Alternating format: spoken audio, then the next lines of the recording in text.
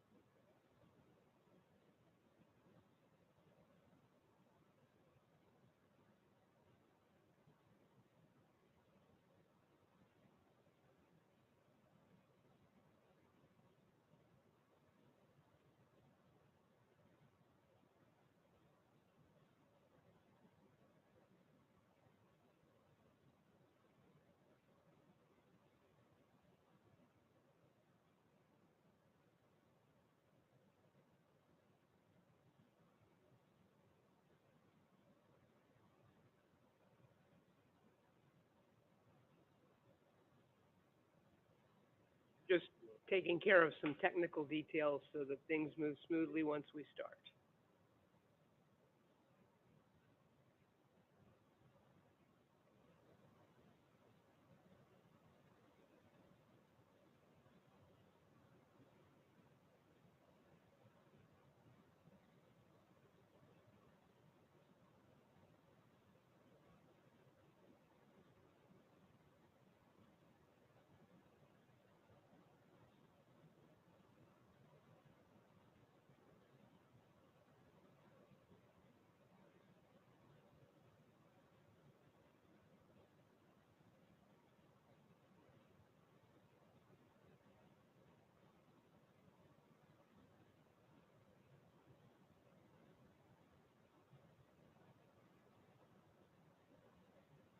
Chair Wasserman, We're ready to start at 9:06 a.m.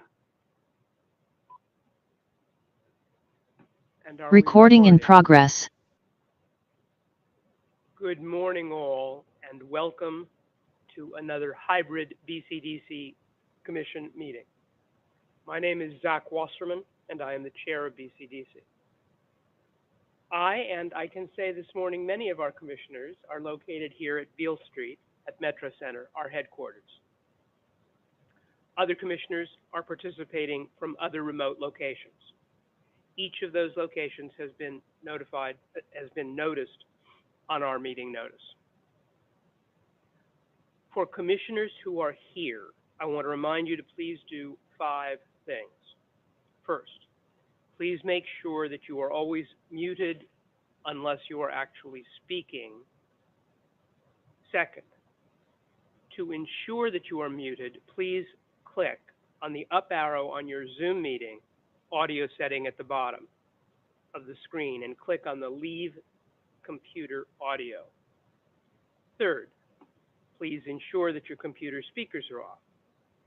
Fourth, always speak into the microphone. I try to follow my own advice. And have it on only when you are speaking. And fifth, please make sure that the video on your laptop is on so that the public and other commissioners can see you. Our first order of business, as always, is to call the roll. If you are participating virtually, when you answer, please unmute yourself and then mute yourself again. Peggy, please call the roll. Chair Wasserman. Here. Vice Chair Eisen. Here. Commissioner Aniego. Here. Commissioner On. Here. Commissioner Olney. Here. Commissioner Brown. Here. Commissioner Eckerly. Here. Commissioner Eklund. Here. Commissioner El Tawanze. Here. Commissioner Joya. Here. Commissioner Gorin. Present. Commissioner Haas. Here. Commissioner Lee. Present. Commissioner Lucchese. Here. Commissioner Pine. Here. Commissioner Showalter. Here. Commissioner Wagon Connect. Here. Commissioner Klein. Here. Commissioner McGrath. Present. Commissioner Stephanie. Present. Commissioner Nelson. Here. Commissioner Mendoca. Here. Commissioner Brush. Here. Commissioner McCoy. Here. Did I miss anybody? Molten Peters, here. Who was that? I'm sorry. Stephanie, Oh, Molten Peters, yeah. Thank you, Stephanie. Mm-hmm. Did I miss anybody else? Okay, you have 24 voting commissioners present for a quorum. Thank you. Since we have a quorum, we can conduct business.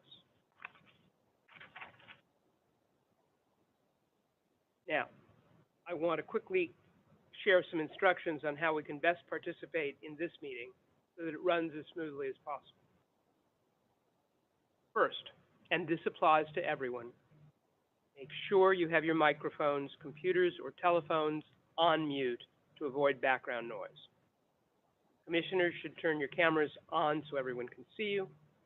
For members of the public attending virtually via Zoom, if you would like to speak either during our open public comment period or during the public comment period that is part of Agenda Item 8, dealing with the Howard Terminal Bay Plan Amendment, you will need to do so in one of 2 ways. If you are attending on the Zoom platform, raise your hand on Zoom. In the unlikely event you are new to Zoom and you joined our meeting using that application, click the participants icon at the bottom of your screen, look in the box by your name, and find a small hand. Pressing that will raise your hand virtually. If you are joining our meeting by telephone, you must press *6 on your keypad to unmute your phone to make a comment. We will call, I'm sorry. Oh, sorry, it's there. If you are attending at an alternate location at which a commissioner is participating, please ask the commissioner to notify the BCDC host that there's a member of the public with them who wishes to speak. We will call on individuals who have raised their hands in the order that they are raised. After you are called on, please unmute yourself to talk and then mute yourself when you are done. For members of the public attending our meeting in person, whether in this room or in the adjoining Yerba Buena room across the hallway, please fill out a speaker card. They are available at the table in the front of this room. If you are in the Yerba Buena room, do we have cards there? There are cards in that room for you. Please hand them to staff members who will be near the doorway. You will be asked to come to the podium one at a time and to please state your name prior to providing your comments during the meeting, whether it being during item 3, our open public comment period, or during the Howard Terminal agenda item. We do have a large number of speakers on the Howard Terminal item, and because we have already had a public hearing on this matter, I'm going to limit those speakers to 1 minute each with no ceding of time. We ask you to keep your comments respectful and focused. We are here to listen to everyone who wishes to address us, but everyone has the responsibility to act in a civil manner. We will not tolerate hate speech, threats made directly or indirectly, or abusive language.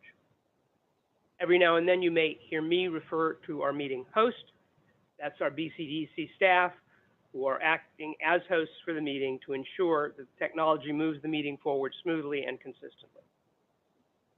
BCDC has also established an email address to compile public comments for our meetings. Its address is publiccomment, all one word, all lowercase, at bcdc.ca.gov. We have received in total over 1,000 email comments on the Howard Terminal matter. Those have all been shared with the commissioners. If we receive any email during this meeting, they will also be shared and will be made available on our website, bcdc.ca.gov, along with the ones that are already posted. That brings us to item 3, public comment period. This is for items on which we've not had a public hearing and are not on our agenda today. This is not the time to speak about Howard Terminal. If you are here to speak on Howard Terminal, please wait until I call that item, item number 8, to provide your comment. A public hearing was held on the Howard Terminal issue on June 2nd, and as required, staff has responded to all comments received that day and all written comments received by 5 p.m. on the following day. Nevertheless, pursuant to the Bagley-Keene Act, we will take additional comments from the public on the Howard Terminal item, but we will not respond to them or summarize them because, as noted, the public hearing was closed 4 weeks ago. Peggy, do we have any item 3 public comment speakers?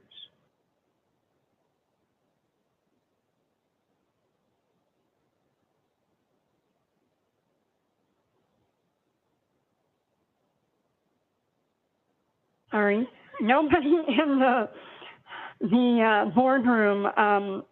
Rachel or Grace, is there anybody in the Yerba Buena room that wants to speak on something other than Howard Terminal? Please advise, come on in and advise me.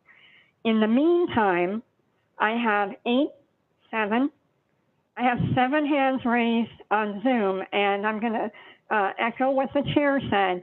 If you're talking about something other than Howard Terminal, leave your hand raised. If it's Howard Terminal, lower your hand because this is not the time. Okay, we're down to 2 now, so hold on. So more people listen to Peggy than listen to me. I think I have a stronger, voice. Okay, wait, we're down to 1. Okay, Cheryl Walton. Oh, no, we're down to none. So we have no public comment for item number 3. That brings us to item 4, approval of the minutes of our June 16th meeting. We have all been furnished copies of those. I would appreciate a motion and second to approve the minutes. I'll move the minutes. This is Pat Eklund. And a second from Commissioner Adiego. Are there any corrections? Any abstentions? Commissioner Mendonça will abstain, or since he was not present. Commissioner McGrath will abstain. Any no votes? I think Commissioner Gorin, you have your hand raised? Commissioner I will abstain. I was not there. And Commissioner Klein? I will also be abstaining. Okay. Looks like we have 4 abstentions. 4 abstentions. The minutes are approved. Thank you. My report will be very brief. I do want to welcome 2 new commissioners. Lenny Mendonça, who has been appointed by the governor's office to be Sean Randolph's alternate. Welcome, sir. Thank you. And I would also like to welcome remotely Sunnyvale Mayor Larry Klein, who's been appointed by ABAG as Mayor Pat Burt's alternate. Thank you very much. Thanks for being here. Our next commission meeting will be held on July 7th. At that meeting, we expect to consider an enforcement committee recommendation regarding a matter in Solano County, an enforcement committee recommendation regarding a matter at Jack London Square in Oakland, consider positions on pending legislation, hear a briefing on new rising sea level data, and hear an update on the Commission's enforcement program. It is now time for ex parte reports by commissioners. Again, on the Seaport Plan, you do not have to report, but you may. I would ask commissioners to do so briefly and to try to limit it to 2 minutes. Because you don't need to report, you don't need to do it in writing, but if you want to make a lengthier report, you may, and you can post that on our website in the appropriate place. Or just send it to Larry. I have 3 hands raised. Do you want anybody in this Sure. room? Okay. Yeah. All right, we're going to start with Commissioner Eklund, and then Commissioner Showalter, and then Commissioner Brown, and actually Commissioner Gorin. So go ahead, Commissioner Eklund. Thank you very much. I just wanted to report that yesterday I did have a telephone meeting with Mayor Libby Shaft regarding the request to remove the port priority use designation from Howard Terminal at the Port of Oakland. I did send in a record of communication to the executive director and the BCDC attorney. Thank you.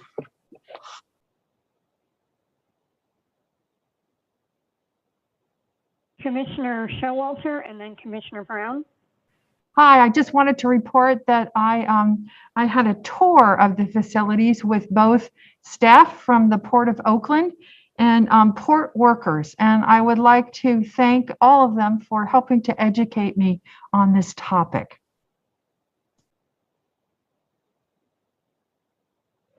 Okay, Commissioner Brown, and then Commissioner Gorin. Yes, I had a meeting with the East Oakland Stadium Alliance, and they were not in favor of lifting the priority use designation for Howard Terminal. I had a meeting with the Building Trades Council of Alameda. They were in favor of that. I just received a letter from Assemblymember Buffy Wicks, who was in favor of lifting the port designation. I did also have a tour that was organized by the Port of Oakland of the Howard Terminal site. Thank you, Commissioner Gorin. Good morning. I had a Zoom conversation with the East Oakland Stadium Alliance representatives, the Port Authority Administration once again, and a brief phone call with the Secretary of the Marin-Sonoma Building Trades Council. Thank you. And then Commissioner Mendoza? Yes, I had a brief Zoom meeting yesterday with the East Oakland Stadium Alliance, and I sent the materials that were shared to the legal counsel. Okay, Commissioner El-Sawanze. Yeah, thank you. I did have a meeting with the East Oakland Alliance, and they were not in favor of removing the designation. I also had a meeting with Mayor Libby Schaaf over the phone. It was a phone call. She was in favor of the removal of the designation, and I did report all these in the communication ex parte disclosure forms. In addition, there was also a third meeting with Director Danny Mann of the Port of Oakland. Thank you. Thank you. Commissioner Pine? Thank you. I had a phone conversation with Mayor Libby Schaaf, and also a Zoom meeting with the Port of Oakland, both in favor of the removal. And I also had a Zoom meeting with the East Oakland Stadium Alliance. And Commissioner Joya? Thank you. In the interest of disclosing individuals we've spoken to in an ex parte way, because I assume we're not disclosing all the many public letters that we get, all available to the public. Both individuals for and against the item before us today, Port Director Danny Wan, David Lewis, Executive Director of Safe San Francisco Bay Association, Alex Evans from Mayor Libby Schaaf's office, and then a number of representatives at the Alliance, including representatives of GSC Logistics, UP Railroad, Harbor Truck Association, SSA Terminals, Schnitzer Steel, Pacific Merchants Shipping Association, which are the East Oakland Stadium Alliance members who were in the meeting. Thank you. No more hands. Chair Wasserman. I have had a meeting with the East Bay Alliance, including the people that Commissioner Joya just listed. I have had several conversations and Zoom calls with Mayor Schaaf and with representatives of the A's of the port and building trades. The first group opposed, the others in favor of the recommendation. Excuse me, Chair. I do have one disclosure, please. Sorry. Of course. Also met with the East Oakland Stadium Alliance and also with the Port of Oakland as well. Thank you. Thank you. And I do as well. Carl Haas, I did also do a Zoom with the East Oakland Stadium Alliance. Thank you. Thank you. All right. That brings us to the report of the Executive Director.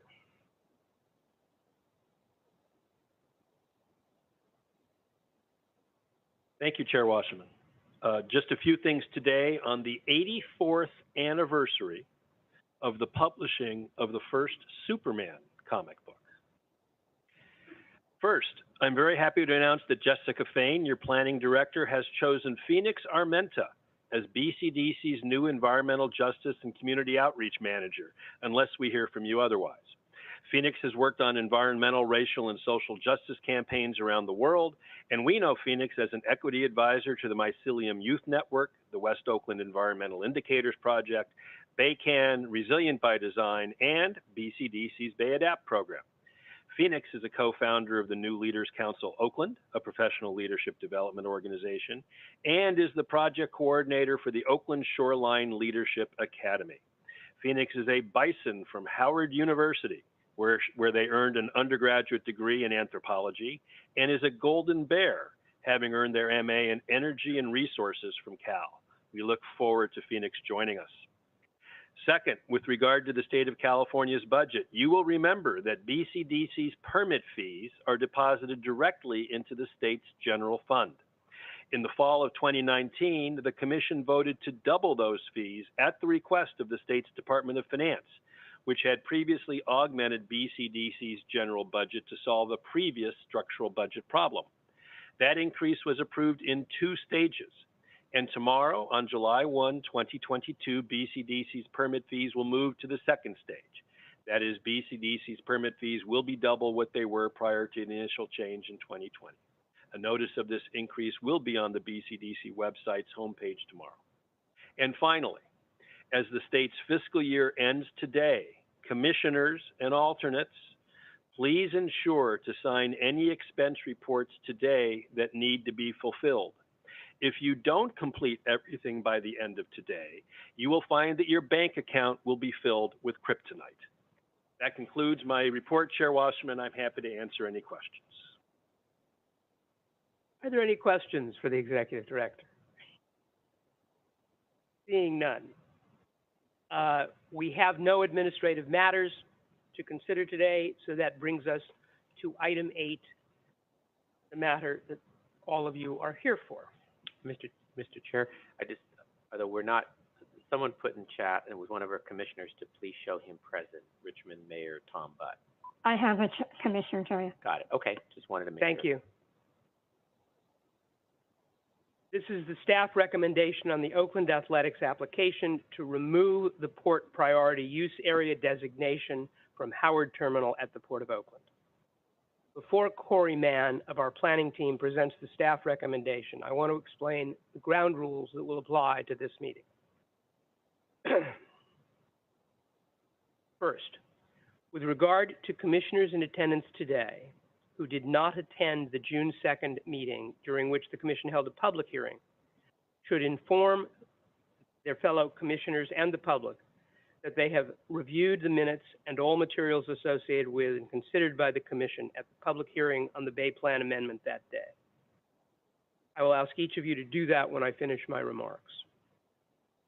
Second, as we did on June 2nd, after the staff presentation, I will ask commissioners if they have any clarifying questions.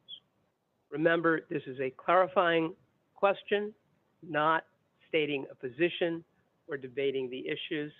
We'll get to that. I intend to be firm in enforcing that as chair. Third, as I've said, given the length and breadth of the public hearing on June 2nd, I will limit all speakers during the public speaking time to 1 minute. In addition, we will not allow individual speakers to cede their time to another speaker.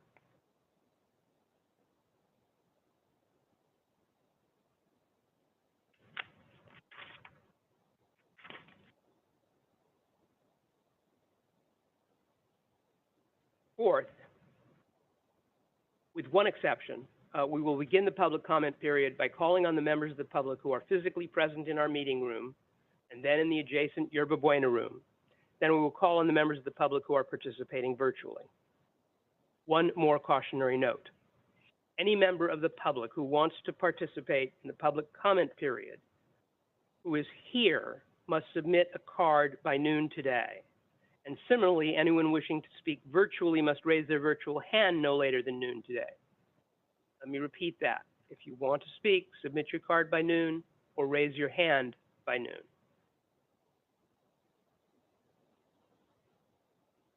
As I have said earlier, and for the record, we have received over 1,000 individual comments on this matter. I do intend to call for a short break, probably around 11, and we'll break for lunch probably around 11:30 for a short lunch break.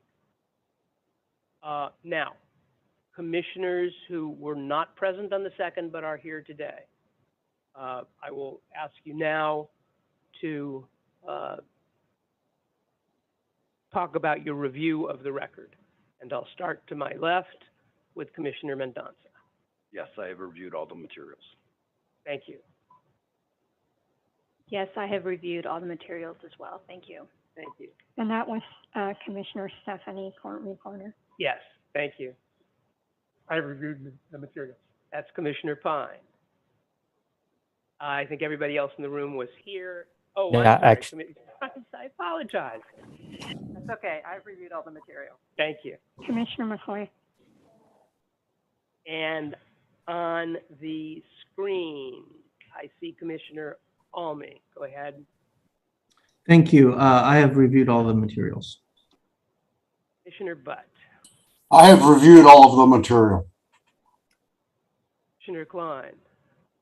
Yes, I've also reviewed the materials. Do you want the questions now or later? No, later. Thank you. Thank you. We'll get to them shortly, but. And Commissioner Brown.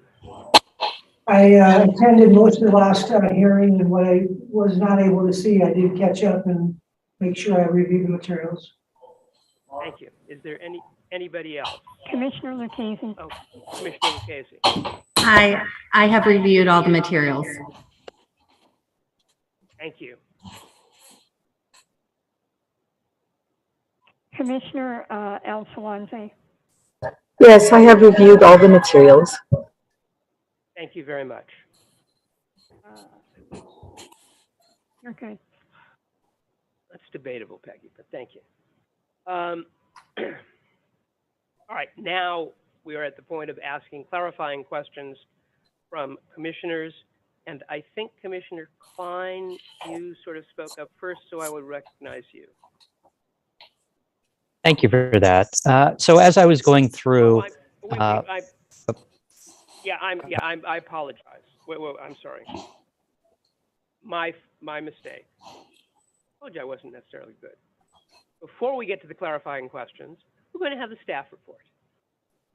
That make sense? I think it does. Corey, will you please make the staff presentation?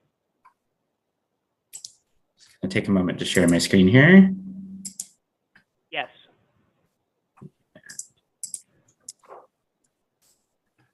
Hopefully everyone can see that okay? Yes, you're good, Corey. Great. Thanks, Peggy.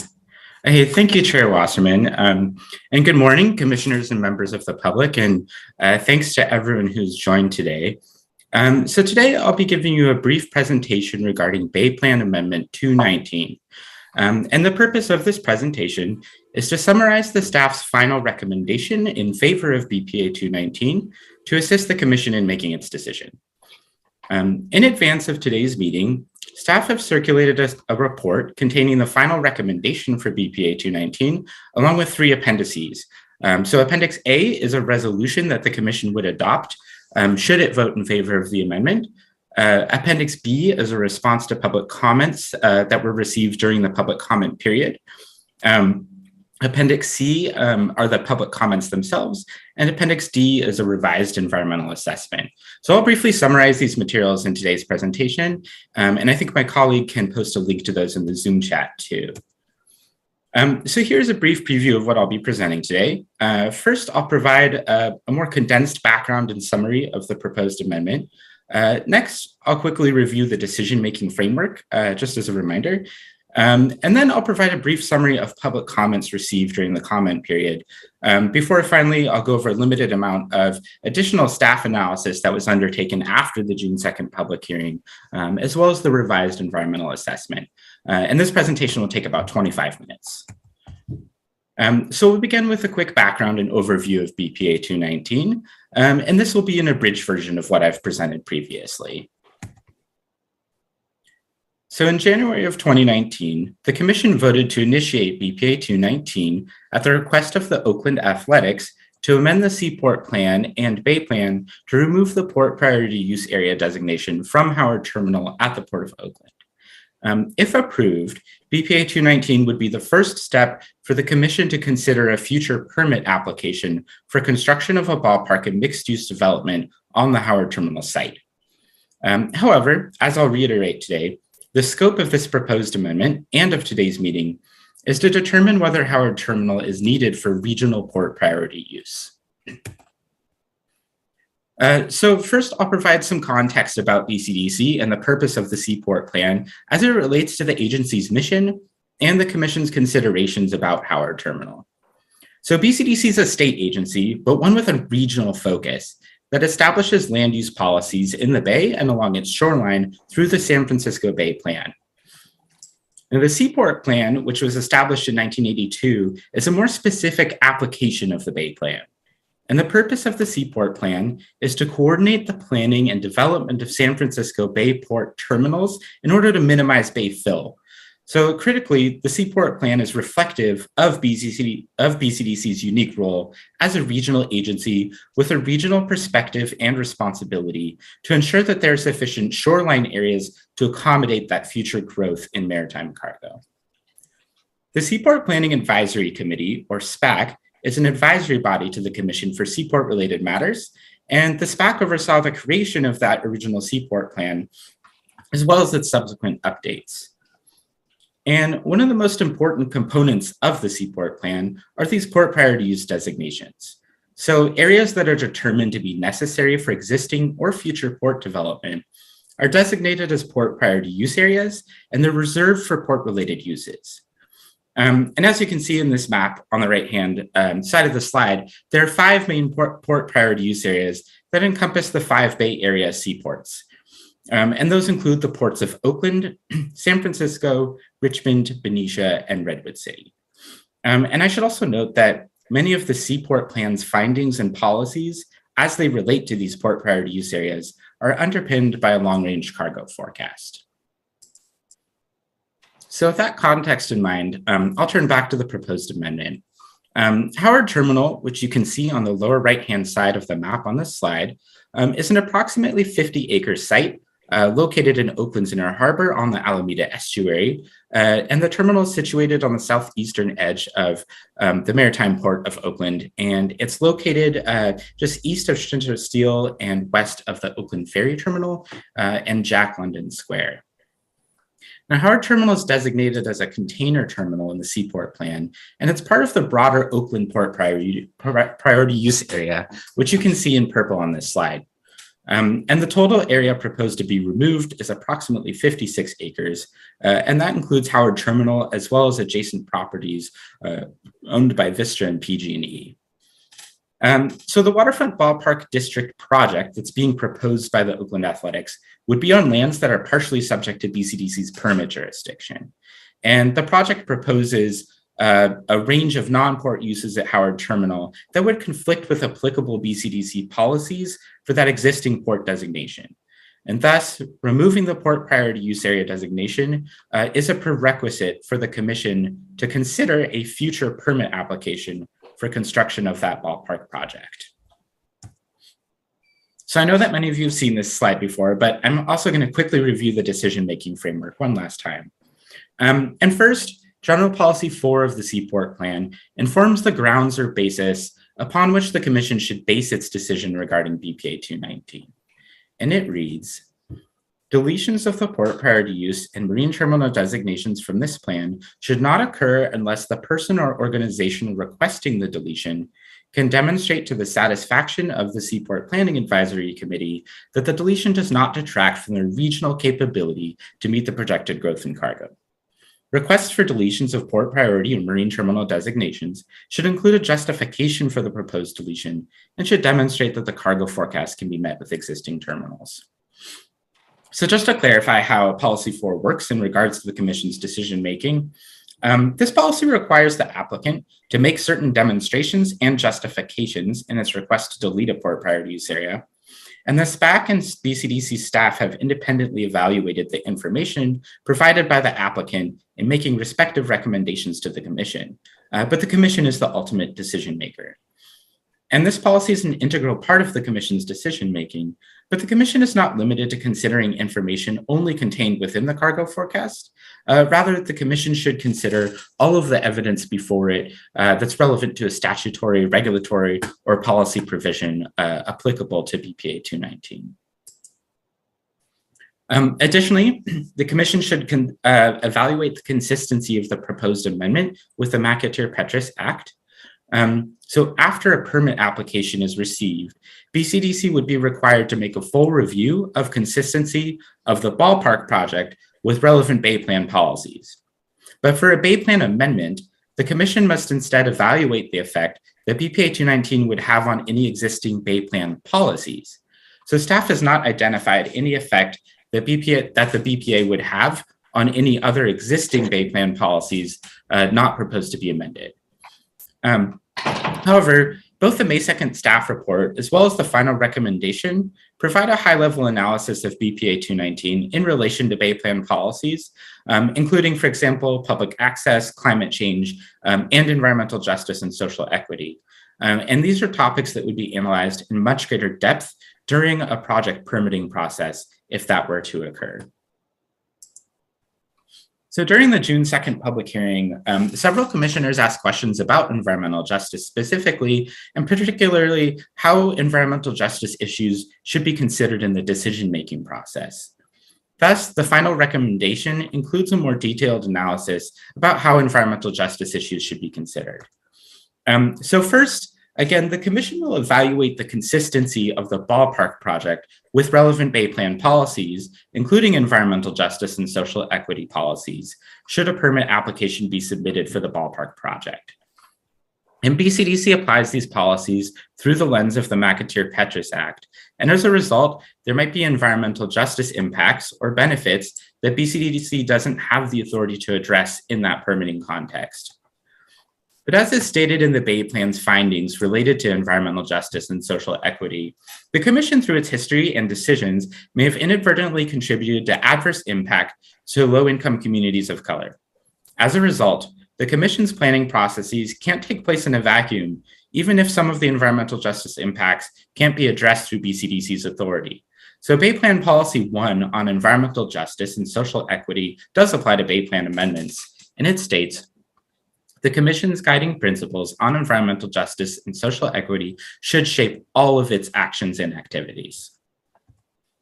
So in keeping with these principles, staff have described potential outcomes from either retaining or removing the port priority use area from Howard Terminal in relation to the Ballpark project proposal, including providing more information on public engagement efforts associated with the Ballpark project, an analysis of current socioeconomic conditions surrounding the site, and potential environmental justice and social equity impacts. However, these impacts and benefits result from the actual subsequent use of the property, such as from the Ballpark project itself, not from the removal of the port priority use area designation. So denial of BPA 219 would also not in and of itself result in any baseline changes to baseline conditions. So there's also several specific requirements related to the proposed amendment that were included in Assembly Bill number 1191. And AB 1191 was enacted in October of 2019, and it requires BCDC to determine whether Howard Terminal is needed for port priority use, but it doesn't substantively change any BCDC policies or processes. BCDC is required to make this determination within 140 days of certification of the City of Oakland's final EIR for the Oakland Waterfront Ballpark District, and that deadline is July 7th. The bill also specifies that if the Port and the Oakland Athletics have not entered into a binding agreement by 2025, then the Port Priority Use designation will automatically be reinstated on the Howard Terminal property as if it had not been deleted. And finally, if BPA 219 is approved and the Oakland Athletics continue to move forward with the Waterfront Ballpark project, then the project will be required to obtain a BCDC major permit. And AB 1191 also specifies a set of conditions under which BCDC may approve a permit. So I know that's a lot of information, but again, in summary, the Commission is being asked to determine whether Howard Terminal is needed for regional port priority use as per that policy in BCDC's Seaport Plan, not to evaluate the merits of the proposed Ballpark District project. And critically, I also want to note that BPA 219 requires an affirmative vote of 2/3 of the Commission members, which is 18 commissioners. So next, I'm going to briefly summarize the public comment period and some of the main things that staff heard throughout this process. I want to be clear, though, that there's no way in this brief presentation for staff to adequately capture the breadth of comments that were sent by stakeholders over the course of this process. The staff greatly appreciates the time that members of the public put into this, and public comments provided critical information that shaped much of the analysis that went into this complex project. So the official 30-day public comment period was open from May 2nd to June 3rd. And when I say official, I mean any comments that were provided during that period require a written response from staff. And so that's what's included in today's meeting materials. And during that time, BCDC received 136 unique written public comments and heard from 80 speakers during the June 2nd public hearing. But I say unique written comments because some comments were sent either as form letters or were signed by groups of individuals, and thus BCDC actually heard from hundreds more stakeholders during this time period. Of course, stakeholders sent comments throughout the entire BPA 219 process, especially in advance of the March 16th SPAC meeting. And in total, staff estimate that the agency heard from well over 1,500 individuals overall. At a very, very high level, the most common types of comments that BCDC received either related to support or opposition to the proposed Ballpark project, or they related to the existing port uses of Howard Terminal and potential impacts to port operations and employment. But of course, the kinds of issues raised in public comments were wide-ranging. And again, these comments informed and strengthened the analysis about Howard Terminal from the preliminary staff report to today's final recommendation and the revised environmental assessment. So finally, I'll turn to the final recommendation, which again was shaped by questions and comments from the public and commissioners alike. And I'm going to go into far less detail on this as compared to the preliminary staff report and presentation on the second, and instead just provide a few high-level findings and provide a short summary on additional information and staff analysis that was undertaken after the June 2nd public hearing. So I'll summarize the main cargo growth and capacity findings that have been presented previously. And then I'll highlight just a few places where staff have provided, additional clarification or analysis on a few issues, but in particular, the Turning Basin Widening Study, which is a separate project, as well as ancillary uses at the site. And then I'll turn to several other kind of commissioner questions and answers on a variety of topics. And then I'll briefly talk about the revised environmental assessment. So as we've presented in the past, the cargo forecast provides forecasts out to 2050 for the three major cargo types that are handled in the Bay Area. And those are container cargo, roll-on, roll-off, or ro-ro cargo, and dry bulk cargo. So container cargo, that refers to cargo that's moved in intermodal containers. And most of the non-bulk cargo worldwide is transported by container ships, and all of the Bay Area's container cargo moves through the Port of Oakland. Ro-ro cargo, that refers to like cars, trucks, or other wheeled cargo that are driven on and off specialized ships. And then dry bulk cargo refers to commodities that are carried in bulk, like grain or gravel. And in the Bay Area, it's a lot of construction materials. So first, a moderate or base forecast was developed, and that was the expected scenario. And there's various factors were adjusted to illustrate slow and strong growth scenarios as well. And similarly, the cargo forecast accounts for increases to productivity in the future with productivity scenarios. So a base productivity scenario is developed, and then again, factors adjusted to create low or high productivity scenarios. And all of these scenarios were also specific to each of the three types of cargo. So it's quite detailed. And staff considered and evaluated various arguments regarding the growth and productivity scenarios throughout this process.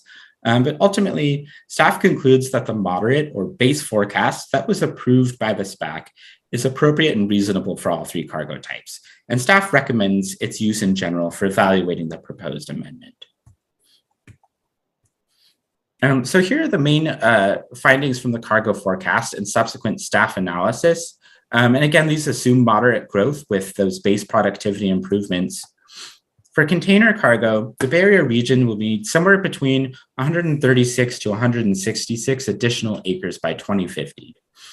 Now, under this scenario, the Port of Oakland will be somewhere around 98 to 100% capacity by 2050 without Howard Terminal, or somewhere in the range of 93% capacity with Howard Terminal. As discussed in the June 2nd public hearing in detail, staff are recommending using this range to describe the needed acres by 2050 for container cargo, and that's due to the 30-acre STE site, which is described in page 14 of the final recommendation, But this site is not a water-dependent marine terminal, and therefore it would be difficult for that inland area to achieve the kinds of productivity as terminal sites in the waterfront. However, the site does relate to and reduce dwell times at OICT, the Oakland International Container Terminal, improving the overall efficiency of container movement, and cannot be discounted completely. So that's why you see the range there. And for railroad cargo, the Bay Area region would need 114 more acres by 2050. And for dry bulk, consistent with the discussion of the forecast elsewhere in the revised EA and staff recommendation. So in order to better align internal consistency of the forecast within the EA itself and within the final recommendation, staff hereby make the following changes to the EA. And it's just specifically a footnote, which is on this slide, but I won't read it in its entirety, regarding the STE site, which is on page 32 of the revised EA. We're going to elevate it from footnote up into the main text at the end of an updated information section that begins on page 25. And then on pages 29 and 32, that underlined text on this slide will be added to reference back to that page. So please note that these changes don't add any new information to the EA, but are basically a cleanup measure. And the text of that footnote is on the slide again, but I won't read it.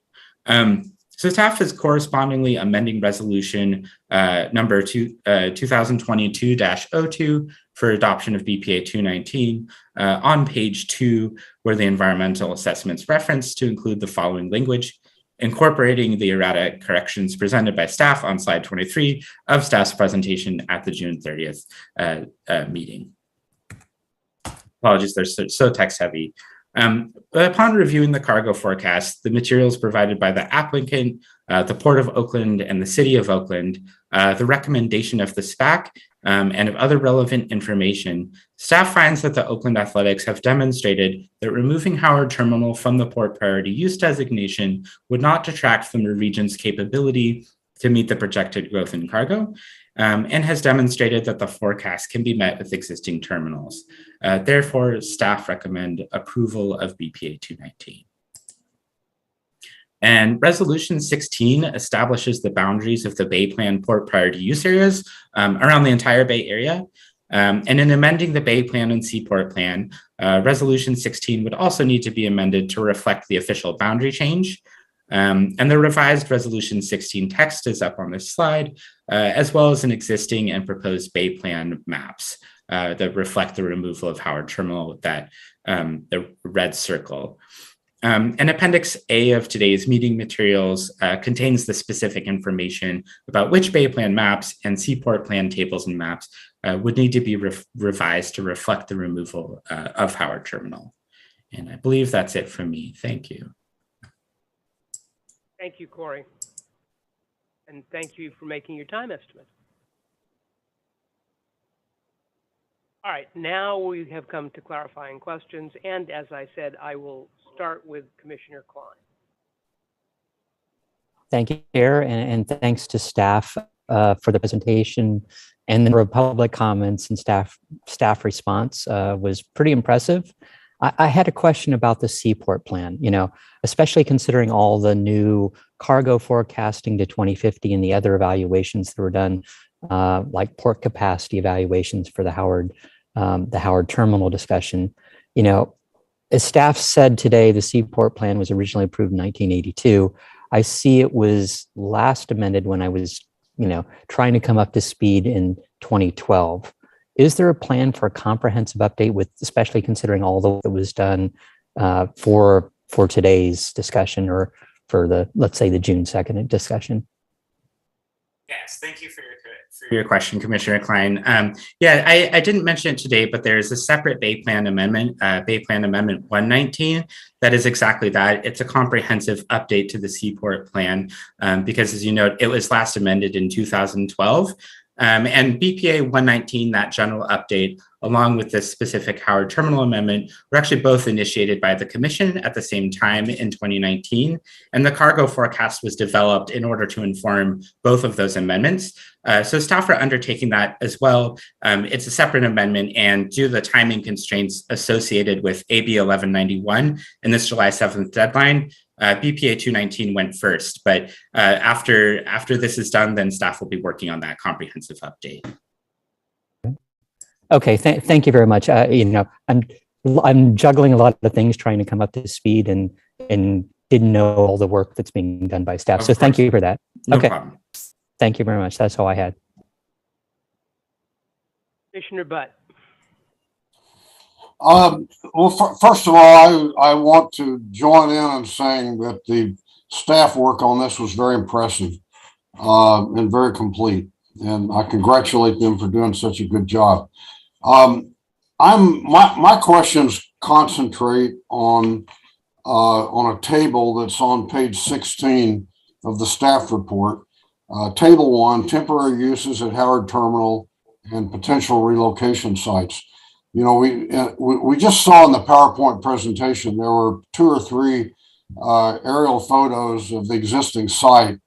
And, you know, it's pretty much full right now. It's in full use. It's full of trailers and containers and parked vehicles and all kinds of things. And we're looking at, a scenario where the conclusion about sufficient port priority area in 2050 is really on the cusp. There's not a lot of wiggle room there. If I read it correctly, the conclusion shows a range from a 21-acre surplus to a 9-acre deficit. And I think staff said that the 9-acre deficit is insignificant. Well, it's insignificant unless you're looking for 9 acres of property on the waterfront.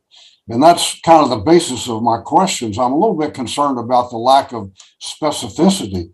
If you had to find 9 acres on the waterfront in the Bay Area, where would you go? And nobody's saying, they're just saying, well, we'll find it. So my first question is, if you had to find 9 acres, where would you find it? And then going and looking at the table, I want to go through these line item by line item. So the first item is the pandemic congestion relief yard, 21.7 acres. And the staff report says, no more need when pandemic-induced congestion dissipates. Any remnant needs for empty container storage could be accommodated in the state of California storage facilities. Well, I'm troubled by could be. And so the question I have is, if you had to find 21.7 acres today, where would you go? Is there an empty lot somewhere that would accommodate this? And I asked the Port of Oakland and some other people to tell me where it would be and maybe show me a map, and they were unable to do it. And by the way, this is a little bit of a musical chairs exercise. I think as I go down through here, you'll see that the port's response has been, well, we'll move it here, we'll move it there, we'll find a place, don't worry about it. But if it goes somewhere else, is that space available? And if it's not available, if it's full with something else, where's that going to go? So I'll go down through the rest of it. Port managed parking, 15 acres.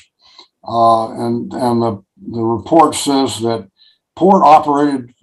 where this would go would be the Roundhouse property, 15 acres, city owned and wheeled container parking at Burma Road, various lease lots to long-term logistic support tenants. So my question is, first of all, I asked them to show me where these things are on a map, and they wouldn't do it. And my question is, are they empty now? If they're not empty, what are they being used for? And if we have to move something to them, where are those users going to go? The next one was the Longshore Training Area, 5 acres. And the answer to that was plan for the backlands at Berth 10 near 17th and Maritime Streets. So it's the same question. Show me where that is on a map. Is it being used for something else now? If so, where's that going to go? And then the next one is 3.65 acres of leased container staging and truck parking. And the proposal is various lease lots to long-term logistics support tenants, container owner operated facilities in the port. And my question is, where are these areas? Show me on a map. And if they're being used now, where are those uses? Where are those uses going to be? And then finally, vessel lay berthing, 1.32 acres. The response was, vessel lay berthing at Howard is a temporary use. Vessel will leave Howard berth. Well, okay, if they leave Howard, where are they going to go? I know we don't have any room in Richmond. So I'm really troubled by, by this approach that, well, don't worry, we'll find a place, it'll go away, it's temporary. And I really want to see more specificity. If we had to move all this stuff today, where would it go? And if it's going somewhere else that's being used by somebody else, where are they going to go? So it's kind of a musical chairs question. That's all I have. Ori, do you want to answer that, or would you ask the port to do so? We'd ask the port to respond to that, please.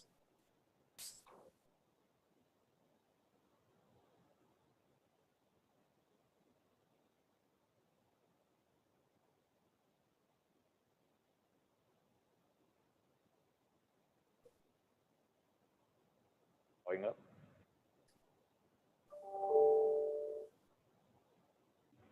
Okay, good.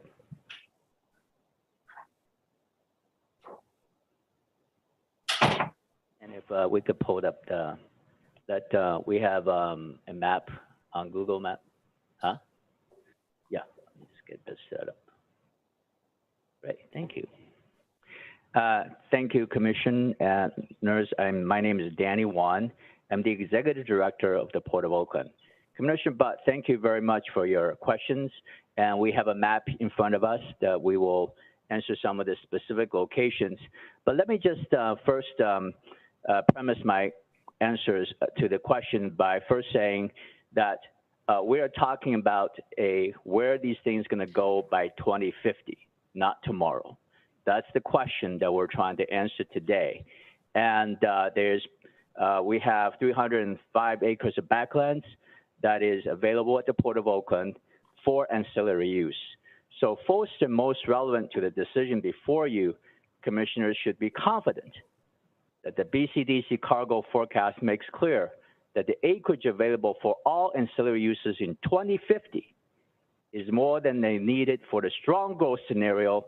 So there is no shortage of ancillary use. And that is what we're talking about when we're talking about existing uses at the Howard Terminal. Additionally, the staff report makes clear that relocating ancillary uses will not necessarily increase pressure for bay fill. Again, the relevant question here is the ancillary uses, relocation of those, would that increase the pressure for bay fill? And the staff report says no. And the ancillary use will not necessarily impact the region's ability to meet the projected cargo needs per general policy for the Seaport Plan. Having said that, I just want to make sure that is the question before us. Having said that, yes, the Howard Terminal currently has a variety of temporary month-to-month ancillary uses tenants. Most have been there for a relatively short time, and some only a couple of months. Again, keep in mind, the uses at the Port of Oakland, that 1,300 acres we have, especially the ancillary uses backlands, is constantly moving. It's fluid. Month to month, you will see different things parked at different places. And most all the uses at the Howard Terminal today is on month-to-month lease. And if tenants frequently come and go or move around the port, parcels are needed for other tenants or maintenance needs, for example. And the port, again, it's a fluid place, and we place people at different places as priorities change and as space become available. And we will come, as a lot of you have visited the port, you will notice that there are a lot of areas at the port in which is a single stacked container storage. Those can be single stacked, sitting on chassis. Those are the most inefficient use of port lands that you could think of. So let's go back to specifically Commissioner Butt's question. Almost half the acres in use at Howard Terminal today, 22 acres, were actually empty 3 months ago. This is a temporary pop-up yard stacking empty containers to meet the current pandemic-caused aberration in the amount of time that containers are dwelling at the port. Today, the container dwell at the port is somewhere around 9 to almost 2 weeks. Ordinarily, it'd be 3 to 5 days. So what is resulting right now, what you're seeing at Howard Terminal, is that temporary pop-up yard to accommodate sort of the aberration in the dwell time right now. These containers, and let me just be clear, these are just containers. These are not trucks that will pollute the neighborhood. These are containers sitting at the port, would have been moved on to distribution centers inland at the Central Valley and distributed to customers on a timely basis. These days, nothing is timely. And that is why there's a dwell. That is why the 22 acres that's currently used for the temporary pop-up yard, we anticipate would dissipate. In addition, the state of California, in response, along with the federal government, and frankly, the pet pop-up yard is made in order to accommodate the art users, but also federal government cooperation to identify areas for these temporary relief that's needed. The state of California has identified 2 areas that they've leased in San Joaquin Valley and near Tracy in order to accommodate these temporary locations. The problem there is that they need equipment to actually move those containers onto those yards and stack them as they are at Howard Terminal. So once those are stood up, those those containers that are sitting at Howard Terminal will be moved to those locations, assuming it's not dissipated in the next 6 months. But we anticipate as the cargo containers are moved inland to be distributed to customers in a more timely basis, that 22 acres will dissipate, and if not, will be moved to the temporary pop-up yard the state of California has provided, mostly county fairgrounds and such.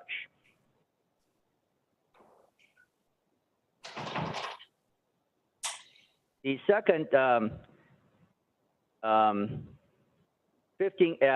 relevant also to concern displacement of trucks. I know that there's a lot of questions about, well, where are all these trucks that's sitting on Howard Terminal going to go?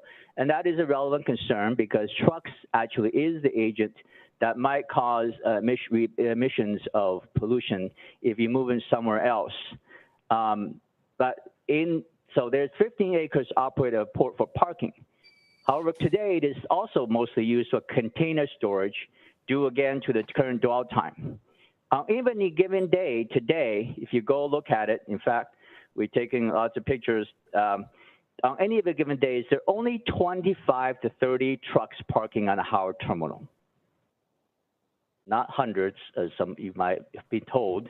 There will be no issue to accommodate these trucks in ports other parking areas, including the more capacity. Roundhouse on the map. Could Eugene, could you point to Roundhouse?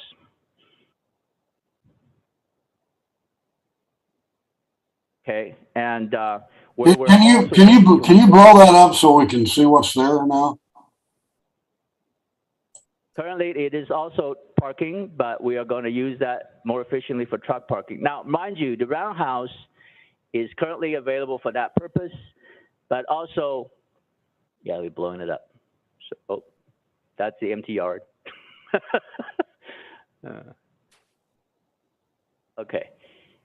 So mind you, the Roundhouse is temporarily used for parking, but again, with other areas, again, like I said, the uses of port land is fluid, especially if we're talking about in 2050.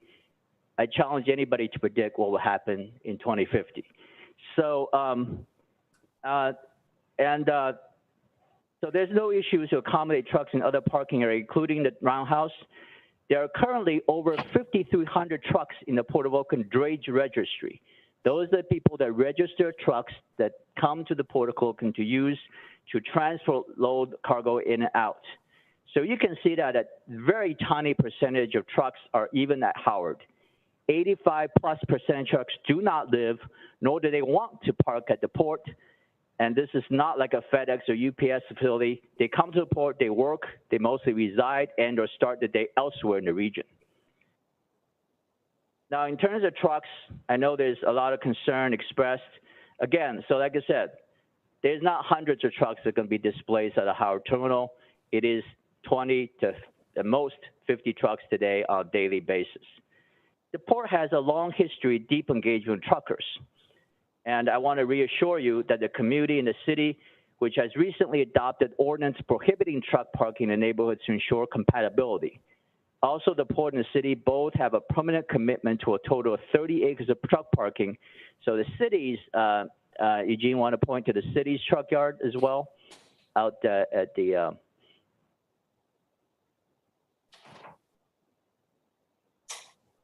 so the city also is committed to truck parking 15 acres combined with ours.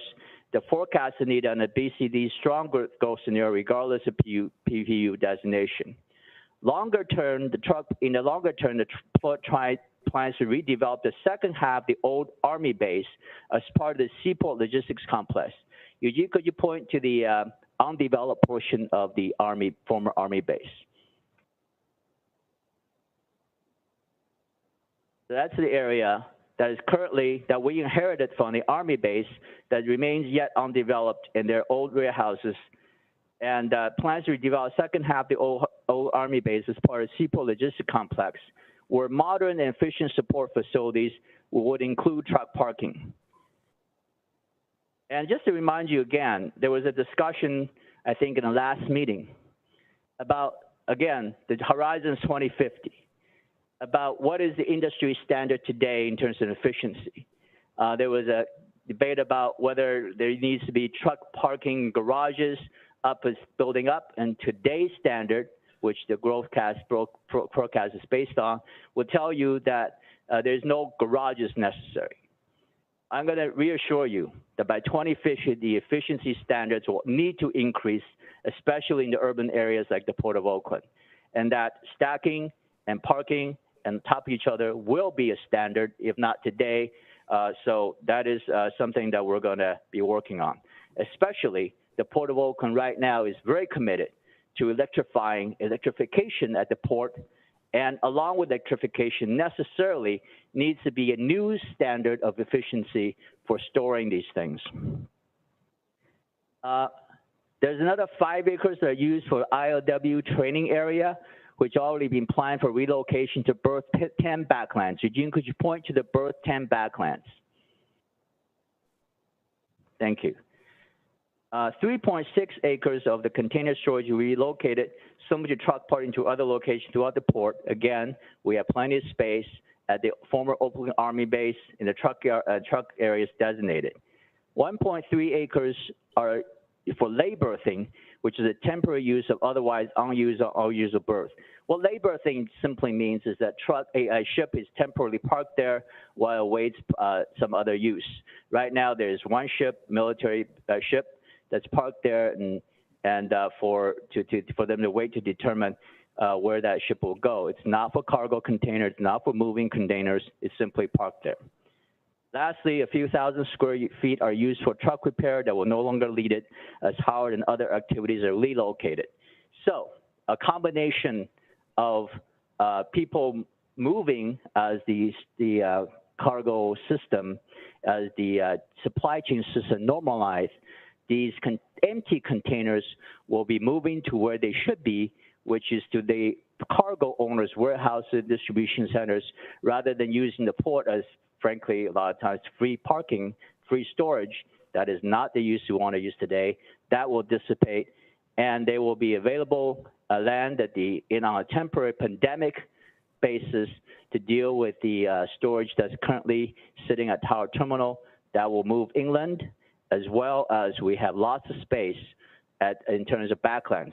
Again, going back to the staff report, relevant to today's decision is whether ancillary uses adequately is provided from today to 2050, and repeat that, and sorry, because it is important, the BCDC cargo forecast makes clear that the acreage available for all ancillary uses in 2050 is more than needed even for the strong growth scenario. Today we're just talking about the moderate growth, but even if you assume a strong growth scenario, there's adequate ancillary spaces to 2050. So thank you very much. Thank you.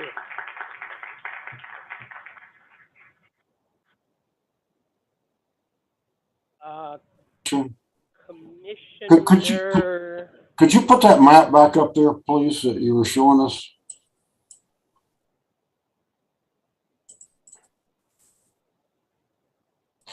So I'm trying to find that area in red is what?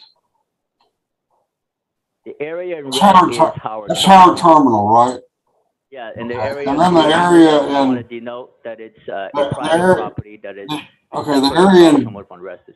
all right, the area in green is where you're talking about potentially relocating truck parking, right? No, that's Schnitzer Steel. That's the private property. And we're only denoting that because it's just a note that Howard Terminal is separated from the rest of Seaport by Schnitzer Steel. Well, no, I'm asking The roundhouse, Eugene, could you point to the roundhouse? It's right next to the green. Could you point to the roundhouse? The cursor is sitting on roundhouse right now. It's right next to the green. Okay. So that looks like, so I'm looking at I'm looking at Google Earth right now, and it looks like that area has a whole bunch of at least when this Google Earth thing was taken, has a whole bunch of containers and stuff on it. That is well, true. maybe I'm not. I've actually, it looks like it's got a gravel. The area that you've outlined in green, it looks like it's got a big, some kind of, gravel and gravel operation on it, plus some buildings. So where does all that go to then if you use that for truck parking? Well, the green is Schnitzer Steel, which processes recycled cars and scrap. Right. So if you use that for truck parking, where does that use go to? That is not controlled by the port. We don't get to use that property at all. Well, I thought that's where you were going to relocate the truck parking to. You said port operated truck parking at Roundhouse property, 15 acres. Is that what is shown in the green? Yes. And well, if you don't own it, how are you going to use it? Tom, I'm going to interrupt for a moment. The green area is purely for illustration. That's privately owned Schnitzer Steel. It will not be used for port purposes. The area next to the green area on the opposite side from Howard Terminal outlined in red is what's called the Roundhouse Area. That is one of the areas that is used for a number of different purposes now and prospectively in the future. Okay, thank you. Clarifying. My point, which is any given day you look at Google Map, you will see different things parked on these different properties in the port. Okay. Now how about, let me just ask one more. So the late berthing, 1.32 acres of late berthing, you said vessel will leave Howard Berth. Where's it going to go? I don't know where the military plans to put that ship, but I heard it either is going to go to scrap or to some other deployment that may be used internationally. It is a temporary lease.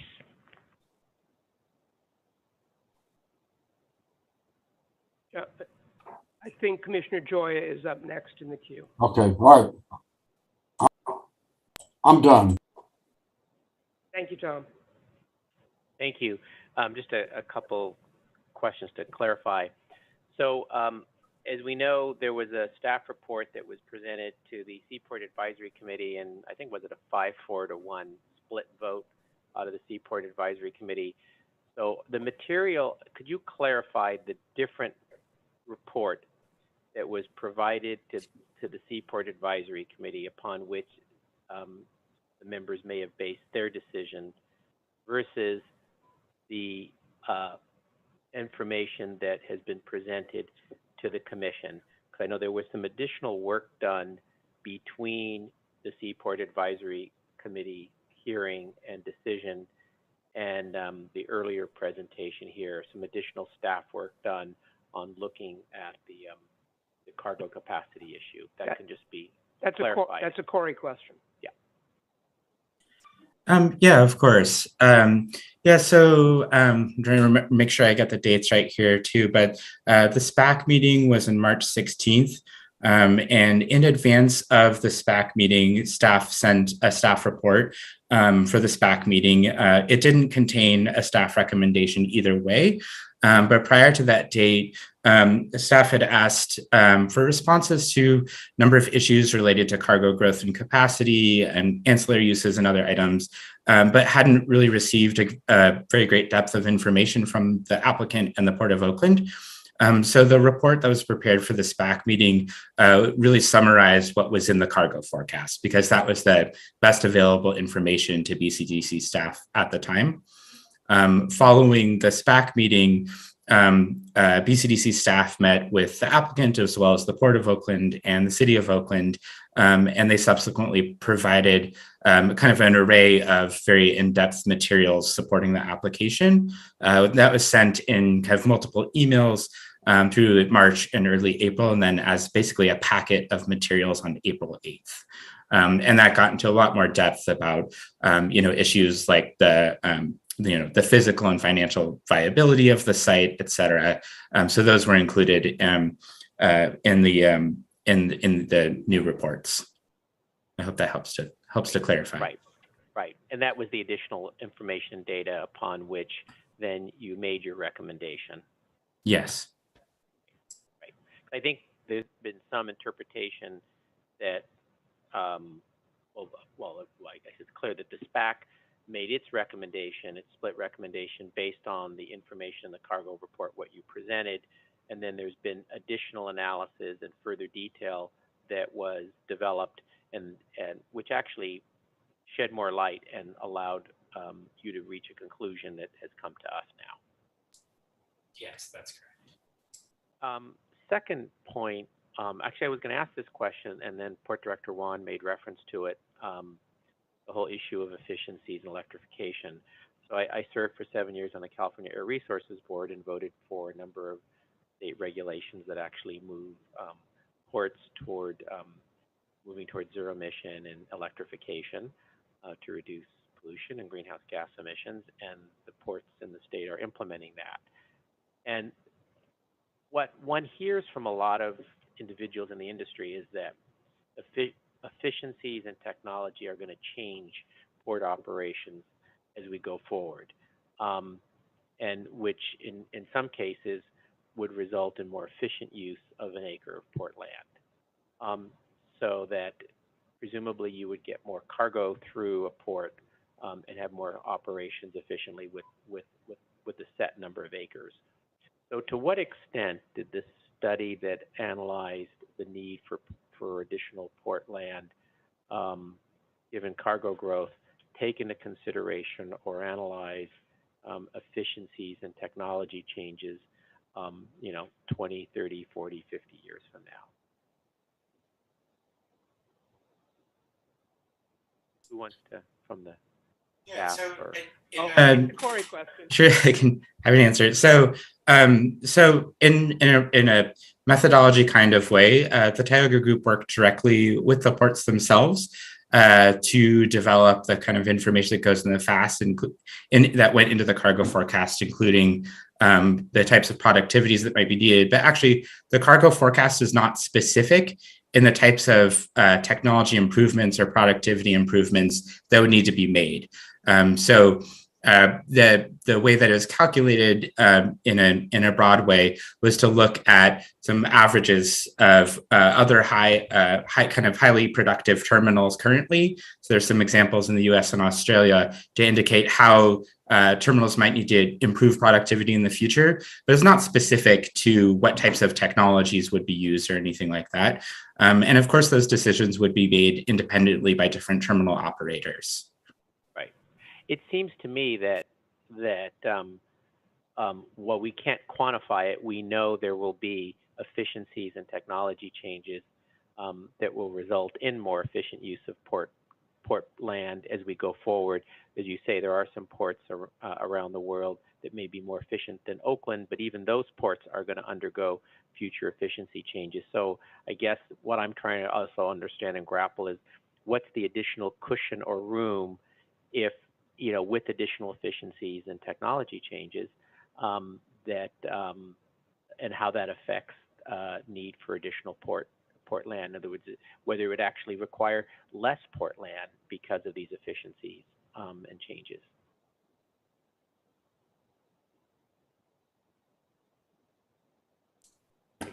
And it's a good question. I guess I don't want to speculate too much about what those would be. The forecast isn't specific about the types of technology, and things could certainly change. Right.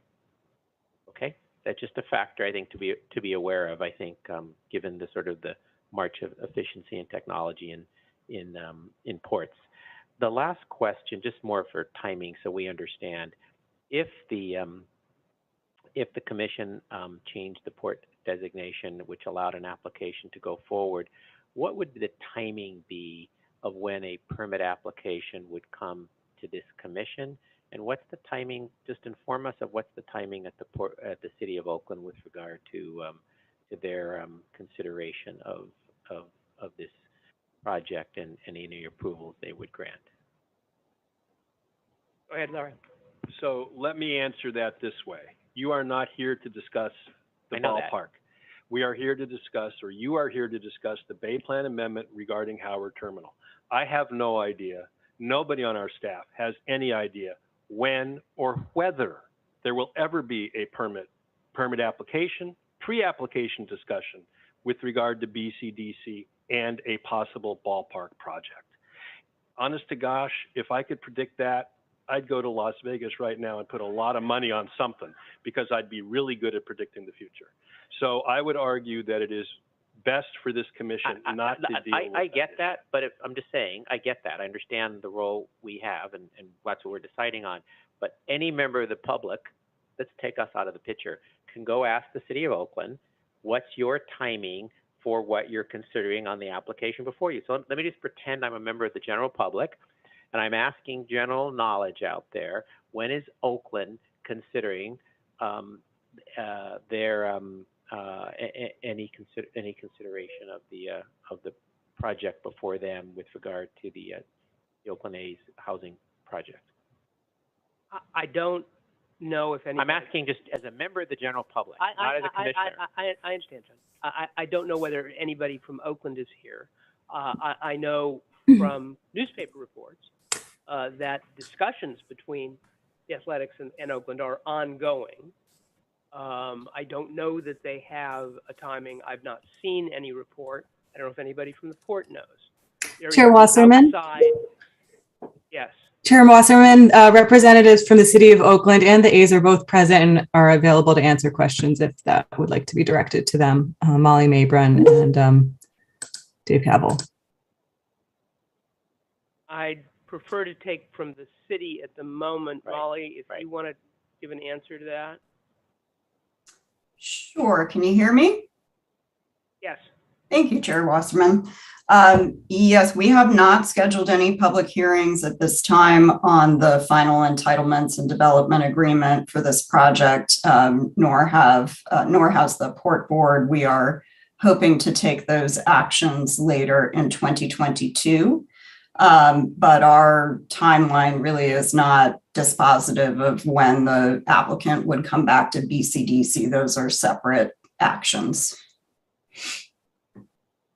Thank you. All right. Next up, Commissioner Pine. Thank you. So the cargo forecast and all the staff analysis is, key to this 2050 date. And I'd appreciate understanding, how that 2050 date was chosen and how, to what extent we should be considering the period after 2050 in our assessment of these issues. Or you want to try and answer that? Sure. I mean, in terms of how 2050 was chosen, I think, when the cargo forecast process was initiated in 2019, that was just a standard, approximate 30-year forecast that I think was rounded up to the year 2050. But so that's just why that was chosen. But I think, in a broader way, in terms of what kind of timeline the commission wants to consider, that is an important question for commissioners.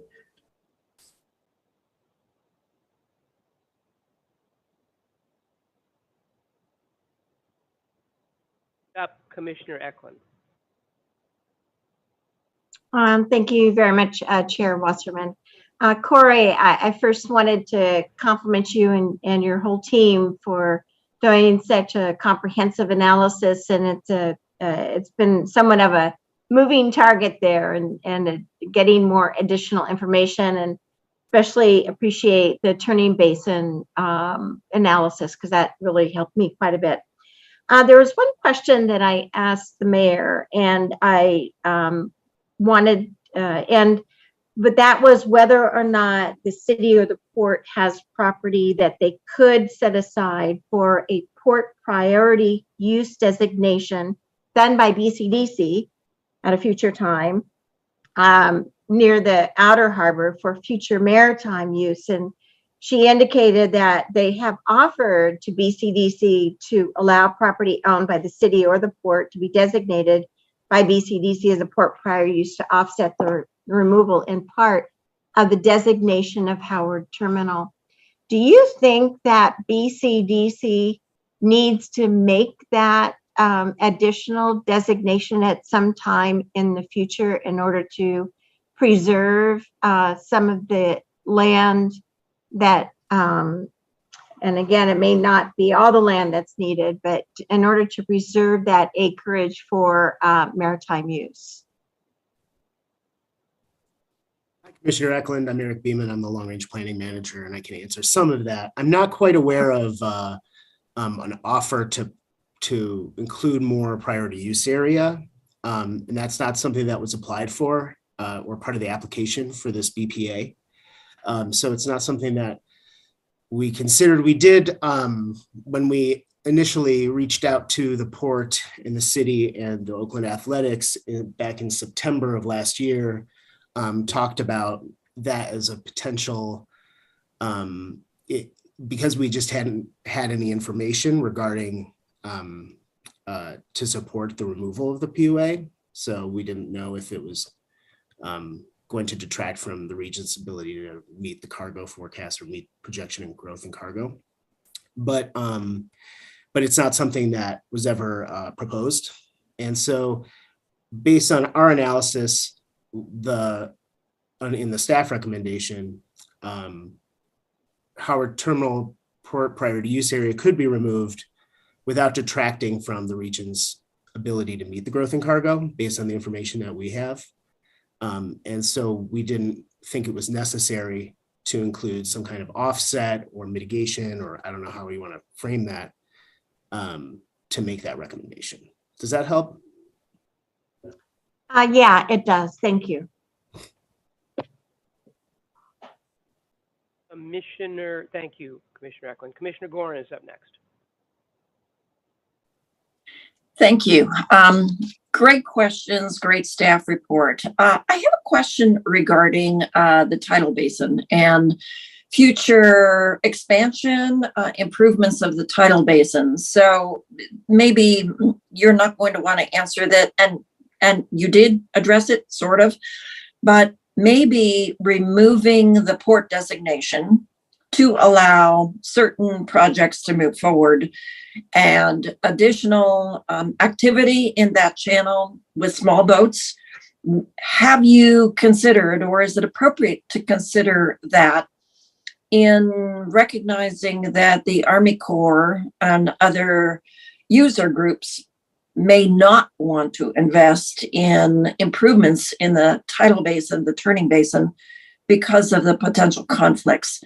And this is sort of, I understand it's a chicken and the egg kind of thing, but I worry about the ability of cargo ships to use the turning basin if we remove the port designation at this time?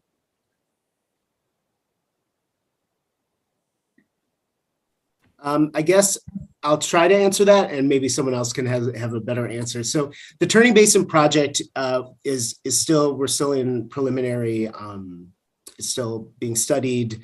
I think BCDC staff has had a few discussions with the Army Corps of Engineers, but I don't think that we have the information right now to answer that question, honestly. It kind of goes to the Ballpark project itself and the Turning Basin project, both of which we don't have permit applications for or have really engaged in pre-application discussions about recently.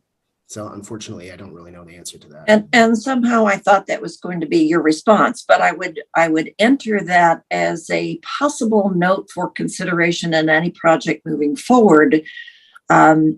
Removing the designation and considering a potential project in the future may preclude investors in the Army Corps from desiring to upgrade the Turning Basin. So I'm just saying that may be an unintended consequence of our action potentially today. Great, thank you. Thank you. Commissioner Nelson. Thank you. I want to start with just an observation. I made this at the last meeting, but I want to say it again. The decision here is a closed decision. I don't think it's a slam dunk either way.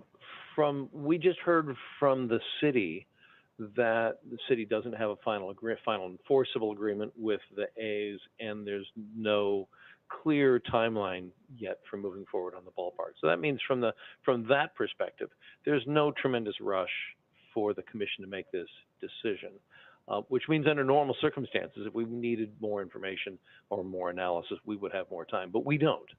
We don't have that time because of AB 1191, which establishes a July 7th deadline, which effectively means we have to make a decision today. And I, as I said at the last meeting, I think the port in particular has put themselves and... Terry, I just want to make sure there's a question coming here. There is. Thank Now, you. I'm explaining why I have a number of questions, and that is that under normal circumstances, I'd be recommending that we send the issue back to the SPAC to ask some questions. We're prohibited from doing that. The SPAC recommended that we not delete the port priority use. That's clearly because they didn't have adequate information at that time.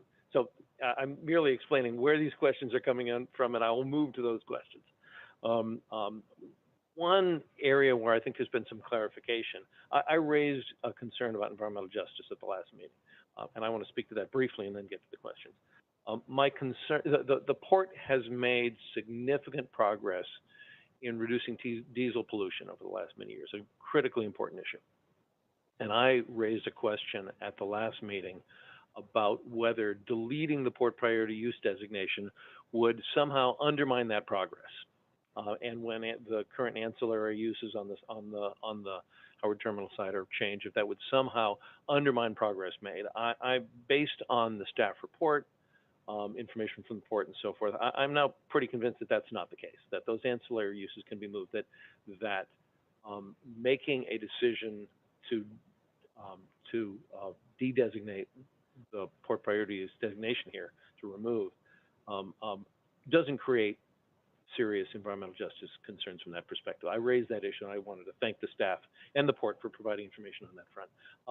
With that in mind, a couple of questions.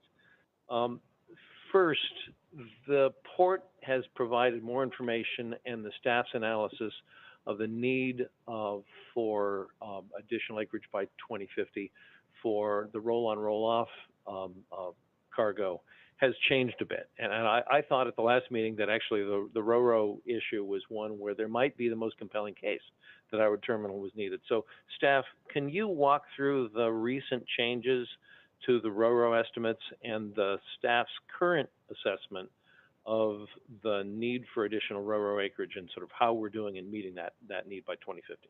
That's my first question. Sure, I'd be happy to take that question. Yeah, and so as you referenced, there was some changes to the calculations that staff had undertaken and assessed in regards to ro-ro cargo growth and capacity, and then specifically at the Port of Benicia. So one of the things that the applicant had identified in their materials they submitted on April 8th is that the size of the Benicia Port Priority Use Area was much bigger than the 75 acres that were identified as existing ro-ro capacity at the Port of Benicia. And so staff took a look at that issue and the kind of, the error in the forecast, or at least how it was calculated, so that the 75 acres that were originally calculated were just specific to the marine terminal, like the actual berths and where cars were first rolled off on those ships. But the way that the Port of Benicia works is that the cars are then driven up to lots that are north of the Benicia Martinez Bridge and then put onto trains from there. And that area north of the bridge hadn't been counted. So when we went back and actually accounted for that land, it reduced the overall needs to 2050 for ro-ro cargo from an estimation of 160 acres down to an estimation of 114 acres. So that reduced that overall pressure. And it led to the conclusion in the final staff recommendation that removing the port priority use designation from Howard Terminal as it relates to ro-ro cargo handling wouldn't detract from the region's ability to meet ro-ro cargo growth out to 2050. Thanks, Corey. Second question. One of the key questions before us is, are we going to accept the recommendation that to focus on the moderate growth scenario? I was frankly skeptical. That scenario projects 2.2% growth, and for the last 20 years, we've been looking at 2.4% growth. So we're, in a sense, betting at smaller growth. But I went back and looked at the cargo forecast, and it shows that the port's growth in terminals, in container cargo, grew by about 50% between 98 and 2007. But since then, and that forecast was issued in 2020, I think the numbers are 2019, something like that. So in those 13 years from 2007 to 2020, there were ups and downs. It's pretty clear there were ups and downs, but the overall trend is relatively flat. So the question is, we only have a couple of additional years since then, and those are pandemic years. But do you have additional numbers that show what that trend looks like? And I'm particularly concerned with the trend since 2007 and today.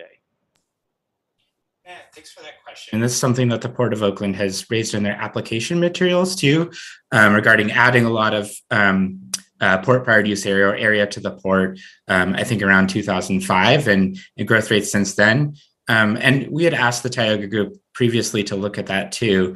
And the response in general there is that the cargo forecast is projecting out to the future, and actually nothing about that 2.2% number is based on historical growth trends. Instead, it's based on a variety of economic factors and region-specific factors. They're looking at that growth.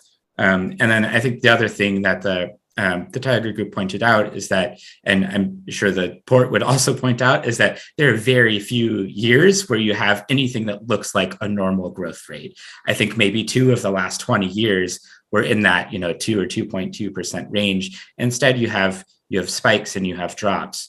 So we don't really have data for the last couple of years, but I think either way, the cargo forecast is a 30-year. And the port might have that data, but the cargo forecast is a 30-year forecast, and the whole point is that it anticipates those ups and downs, and that it's far-reaching.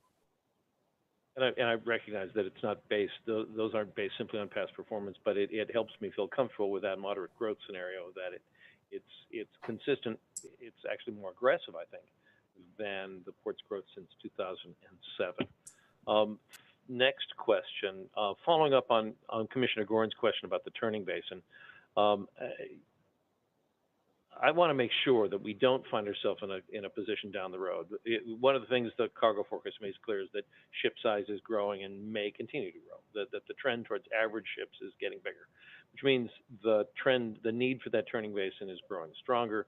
It looks as though we should be planning for that to happen. And I want to make sure that we don't find ourselves in a position where we delete the designation for Howard Terminal because we don't think it's needed for cargo purposes, and then find that we don't have the leverage to make sure that the turning basin is expanded if it's needed to be constructed. So I just want to, I'm hoping staff can address that. If we make this decision to delete the designation, do we lose leverage? Do we lose assurance that the turning basin can be expanded to meet maritime needs if it's needed? This is Michael Ng, Senior Staff Attorney for BCDC. We have evaluated that question and considered it closely. If you think about the purpose of PUA designations under the McAteer-Petrus Act, it pertains to reservation of shoreline areas to minimize pressure to increase bay fill for that purpose. So when we looked at that question, we basically determined that retention of the PUA designation doesn't really serve that function for that particular project, the turning basin project, since the purpose of that project is to essentially expand water area for that turning purpose. So I think as the staff presentation said,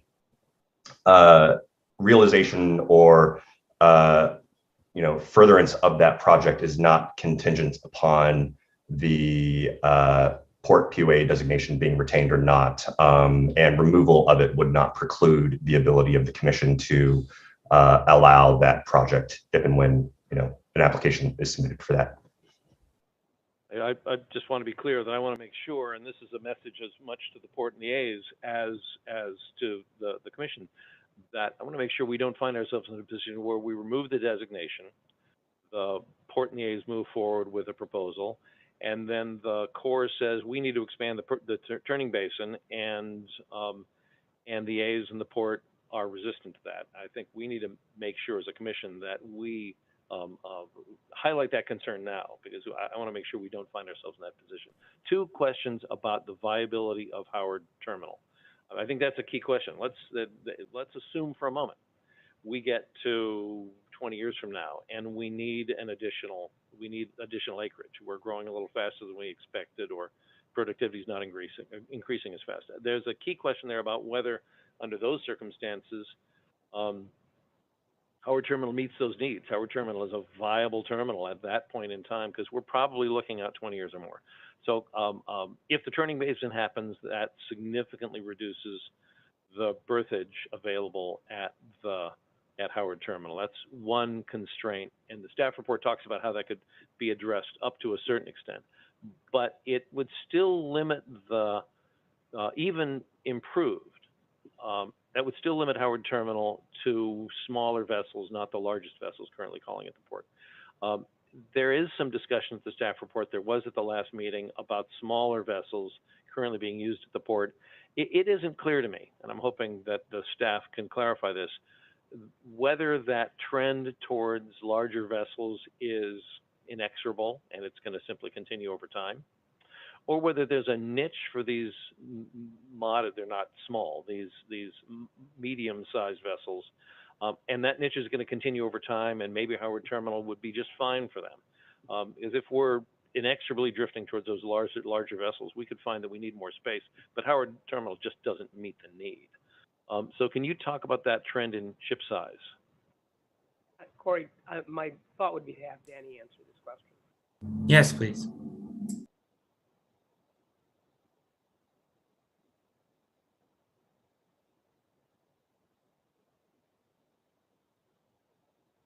Hi, this is Christy McKinney. Can you see me and hear me? Yeah, Christy, let me just lead off a little bit. And Sure. Christy is our Chief Operating Officer, and she does engineering. She's very eager to answer this question about the viability of Howard Terminal. So, Christy, thank you. But let me start off with a little bit first.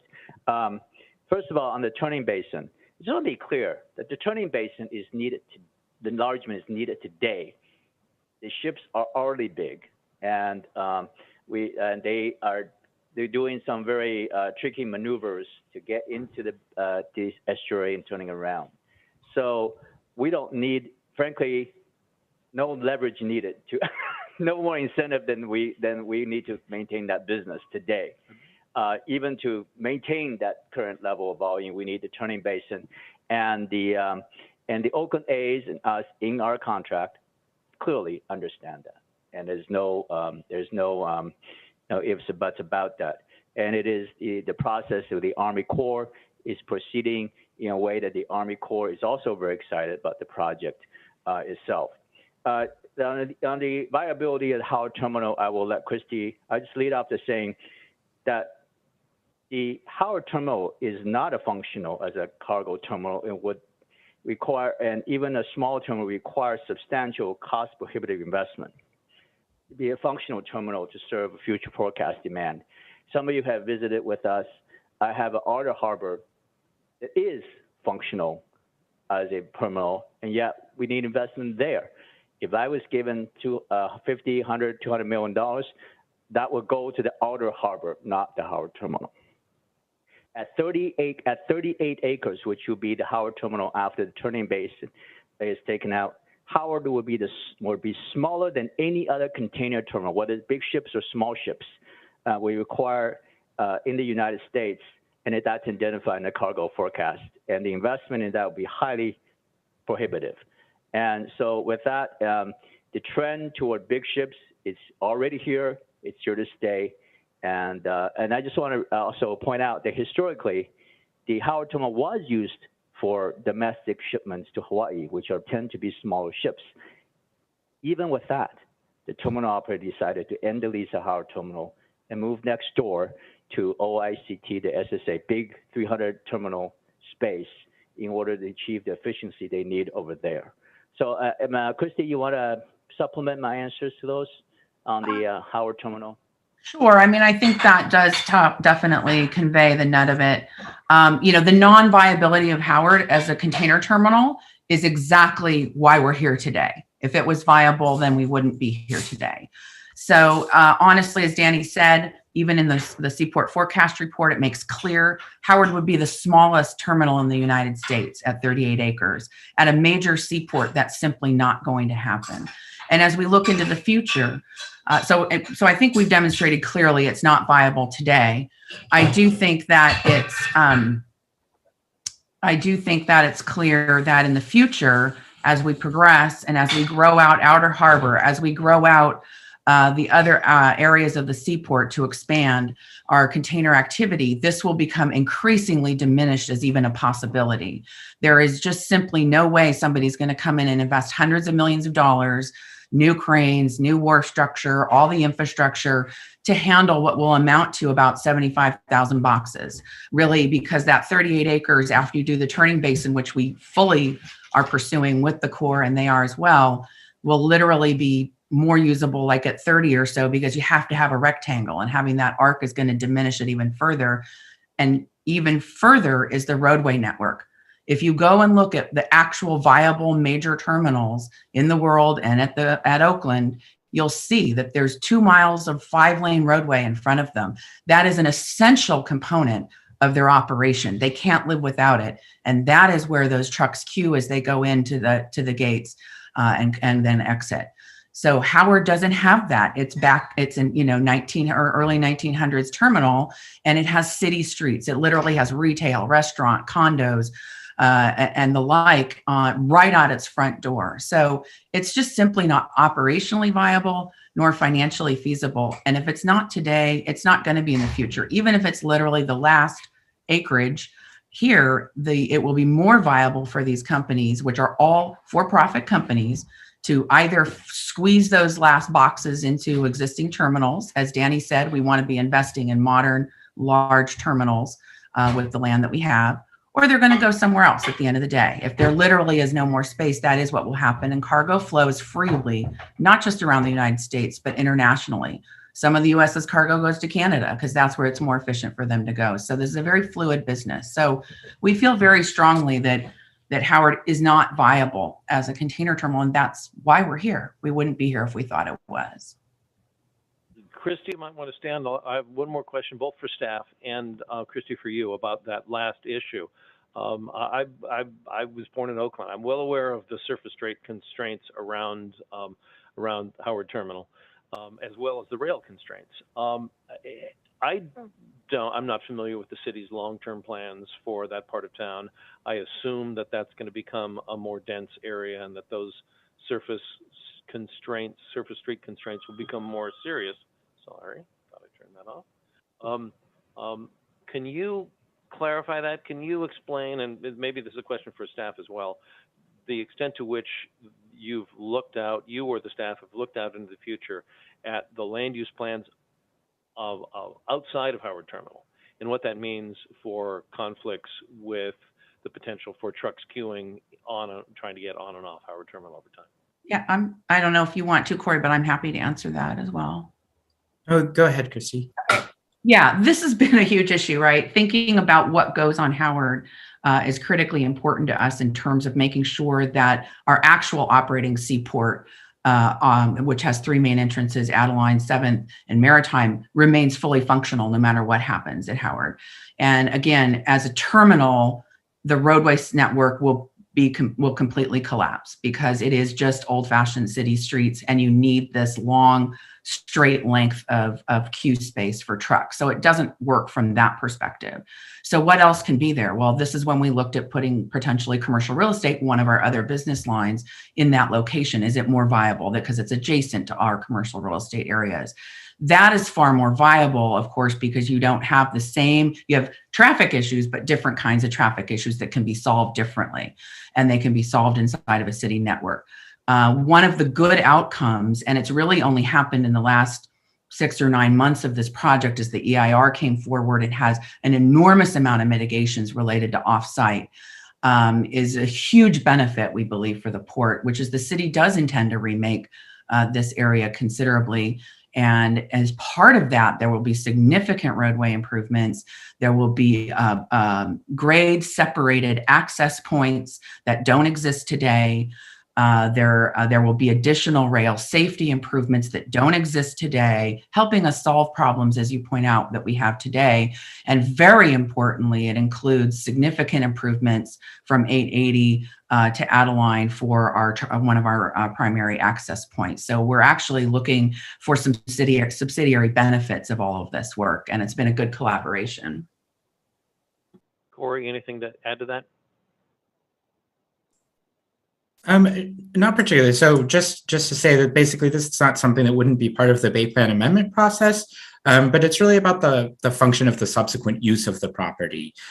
Seaport compatibility measures itself, and the measures that Christy was talking about would be about the subsequent Ballpark project as opposed to the BPA. So it's not evaluated within the staff report for the proposed amendment. Yeah, no, I'm talking about viability of the terminal, not subsequent Ballpark related improvements. Thank you. Thank you, Mr. Chair. Thank you. Commissioner McGrath.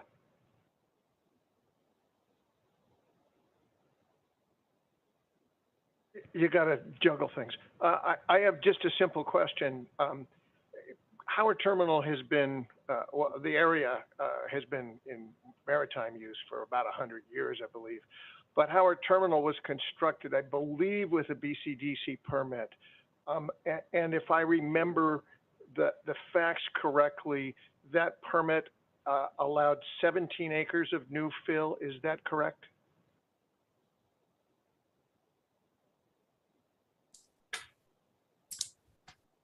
Not sure off the top of my head. I'm not sure if anyone else knows. But yeah, I'm not sure I know that off the top of my head either, unfortunately.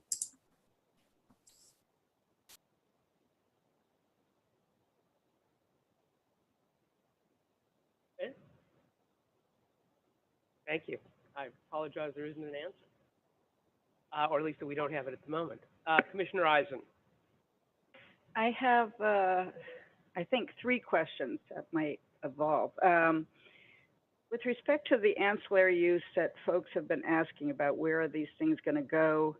My understanding is that in the 2020 Tioga cargo forecast, Tioga concluded that regardless of which growth scenario we felt was most likely, there would be sufficient room for all ancillary uses that were needed. Since then, since 2020, I know the port has been asked a number of questions about this. The staff has been asked questions. There's been a lot of information back and forth.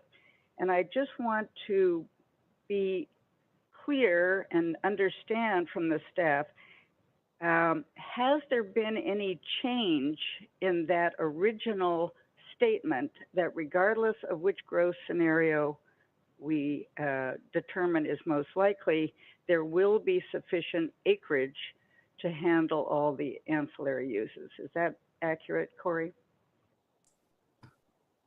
Thank you, Commissioner Eisen. So the cargo forecast itself hasn't been updated to look at that issue. So whether site conditions have changed substantially enough in the last year or two that information would no longer be true, I'm afraid I don't have a good answer to you for that. I think, in general, in terms of how staff have looked at ancillary uses are consistent with the Port Priority Use Area designation, and they're supported by the policies in the Seaport Plan and Bay Plan. But the primary purpose of the Port Priority Use Area, as provided for in the McAteer-Petras Act, is to reserve appropriate shoreline areas for water-oriented uses, to reduce the pressure for fill for those uses. And since ancillary uses generally have an alternative upland location, relocating those uses wouldn't necessarily increase pressure to fill the bay. And similarly, a proposal to fill the bay for ancillary uses would raise consistency issues with the requirements of the McAteer-Petras Act. So that's been kind of the general policy way that staff have looked at that issue. But I don't have any other specific, on the ground update in terms of would that conclusion drawn on the forecast, cargo forecast, be different if that issue we looked at again comprehensively now. Thank you, Corey. And I think it's really important what you said is tying us back to the original intent of the BCDC, which is to minimize fill, and that the whole issue of ancillary uses, there would not be a situation where we would fill the bay to provide for ancillary uses. My second question has to do with the questions that have been asked about what happens when we get to 2050. Just for my own information, that's 28 years from now. I look back to see what was going on 28 years ago. In 1984, when Mark Zuckerberg was born. 84. We did not have the internet, for starters. Cell phones, Twitter, Amazon, Google. So a lot can happen in 28 years. Our job is to determine, based on what you said, Corey, whether Howard Terminal is necessary, and the definition of necessary in the dictionary is essential, indispensable, whether it's necessary to meet cargo growth projections. We don't have a definition of cargo growth projections, but we as a commission have to make our decision based on information, not speculation. We can't just guess. So thankfully we have the cargo forecast, but as you say, a forecast is just that. It goes out into the future where none of us can see clearly. It's uncertain, and the further out we go, the more uncertain it becomes. I'm looking at footnote 3 in the staff report, and it seems to be saying that beyond 2050, we have no information, not even an informed prediction, and that once we get past 2050, we are totally in the realm of speculation. And it would be very hard, I would think, for our commission to make decisions of this magnitude based on speculation. Are you seeing, Corey, that footnote 3 and the point that you make there that any increased pressure for Bayfill beyond 2050 as a result of approving this amendment is speculative? Do you see where I'm reading that? Yes. The third question I have, and the last question, you mentioned, Corey, that part of Howard Terminal is within BCDC's permit jurisdiction. Am I correct that the other part of Howard Terminal that is not within BCDC permit jurisdiction is within the jurisdiction essentially of the Port of Oakland and the City of Oakland?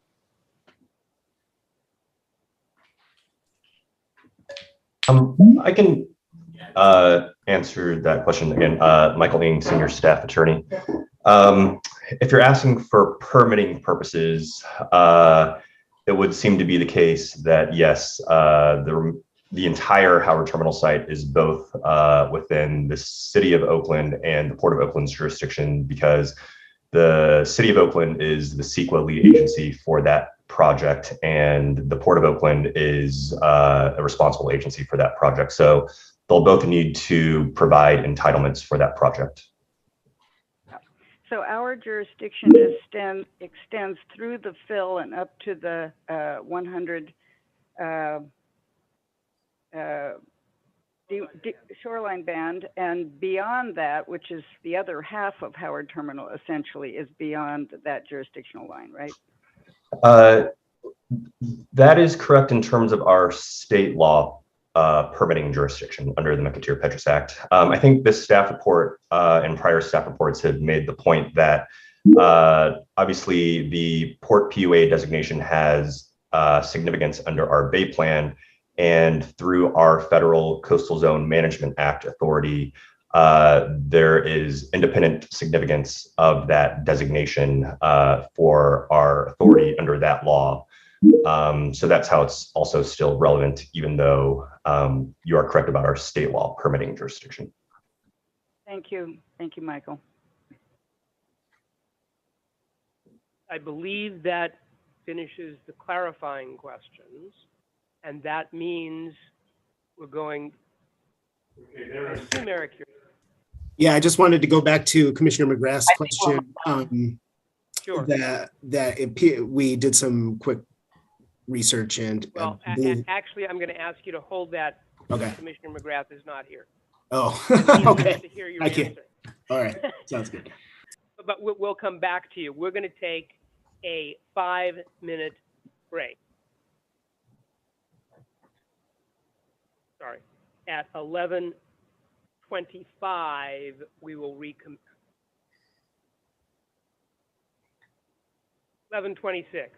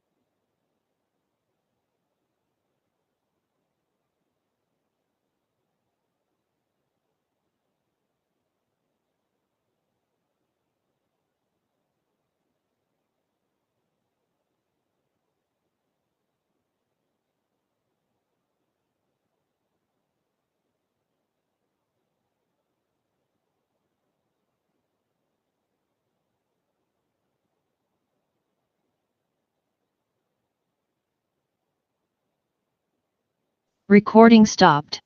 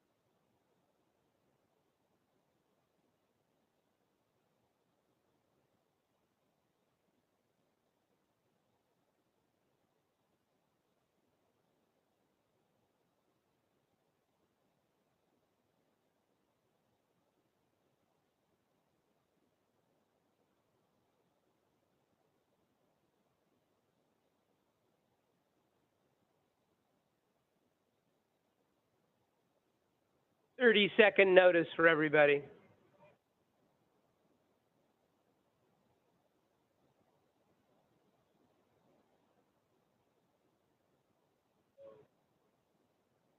Yeah.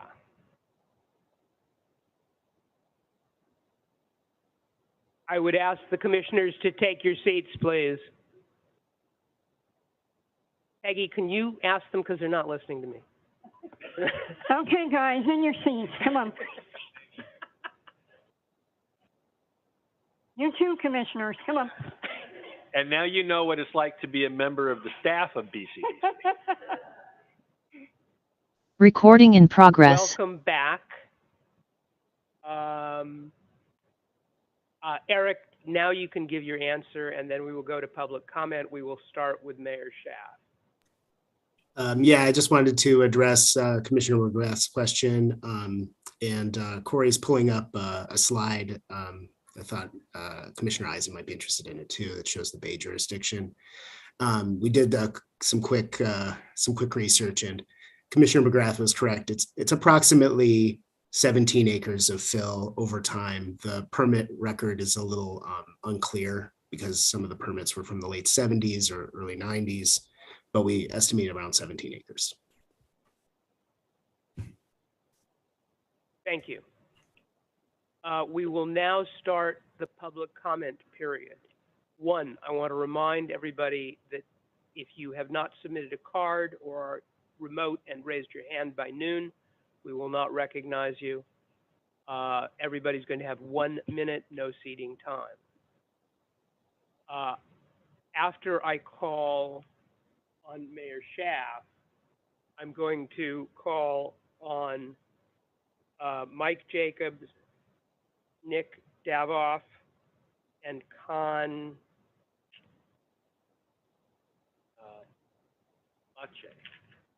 Bache, maybe, I apologize. And I will be calling 3, so if people could queue up so we minimize the queuing time. With that, I will recognize Mayor Libby Schaaf.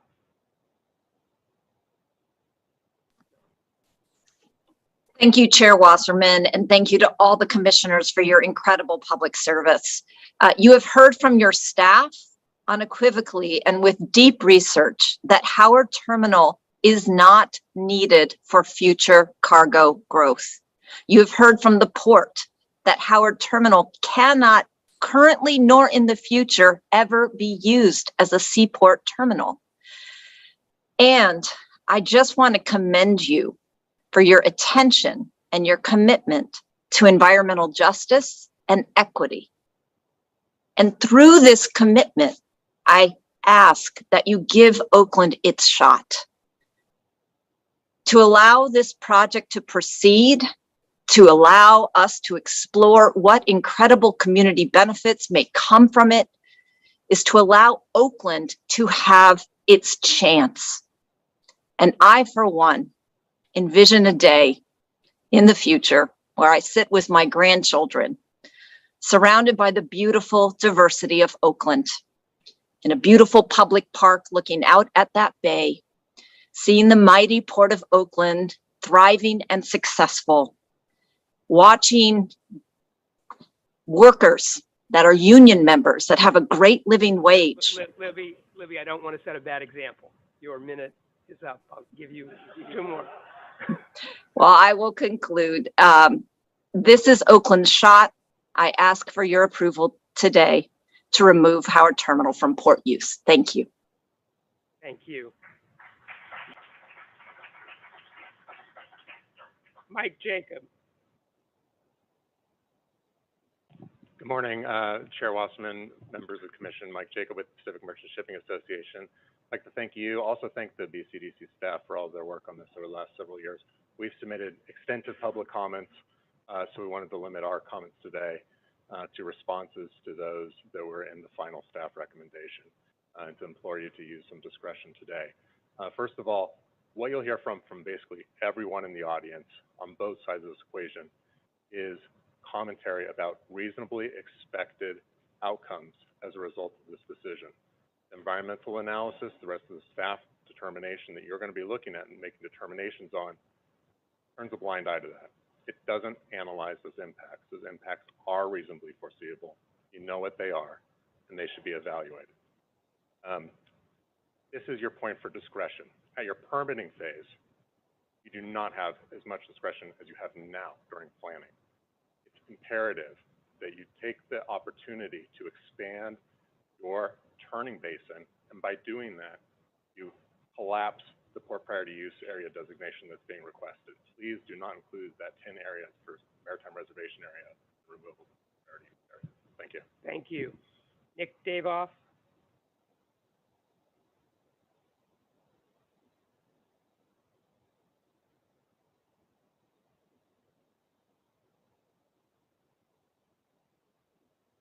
Hello, my name is Nick Danoff. I am an Oakland resident, and I'm a member of the Howard Terminal Waterfront Coalition, which is a grassroots group that supports the Howard Terminal Plan.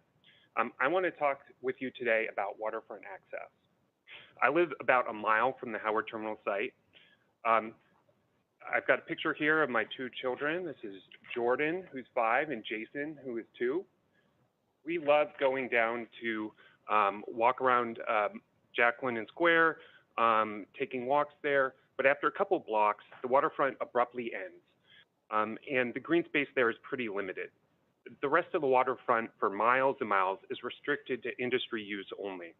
Now we have a once-in-a-generation opportunity to open up this neglected and underutilized part of the bay on land that the Port of Oakland and Bcdc staff have made clear is not needed for shipping.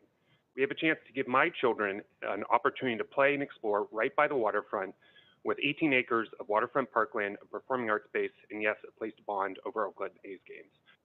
I cannot imagine a better fit for the BCD's mission. So please give this part of the bay back to the people. This is bigger than baseball. Thank you. Lori Baca. Followed by Kristen Connolly, followed by Laurel Payton, followed by Andres Martinez.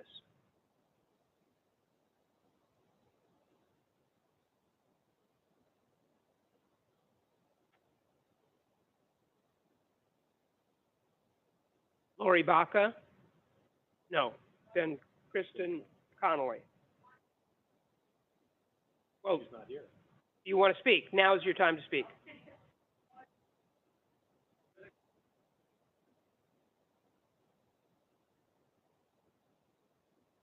Hi, everybody. My name is Lori Baca.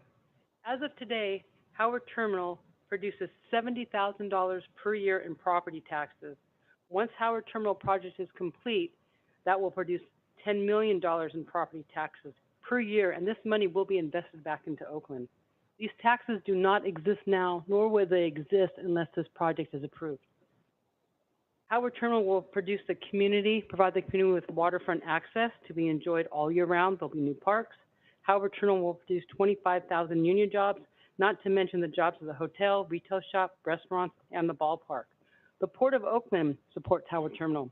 The Bay Area Council supports Howard Terminal, and the Greenbelt Alliance supports Howard Terminal. The Howard Terminal project has so many community benefits. I'm just a working mother and grandmother. I don't understand how anyone that wants the Oakland community to prosper can oppose the Howard Terminal project. This project is more than building a ballpark. It's building the Oakland community. That's why this project is bigger than baseball. Thank you for your time. Thank you.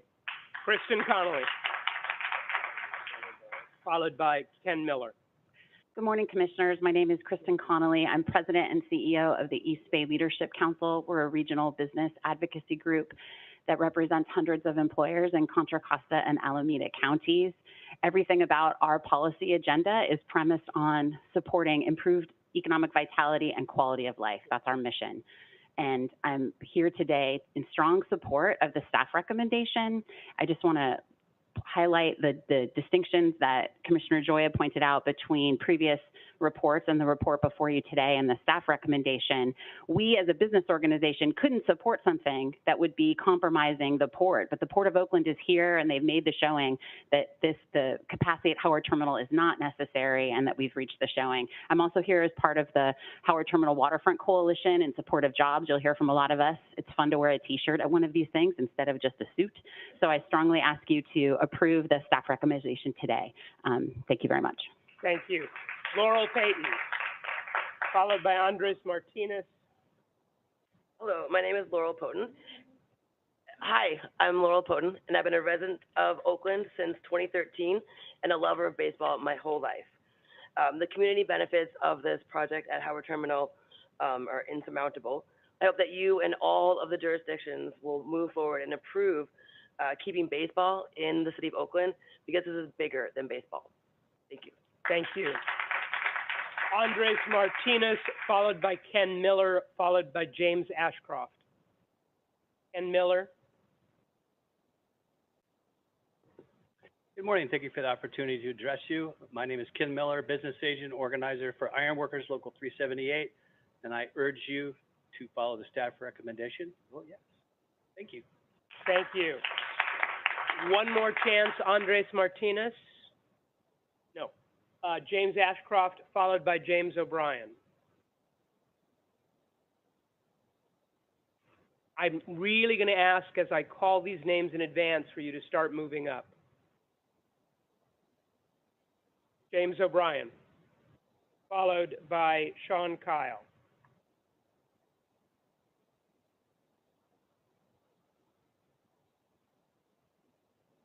Hi, my name is James O'Brien. I'm an Oakland resident and proud member of IBW Local 595. I stand in full support of staff recommendation and urge you to vote yes to this recommendation. Thank you, sir. Sean Kyle, followed by Dave Harrison. Good morning, Commissioners. My name is Sean Kyle. I'm a member of IBEW Local 595. I'm a fourth generation Alameda County resident. We are in support of staff recommendations, and we humbly ask for a yes vote from you, Commissioners. Thank you. Thank you. Dave Harrison, followed by Michael Ginter, followed by Eddie Escoto Alvarez. Good morning, Chair Wasserman, Vice Chair Eisen, Commissioners, and BCDC staff. My name is Dave Harrison. I'm the Financial Secretary with the Operating Engineers Local 3. Been a proud member of Local 3 for 27 years, where I've either worked on directly or represented those that work on the water, from dredging projects to pier projects, wharf projects, you name it. In fact, in 1996, I actually worked on the Howard Terminal Expansion Project. And it's sad to me to see today, 26 years later, that project brings little to zero actual benefit to the port. I think we have a huge opportunity in front of us today with this proposed stadium project to bring an actual economic engine to the city, bringing jobs and critically needed housing to the local community.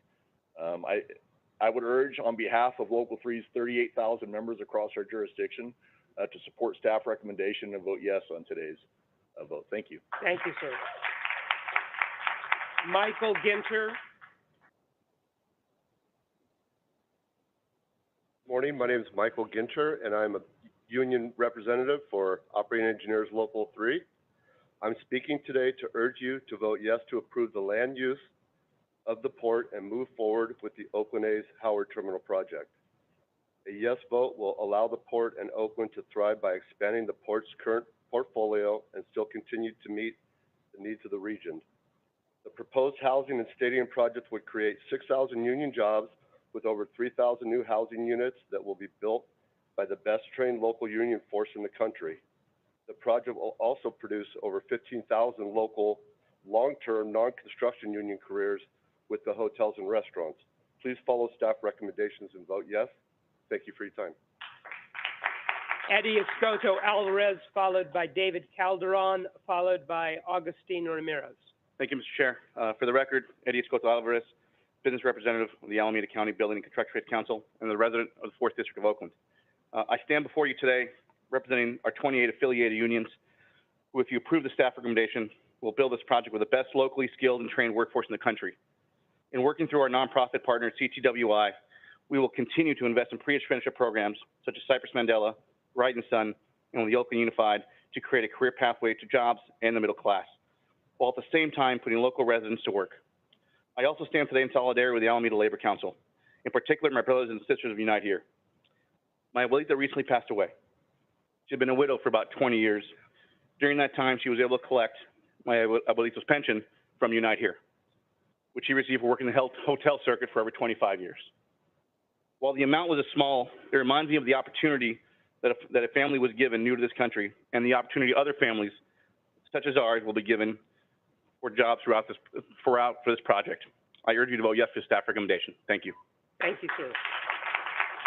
Before the next speaker, I want to remind the folks online and in the building, you have 12 minutes either to submit a card or to raise your hand on Zoom.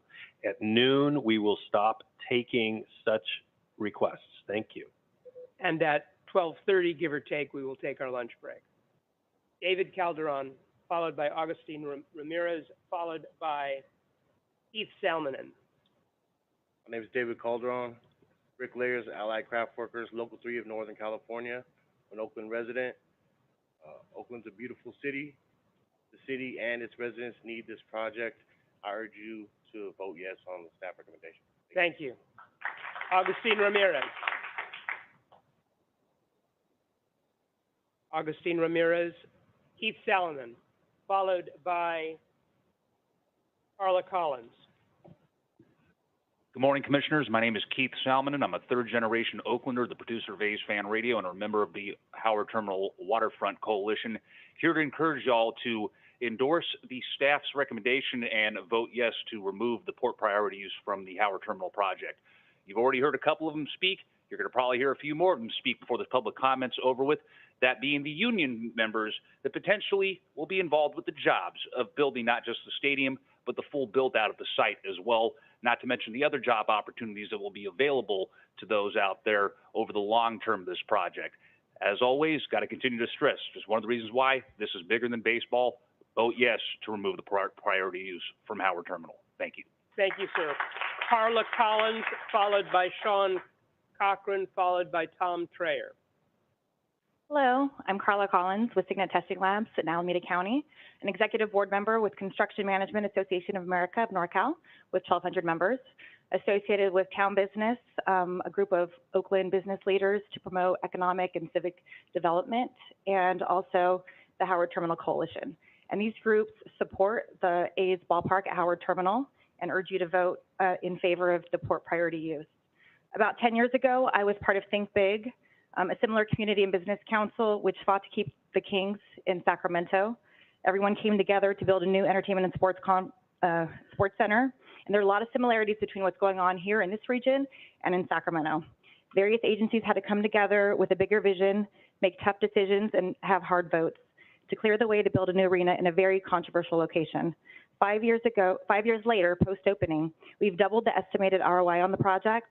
And similarly, there can be a new vision for the Oakland waterfront of what could be a beautifully transformed, yet still allow for an operational port. This is bigger than baseball. Thank you. Sean Cochran, followed by Tom Trayer, followed by Julie Wilson.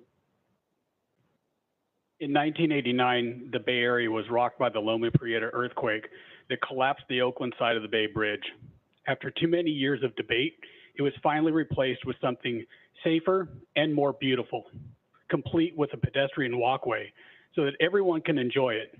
The first thing you notice on your way back to Oakland is the great view of our port with its ships and cranes. We now have an opportunity for something similar, to replace the Coliseum and to build a new community and a new neighborhood at the waterfront with access to everyone that offers stunning views of our wonderful port. Like our bridge, we can build something we can all be proud of. This is bigger than baseball, and I urge you to vote yes on Howard Terminal. Thank you. Thank you. Tom Trayer, followed by Julie Wilson. Hello, Commissioners. My name is Tom Trayer. I'm a proud member of Sheet Metal Workers Local 104 in the Bay Area. I'm sorry about that. My name is Tom Trayer. I'm a proud member of Sheet Metal Workers Local 104 in the Bay Area. I'd like to take a minute and express my appreciation for the staff's recommendation and to quickly speak on the value that the Howard Terminal project will bring to our community. This project is going to provide great new apprenticeship opportunities, as well as some good middle-class wages, benefits for our families, and will ensure that the A's not only stay in Oakland, but thrive in Oakland. Thank you for your time. Thank you. Julie Wilson, followed by Susan Ransom, followed by William Dow. Hi there, my name is Julie Wilson, born and raised in the East Bay. This project is expected to support more than 6,000 permanent jobs, as well as several thousand more good-paying union jobs. It will dramatically boost foot traffic to the Jacqueline Square area, building up local small businesses and creating a true destination entertainment district, further growing Oakland's tourism and entertainment industries. This project is bigger than baseball. Thank you. Thank you. Susan Ransom, followed by William Dow.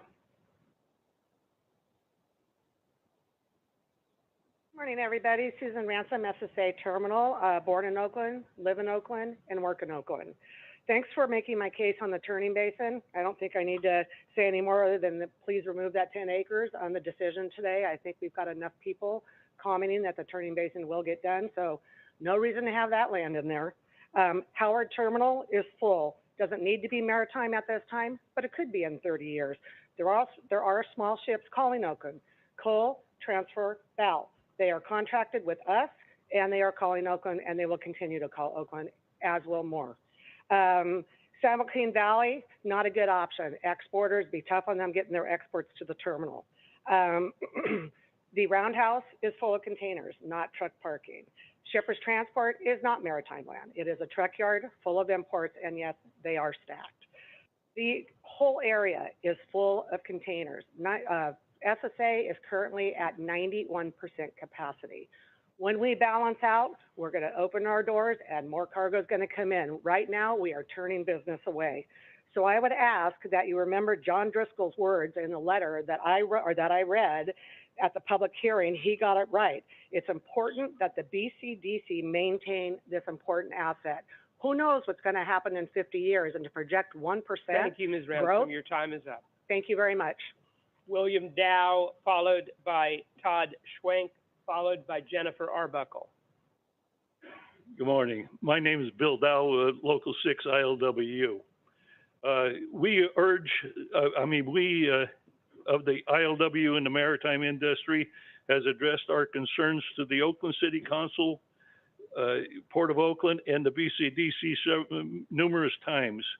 We are convinced if you allow the A's to remove port designation from Howard Terminal for a real estate development, it would be endanger the maritime industry in the area and as well the workers on the port. It seems that the Port of Oakland is discouraging rather than encouraging maritime use of the Port of Oakland in favor of a real estate development. We urge you commissioners to retain port designation on Howard Terminal and support the maritime industry. Thank you. Thank you, sir. Todd Schwenk, followed by Jennifer Arbuckle, followed by Alicia Mijares. Good morning. Thank you. My name is Todd Schwenk. I'm a proud resident of Jack London Square. The Howard Terminal Ballpark is about sharing, caring, and the power of yes. As a proud Oakland resident, we need to be sharing the waterfront. It's good for our families, it's great for our businesses, and it's a long-term cure for societal health to have open space. We need to be caring. We need to care about our neighbors and the thousands of jobs that will last for decades in the future. We need to look out for our neighbors. Mainly, we need to talk about the power of yes. When people say yes, big things happen. If you say yes and not no, the A's get to stay and not go. If the A's go away, it's because they were chased away, they didn't run away. The most powerful word I can mention today in public affairs is please. Please help us build this dream.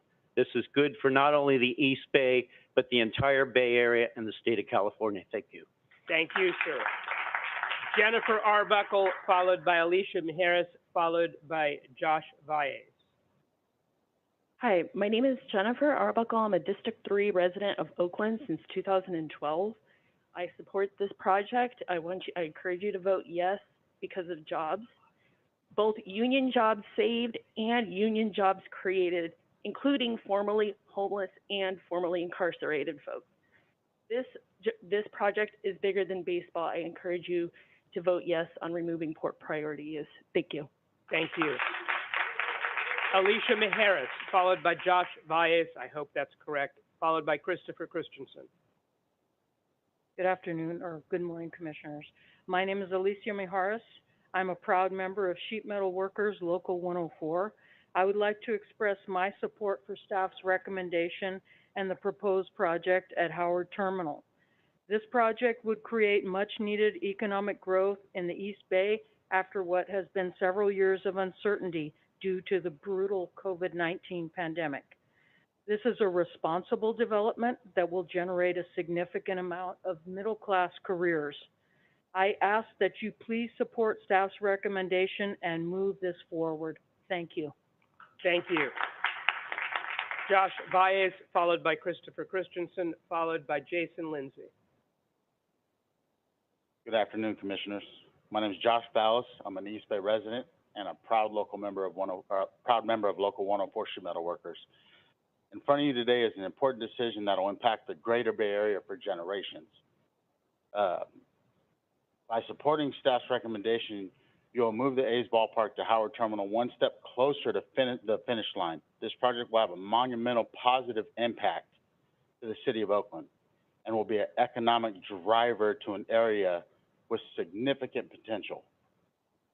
Please support the staff's recommendation, and thank you for your time and consideration. Thank you, sir. Christopher Christensen, followed by Jason Lindsay, followed by Omar Sabeh. Good afternoon, staff. Christopher Christensen, fourth generation ILW member and vice president of our PAC. I'm here to say, please vote no on the recommendation to remove the Howard Terminal from the port designation. Howard Terminal is a working terminal, and I hear a lot of people out here saying it's going to bring jobs, it's going to bring jobs, it's going to bring jobs. It could bring jobs if it's built at the Oakland Coliseum. The problem is that Dave Cavell and the owner don't want that. They want to pout and cry like 5-year-old children because they want what they want, not what they want to give the community of Oakland. Everybody out here that says the A's are going to be great for them, I would invite them to ask Dave Cobble to have them over to his house for dinner. He wouldn't do that. He doesn't care about the city of Oakland. He only cares about the money he's going to make building his condominiums and tearing down the Howard Terminal for his own gain. So please vote no. Thank you, sir. Jason Lindsay, followed by Omar Sabat. Sorry about that. Followed by Jason Lumolauto. I blew that one, I'm sure. Morning, all. There's not much else I can say that hasn't been said this morning, but my name is Jason Lindsay. I am President and Business Agent of Iron Workers Local 378 and represent 2,500 iron workers that live in Oakland and around the cities of Alameda County that would benefit from this project, working on it. So that said, I stand in support of your staff recommendation and urge you to vote yes. Thank you. Thank you, sir. Omar Sabat. Good afternoon, good morning. My name is Omar Saba. I represent IATSE Local 107 stagehands. We do the labor and the work at the current site of the Oakland Arena. And I hope I don't have to recommend you guys to say yes and take the recommendation of your staff, but I will. I'm sure they know what they're talking about, and they've been doing the work. So I want to say thank you to them for supporting us and supporting this project. I really hope that we can see this happen. I'm born and raised in Oakland. I grew up in the Laurel District, and I started working on chairs at the Oakland Arena and then doing changeovers for the Raiders, the Warriors, and the A's. I know what it takes to do those jobs. That they're hard jobs. I bought a home with the income of those jobs. They are middle-class jobs, and it's a real significant change if we lose the A's. We've already lost 2 teams. We can't afford to lose another one, and I know that we can find a way to work with the port and the labor unions at the port to make this work. There's always a way. We just need to come together. Thank you, guys. Thank you, sir. Jason, please instruct me. Followed by Jorge Leon, followed by Alejandro Leon. Greetings, Chair Wasserman and Board. My name is Jason Gumatautal. I'm a member of IBW Local 595. I live in D6 in Oakland. I stand in support of the staff recommendation, and I also urge you to vote yes. Thank you. Thank you. Jorge Leon, followed by Alejandro Leon, followed by Kay Chang. Good morning, everyone. I represent the Oakland 68s, which is the supporters group out in right field, left field bleachers. Obviously, they can't be out over here because of work, so I'm here. Just want a quick story. Growing up in Oakland, our access was always limited to the waterfront, having to trespass in certain areas and sitting on a pipe that would stick out and playing next to some dirty oil-infused water. We have a chance to create a more accessible waterfront for future Oaklanders. They deserve it, the future deserves it, and all I ask is to look at the SF waterfront and not look at the Oakland one. It's unfair. We also deserve nice and clean waterfront public space. This is bigger than baseball. The ballpark is just a background to a better Oakland. Thank you. Thank you. Alejandro Leon, followed by Kai Chang, followed by Troy Vidal. Hello. I'm also a native Oaklander and also an Oakland resident right now. I'm here to ask you to vote yes, like the environmental board that you are. We count on you to vote for the betterment of the Bay and the community. Vote not based on assumptions. Vote on the fact that you currently have that states that people are sick and getting sicker because of the pollution. Vote like the environmental crusaders that you are for the betterment right now and for the future. Help Oakland become even more beautiful. Help the businesses that are currently there that need more foot traffic. Help the infrastructure that Oakland so desperately needs and is only possible if the stadium gets built.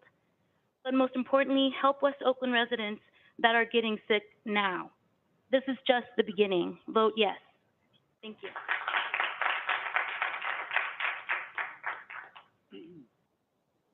Yeah, hi there.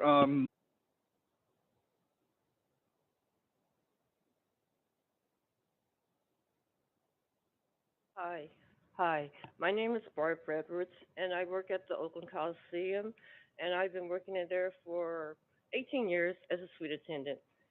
And the A's are, if the A's are not able to build a new stadium in Oakland, over 1,000 stadium workers will lose their livelihood. Howard Terminal currently is not an active shipping terminal. If you vote yes to remove the restrictions, it could support over 1,000 good union jobs at the stadium alone. This will help thousands of families in Oakland. And please say yes to our jobs and take the staff recommendations and remove the destination. Thank you. Thank you. Sonia, this is a handwriting problem. I'm sorry. My name is Sonia Carabel. I am with Unite Here Local 2850, and we represent over 600 food and beverage workers at the Oakland Coliseum, many of whom have worked at the stadium for 20 or even 30 years.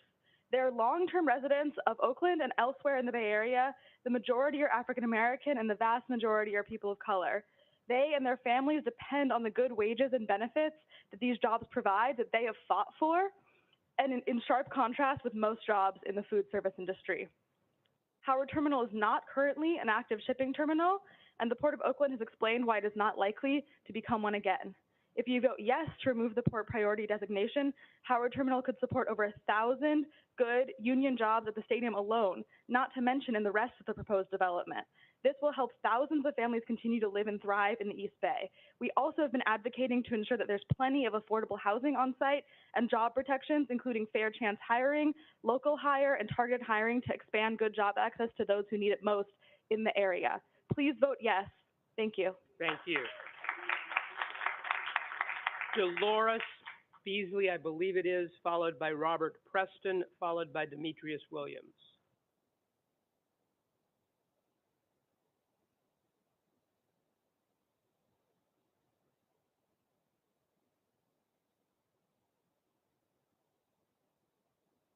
Any of those come to the podium? No, right there.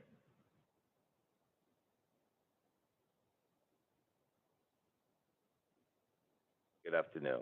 My name is Robert Preston. I'm a representative for the people and the workers at the Oakland Coliseum. We're with United 2850. We're also Teamsters in there with Local 853.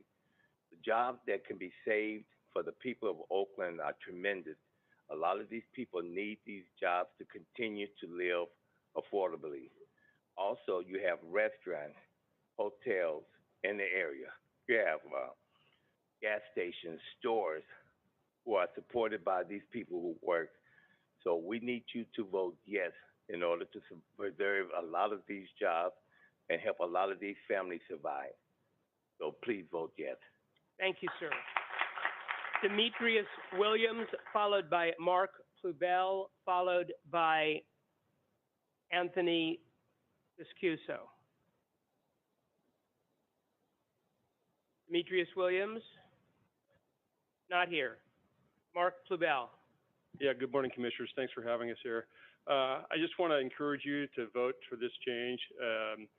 This is speaking as my members for the Heat and Frost Insulators Local 16, it's going to be jobs for us, but that's not what we're here about. It's about utilizing the property in the best way. And it's not being utilized properly right now. They're storing stuff there because they're not working efficiently with the port that they have. They have room. You've heard the staff reports. Please vote yes on this. Thank you. Thank you, sir. Anthony Viscuso, followed by Michelle Morero. I'm sure that's not right. Go ahead, Mr. Viscuso. Hi, good morning. My name is Anthony Viscuso. I'm also a business agent with the Heat and Frost Insulators, Local 16. And I would also like to encourage you to vote yes on this proposal. It's not often that you hear an industry say, hey, we don't need this anymore. Excuse me, if Disneyland had a couple acres of extra land, they would find a use for it in an instant. So the fact that the port's telling us that they don't have a need for this or that it's not being used legitimately, it tells me that there's something wrong with that. Additionally to that, our work is constantly evolving, and we have plenty of work to keep our current members busy, but this project is going to present 10 years of brand new work for people that haven't even set foot on a job site yet.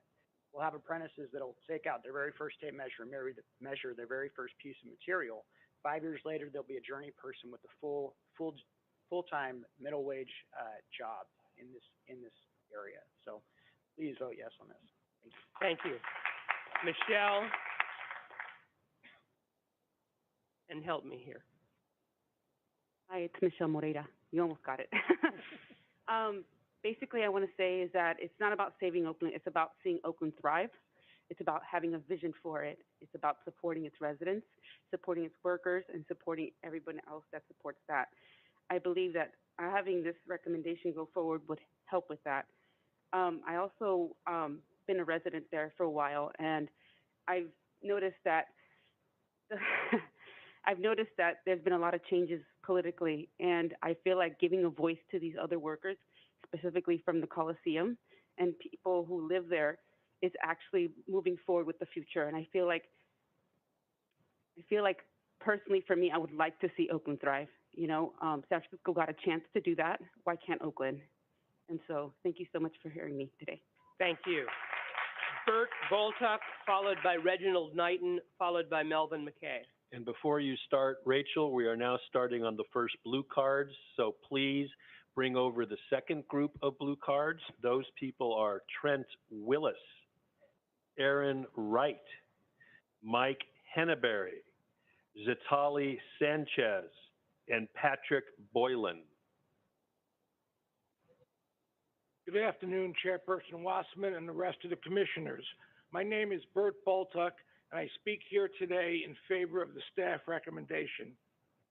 For many years, I was a proud union attorney for many of the unions represented here today, and they have spoken eloquently why this project is needed. I've been a resident of the East Bay and mostly of Oakland for 50 years. I've been a 40-year season ticket holder, a business owner in Oakland for 20 years, and I was one of the founders, leaders, and spokespersons for town business. You've heard the arguments. A lot of this is a show for the press.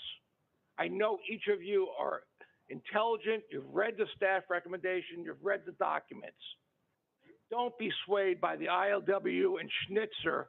Vote for Oakland. Thank you. Thank you, sir. Reginald Knighton, followed by Melvin McKay, followed by Julio De La Fon. Hello, thank you for the opportunity. Reginald Knighton, Teamsters Local 853, trustee, organizer. So you know my position, being a union worker.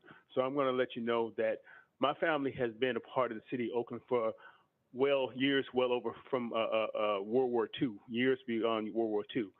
We watched the growth and the greatness of the city of Oakland.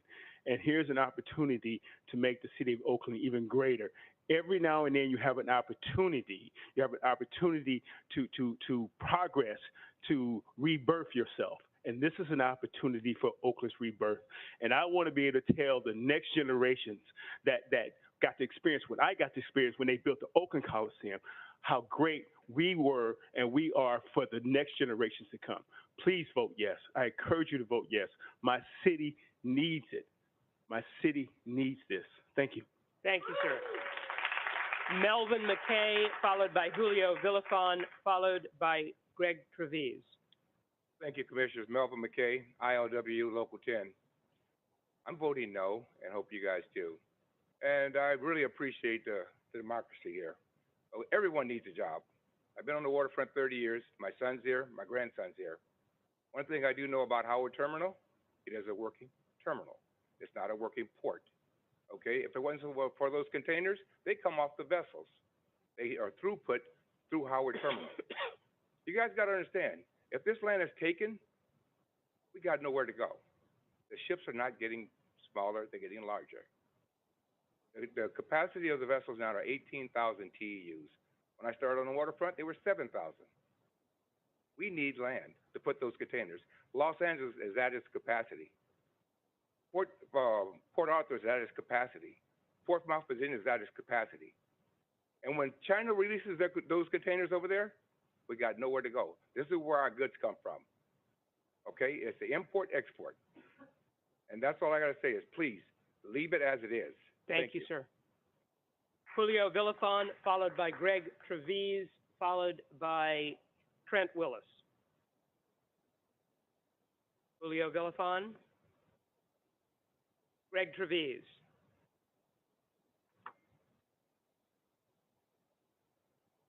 Good morning, what up, council? Greg Treviso, former UP Carmen Union, current small business owner. This land use is bigger than baseball. This is about jobs, not only for the private sector, but for the unions, for new businesses to come in and open up spaces for families. I encourage you to take the recommendation. Again, this is bigger than baseball. Thank you. Trent Willis, followed by Aaron Wright, followed by Mike Canterbury. Thank you, Commission. Trent Willis, member of the International Longshore and Warehouse Union, Local 10. And I'm here to urge you to vote no on this measure.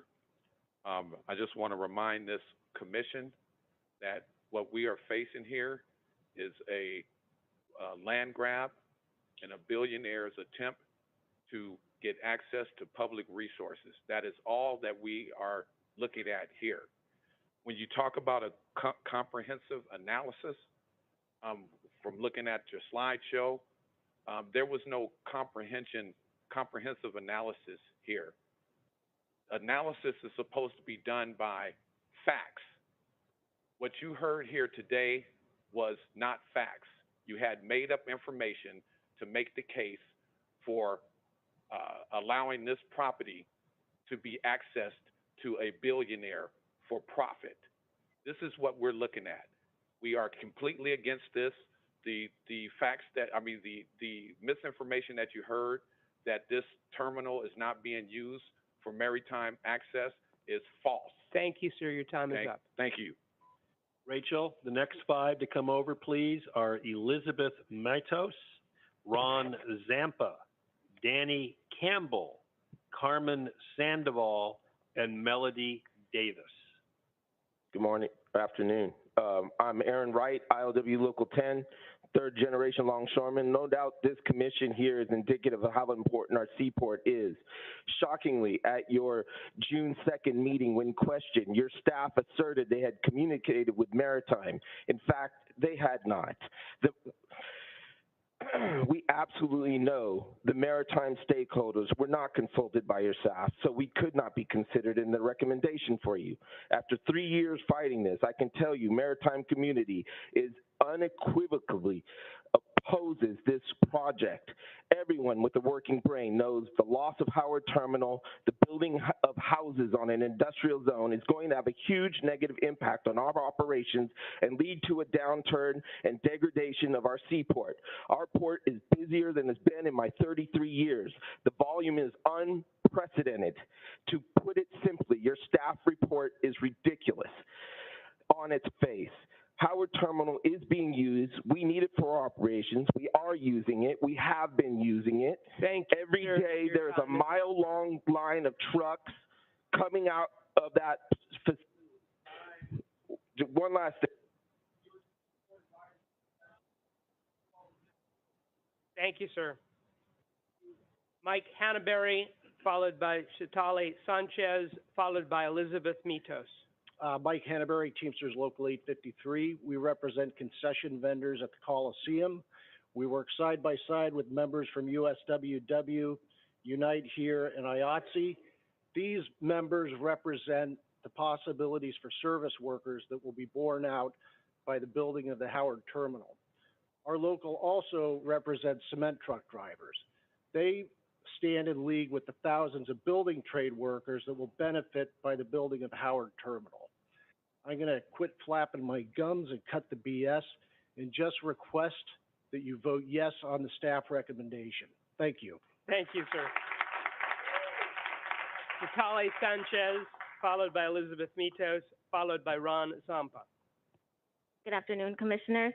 My name is Citlali Sanchez, Oakland resident of District 5 and the political organizer of the Alameda Labor Council, representing over 135,000 workers. Over 1,000 of those workers are members of several of our affiliate unions, including Unite Here, SEIU, the Teamsters, and IATSE, whose jobs depend on the project proposed by the A's. Those jobs depend on Howard Terminal being removed from the port priority designation. Our community needs jobs, not just any jobs, but jobs with living wages and benefits that actually reflect the cost of living. So on behalf of our members, we ask that you please allow us to take this project to home base by supporting the staff's recommendation and voting yes. Thank you. Thank you. Elizabeth Mitos, followed by Ron Zampa, followed by Danny Campbell. Elizabeth? Ron Zampa.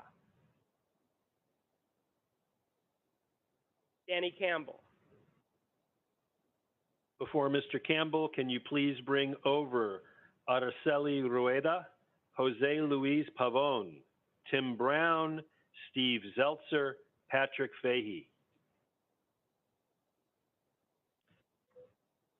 Go. Thank you. Good afternoon, Commissioners. My name is Danny Campbell. I'm a proud member of Sheet Metal Workers, Local Union 104. Yes. Local 104 has over 10,000 tradespeople throughout Northern California. I'm proud to be part of an organization that has foundationally built equity into our apprenticeship programs. 1 out of every 10 apprentices in our apprenticeship programs come from local community-based organizations that train pre-apprentices. Here in San Francisco, we're proud to partner with CityBuild. In Oakland, we partner with Cypress Mandela and Rising Sun Center for Opportunity. Oftentimes, these folks are folks who face traditional barriers to employment, such as being impacted by the justice system, a victim of domestic violence, or are unhoused. By you supporting staff's recommendation and the project at Howard Terminal, you will be helping to increase apprenticeship opportunities for local residents. Not just in our trade, but thank you, Mr. Campbell. every Your time trade is in up. the East Bay and the Bay Area. Thank you for your support. Carmen Sandoval, followed by Melody Davis, followed by Araceli Rueda.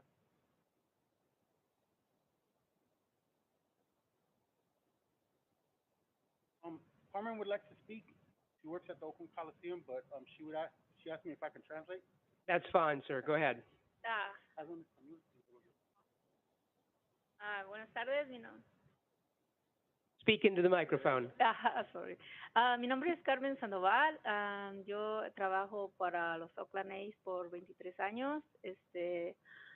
Y vengo aquí pues a decir sí, yo apoyo porque ha sido mi trabajo.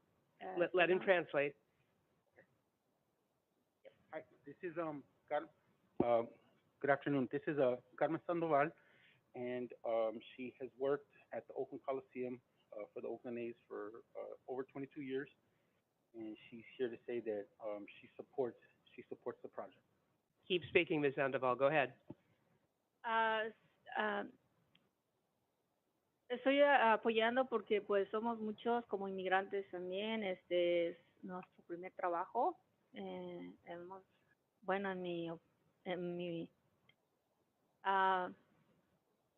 pues de ahí me he mantenido yo. Soy una madre soltera. Mis hijos los he sacado adelante trabajando en este lugar y pues si no se apoya a esta propuesta pues quedaré pues desempleada, ¿verdad? Y mis hijos pues... Let him translate now, please.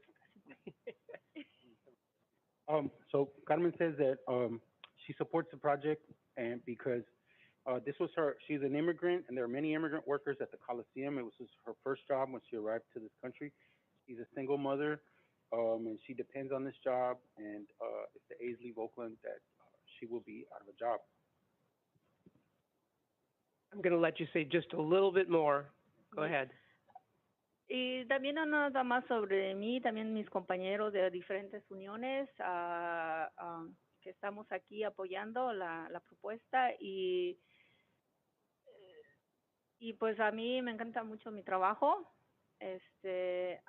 También ver los fans que van como niños, gente de la tercera edad y me gusta verlos y me gusta mucho atenderlos y hacer mi trabajo.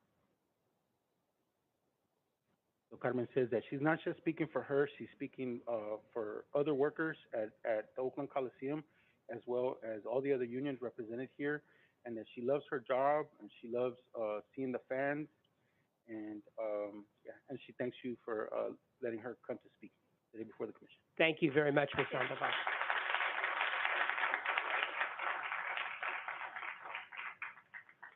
Melody Davis, followed by Araceli Rueda, followed by Jose Luis Pavon. Hello, good afternoon. My name is Melody Davis, and I'm a native of Oakland, California.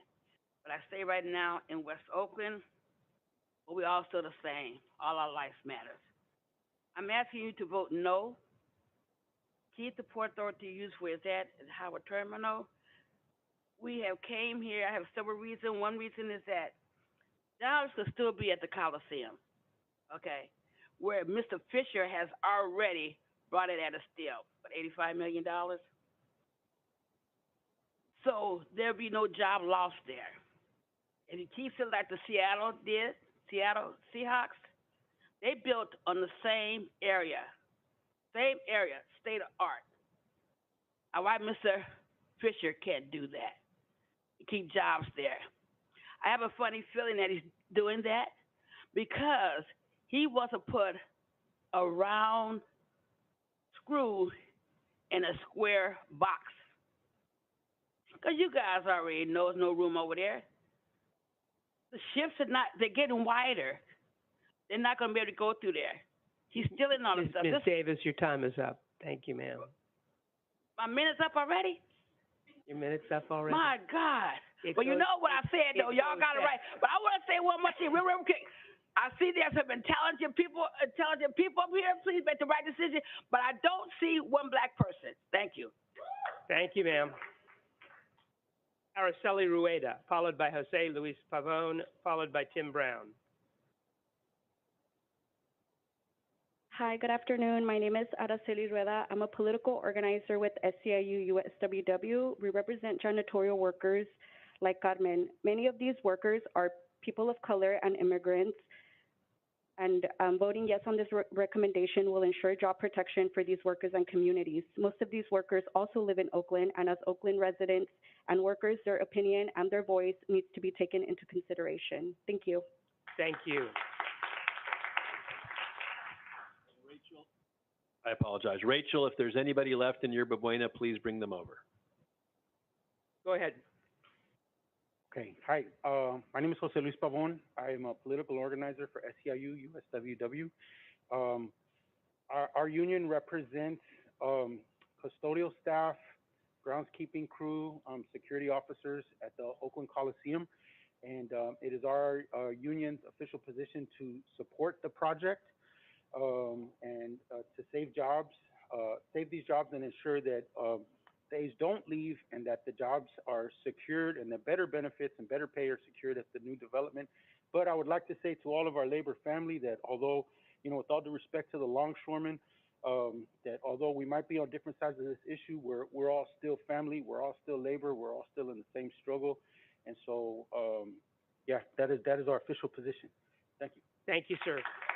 Tim Brown, followed by Steve Zeltsav, followed by Patrick Fahey. Hello, my name is Tim Brown. I'm a union representative with SEIU USWW. I'm urging you to vote yes on the staff recommendation. I represent janitors, ushers, and security at the Coliseum and Arena.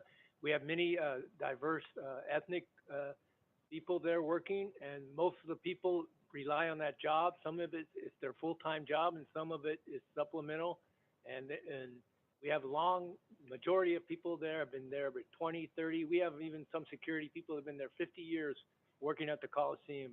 They've been loyal and done a good job, so we want you to understand that and vote yes and preserve good union jobs and protect our families.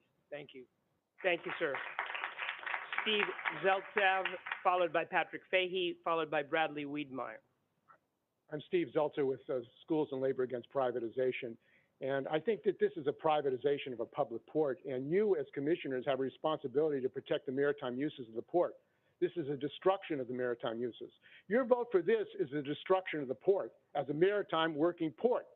You're violating your agreement or your rules, actually, as to who you represent. You don't represent John Fisher, a billionaire owner of the A's and the Gap Corporation, but exactly that is what's happening. And your chair, Zachary Wasserman, is a development land lawyer for Fisher.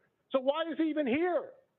Under the Fair Political Practices Commission, you should not be voting this commission because you have a conflict of interest. You have a commission which is controlled by a land development lawyer run by John Fisher, a billionaire who wants to destroy this port for his private property development of 3,300 luxury homes that will gentrify in a racist way the city of Oakland.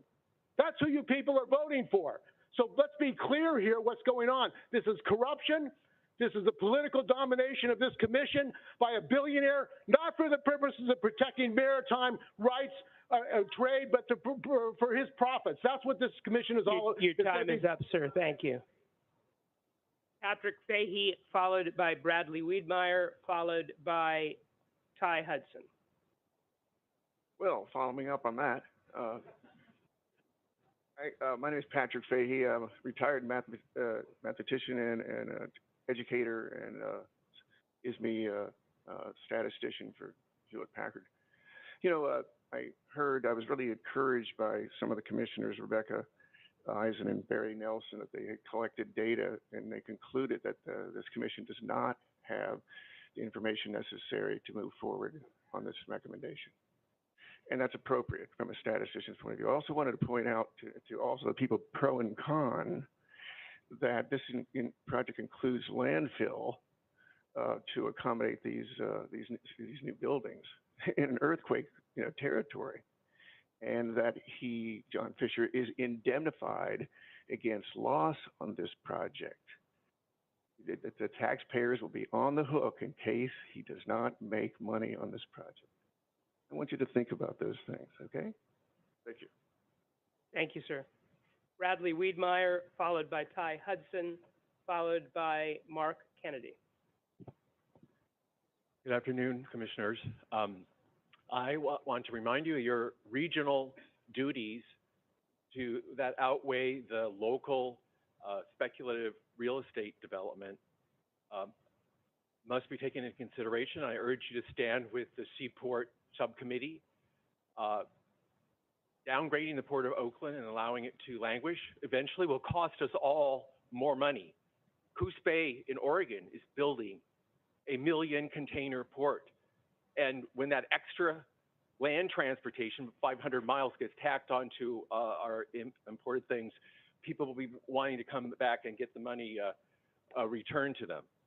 It's very, very important that jobs be increased, but you can't do it on the backs of maritime workers. And the port is one of the economic engines of the city, and you're going to have a lot of lost jobs if the port is bypassed by other ports, and you don't have the ancillary space to take care of the necessary. Thank you, sir. Your time is up. Requirements. Thank you. Ty Hudson, followed by Mark Kennedy, followed by Delvin Washington, who is the last speaker. Good afternoon, Commissioners. My name is Ty Hudson. I'm with Unite Here Local 2, formerly Unite Here Local 2850, which emerges into Local 2 as of tomorrow. And we represent over 600 food and beverage workers at the Oakland Coliseum. You've heard from a few of them. And as you've heard, many of them have worked at the stadium for decades. And their jobs, very simply, are at stake. What we're talking about here is an underutilized corner of the port, which could save over 1,000 workers' jobs if you all do the right thing, follow the staff recommendation. So thank you so much for your time, and we hope that you will vote yes. Thank you, sir. Mark Kennedy.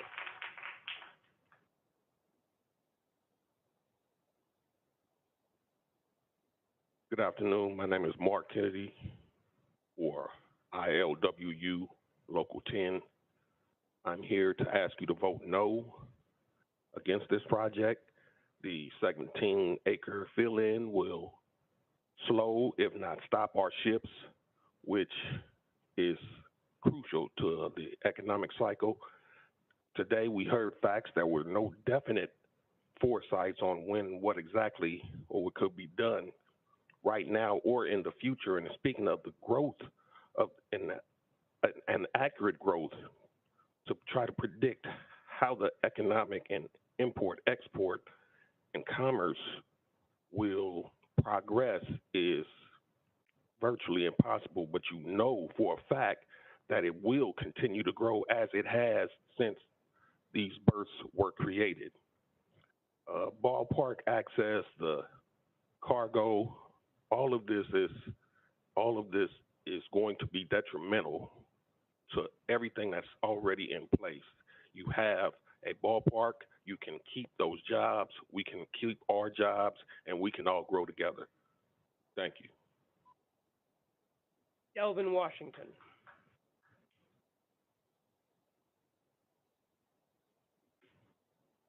Good afternoon, commissioners and staff. My name is Delvin Washington. I'm a lifelong Oakland resident. I've spent the last 4 decades working throughout the Bay Area on issues of urban design, land use planning, economic development, and environmental review. After reviewing your own Bcdc strategic plan update, it is with much confidence I could say that the Oakland Athletics proposal will be consistent with your own document's objectives to create a more diverse, high-quality public access with more socially equitable shoreline. This is due to multiple reasons, which will include environmental cleanup, the addressing of sea level rise, and the expansion of the Bay Trail. At last, residents now and into the future will have the ability to access more of our bayfront, which for the past century has been restricted to heavy industrial uses. The proposal will also meet goals set by other organizations such as the Greenbelt Alliance, and will allow Oakland to better meet our regional housing needs allocation for this decade, which totals over 26,000 units over all the income levels. Thank you, sir. Your time is up. Thank you.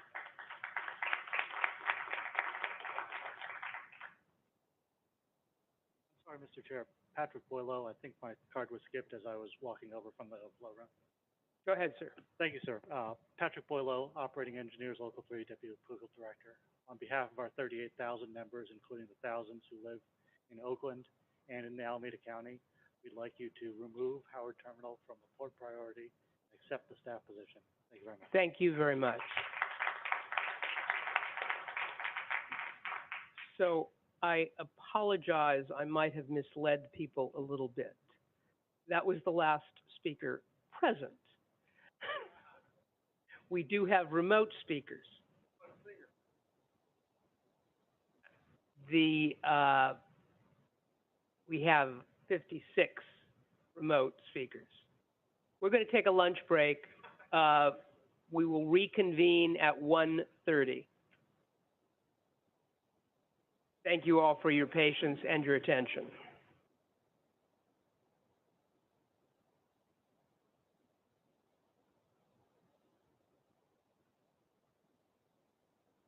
Recording stopped.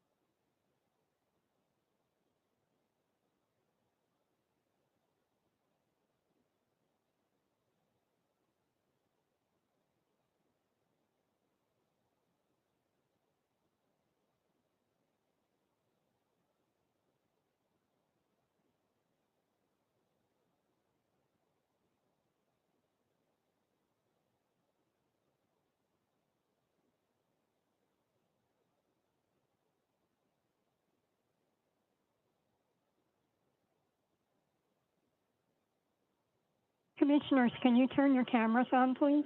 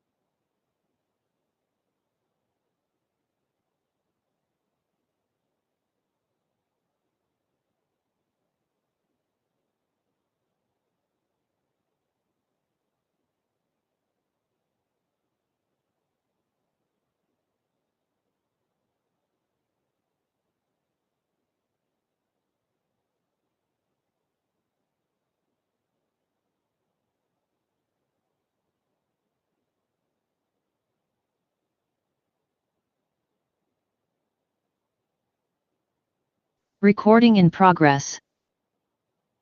Good afternoon. There may be a couple commissioners who come in, but we have a quorum and we're going to start. Thank you for being here on time. Peggy, we will start with the speakers who are remote. Again, you have one.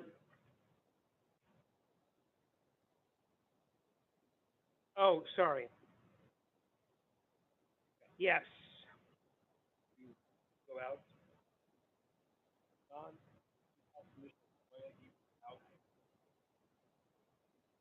But we're going to start as he's doing that.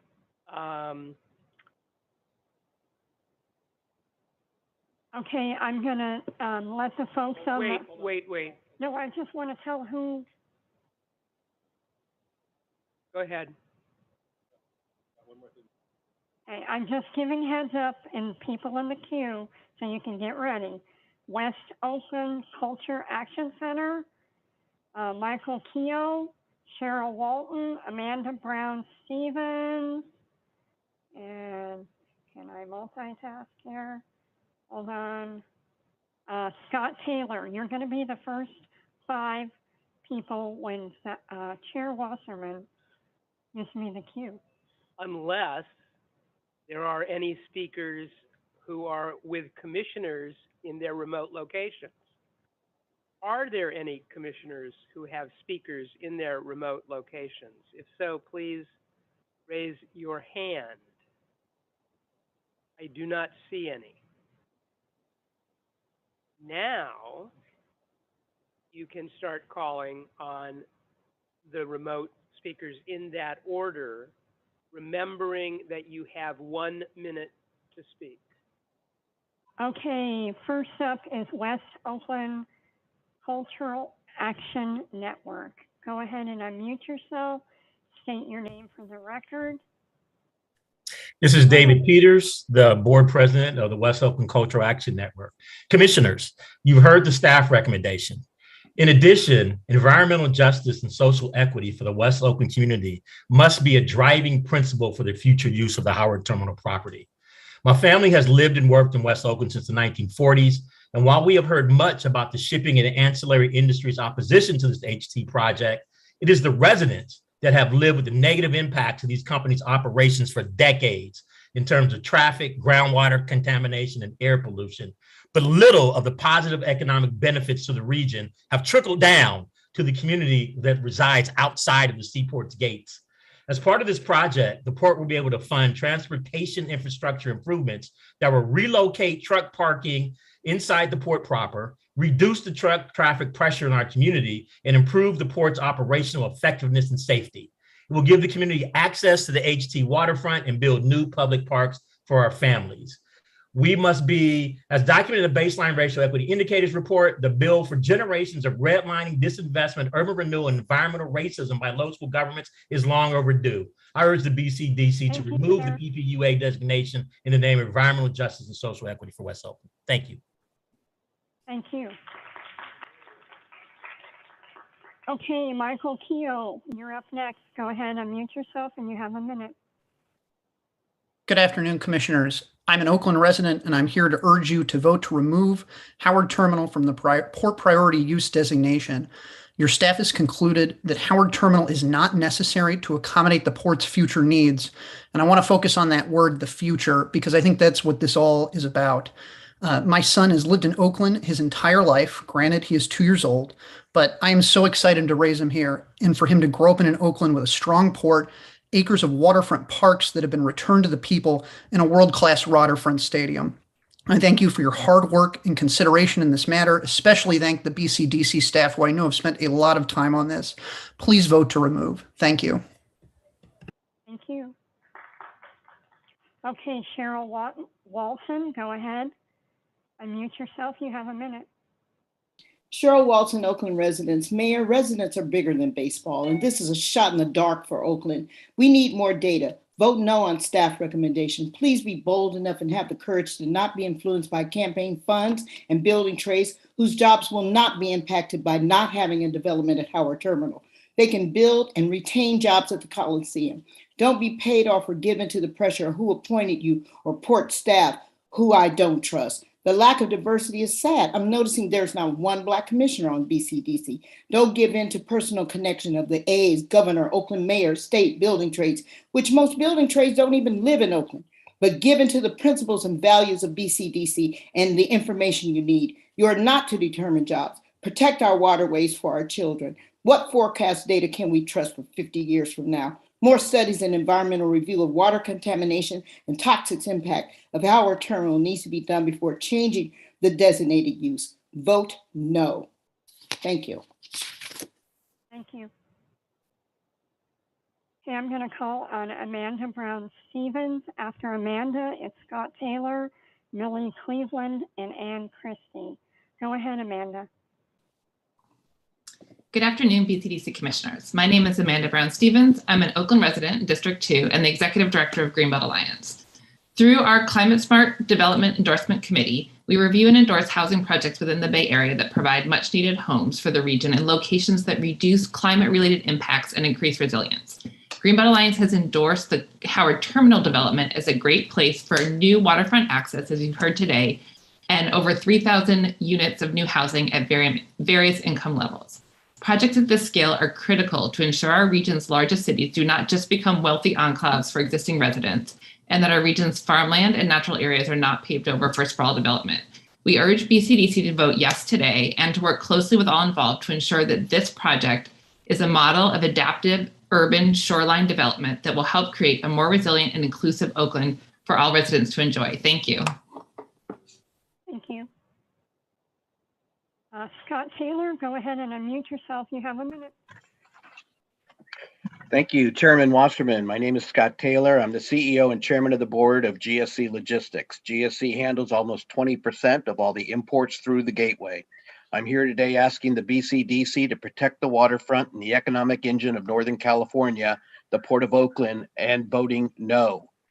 Howard Terminal is imperative to the success of the Port of Oakland with 325,000 truck moves a year. In my private conversations with most of the port staff, they are steadfastly against turning valuable port property over to a billionaire. However, they must walk the party line if they want to get their weekly paychecks. Let's face it, this isn't even about a ballpark. It's a land grab by a billionaire who wants to build luxury condos, hotels, commercial and retail development. I implore the BCDC to retain Howard Terminal as port priority use and protect valuable waterfront property that if it's lost will be lost forever. I implore the BCDC to retain Howard Terminal because Oakland is the only port in the country willing to give up valuable land. I implore the BCDC to retain Howard Terminal as port priority use because only you can protect the economic engine of Northern California, the port commissioners, the Thank city you, sir. council members would Thank rather you. follow mayor's instructions instead of doing what's right for all of us. Thank you for your time and consideration. Thank you. Millie Cleveland, go ahead. Unmute yourself and you have a minute. My name is Millie Cleveland. I'm a resident of District 4. We are not here because Howard Terminal is not a viable terminal anymore. We're here because we have a billionaire that wants to build a baseball park. Your obligation as commissioners is to assure the protection of our public land. We are not supposed to be using public land that can be for issues that can be built somewhere else. We have a Coliseum in East Oakland, and the same workers that serve the Coliseum that would serve the baseball park at Jack London could still work in East Oakland. With all due respect to the building of trades, I have never seen them refuse to build anything, including expansion of Chevron in Richmond, allowing them to process dirty crude oil, or building the shuttle from BART to the Coliseum with nobody on it. So please vote no. Thank you. Next will be Ann Christie. After Ann will be Evie Wang, Jay Morrow, and Robert Mandel. Go ahead, Ann. Good afternoon. My name is Ann Christie, and I work at SPUR, a Bay Area nonprofit public policy organization. SPUR supports the amendment of the San Francisco Bay Plan and Seaport Plan to remove the Port Priority Use Area designation at Howard Terminal. We agree with BCDC and port staff assessment that removing Howard Terminal from the PUA would not detract from the region's capability to meet future projected growth in cargo.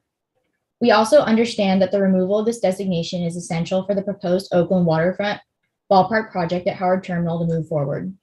However, SPUR believes that in order for the Oakland waterfront ballpark project to be successful, it needs to address uncertainties related to project financing, transportation, infrastructure, and housing affordability options. SPUR voiced these concerns in previous letters.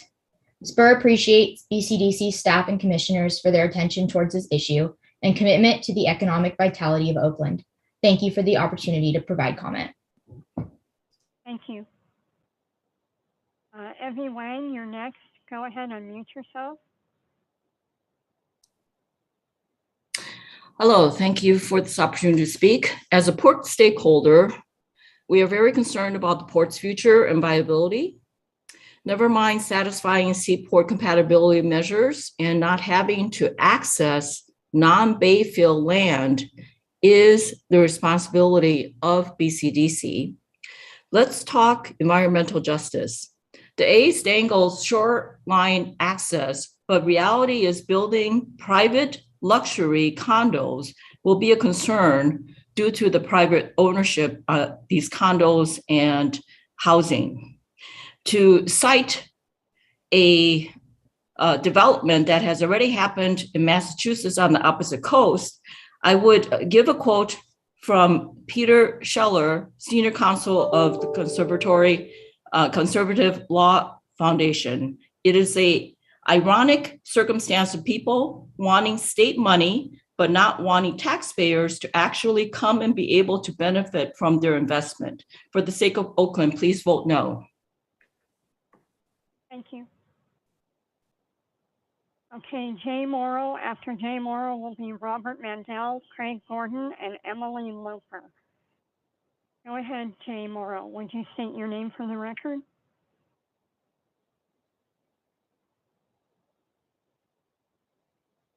Okay, go ahead and unmute yourself.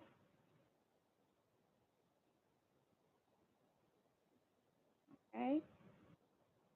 I'm going to go to Robert Mandel. Robert, go ahead, unmute yourself. Good afternoon. My name is Bob Mandel. I urge you to vote no.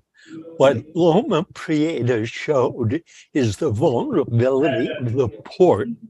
All of the terminals at the far west end of 7th Street were damaged for years. American President Line's terminal was severely damaged. It is foolish and short-sighted living in California to shut down Howard Terminal, which could be a safety valve in the likely instance of another earthquake.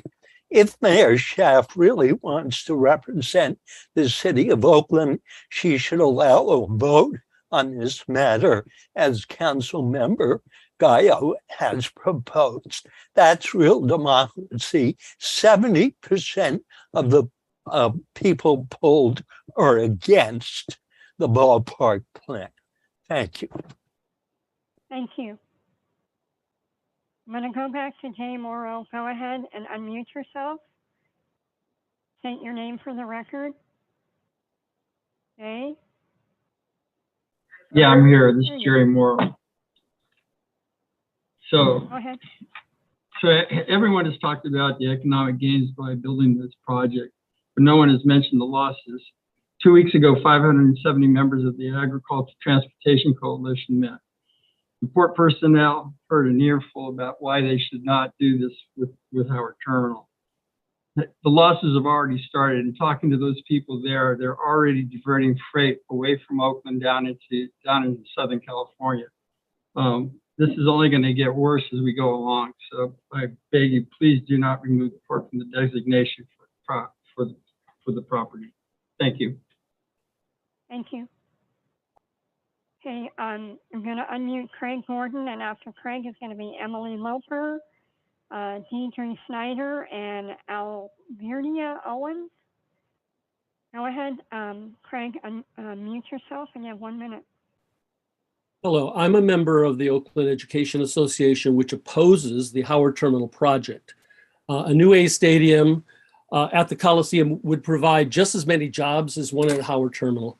It's appalling that the chair of this proceeding, Zachary Wasserman, is deeply compromised as a former attorney for billionaire A's owner John Fisher and a public advocate for the Howard Terminal development.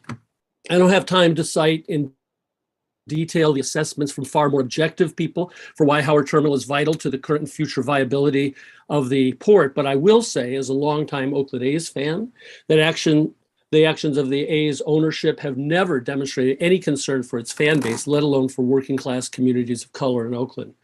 Now Major League Baseball leaked just days before this hearing that it could waive fees for the A's moving to Las Vegas. This is just another shameless tactic by the A's and the Major League Baseball to bully public officials into doing the wrong thing. Do the right thing and vote against the removal of port priority use. Thank you. Emily Loper, go ahead, unmute yourself. You have 1 minute. Good afternoon, Commissioners. Emily Loper with Bay Area Council. I'm also a Oakland resident. I just want to reiterate our strong support for this project and urge you to approve the staff recommendation to remove the port use designation and allow it to move forward. This development will bring widespread economic, housing, environmental, and public access benefits to the Bay Area, and the evidence is clear that it will not interfere with the ability of the port to grow its future operations. This project is just a better use for the site, and we urge you to approve the staff recommendation today. Thanks very much. Thank you. Deidre Snyder, go ahead and unmute yourself. Yes, this is Deirdre Snyder. I'm a longtime Oakland resident, and I want to first make it clear that I want to urge you to vote no on this. As was raised by some of the commissioners, you don't have a lot of wiggle room in 2050 for any development at the port. Of course, if we discourage people, they won't even use the port anymore. I think the basic thing is we don't see what the future is going to be, except one thing I do know is that there is serious climate change going on, and we will not only have sea level rise, there is already ground level rise, which is really affecting West Oakland right now. We're having to look at a different way of living, and luxury condos is not a vision that is supporting an adaptation to climate change. I vote no, please. I'm gonna, I'm sorry if I mispronounce your name, Alvernia Owens, and then after Alvernia will be Savlan Hauser, Victoria Smith, Ali Spearman, and Daniel Baldacci. So Alvernia, go ahead and unmute yourself. State your name for the record. Hi, my name is Alverdia Owens, and I'm a 34-year resident of West Oakland. And I'm asking that you vote no. First, I don't think it's sensible to even consider building a ballpark because at Howard Terminal, because it's on a landfill on the bay field. And with the rising tides that we're currently dealing with, and also the port is built on the same bay field, the erosion, and if an earthquake arises, it can liquefy, and the weight of a ballpark with luxury condos is not a good thing. So I want to move on and talk about the air quality. I just don't think it's a good place for the ballpark to be. The Coliseum is there. The A's don't have the Coliseum. Let them take it. The air quality, acclimate air quality to look at the EIR and look at the report that Acclima did, which is a San Francisco based. Thank you very block much. by block air quality management, and they have Your time is up, ma'am. Thank support. you. Okay, Savlin Hauser, go ahead and unmute yourself. You have a minute. Good afternoon. My name is Savlan Hauser. I'm the Executive Director of the Jack London Improvement District. We're committed to a welcoming and thriving historic commercial mixed-use neighborhood. We represent over 4,000 residents, 500 businesses, and thousands of workers and visitors. Thank you, BCDC commissioners, for your careful consideration of this important decision for the future of Oakland's urban waterfront. We support this project and the removal of the port priority use. We are excited to welcome so much more activity and access to the bay. The development of the A's Stadium in this location moves forward on so many issues critical to our community: equity, economic development, environmental justice, mobility. It will be a radically different outcome than so many infrastructure projects of past decades.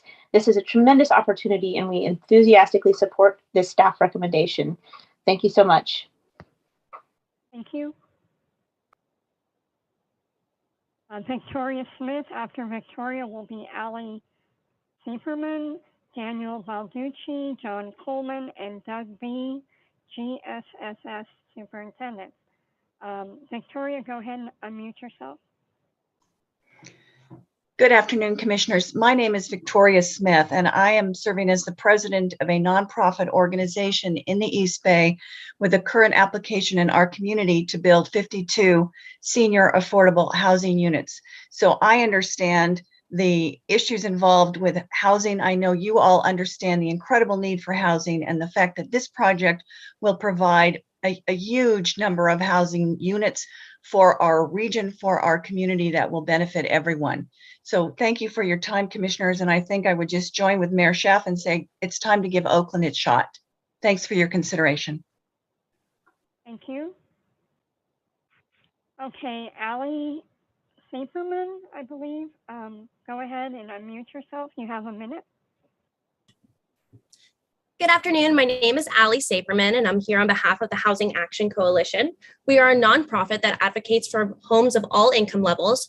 And after reviewing the Howard Terminal proposal back in 2019, we are excited to support a project that is proposing up to 3,000 new homes, plus other community benefits.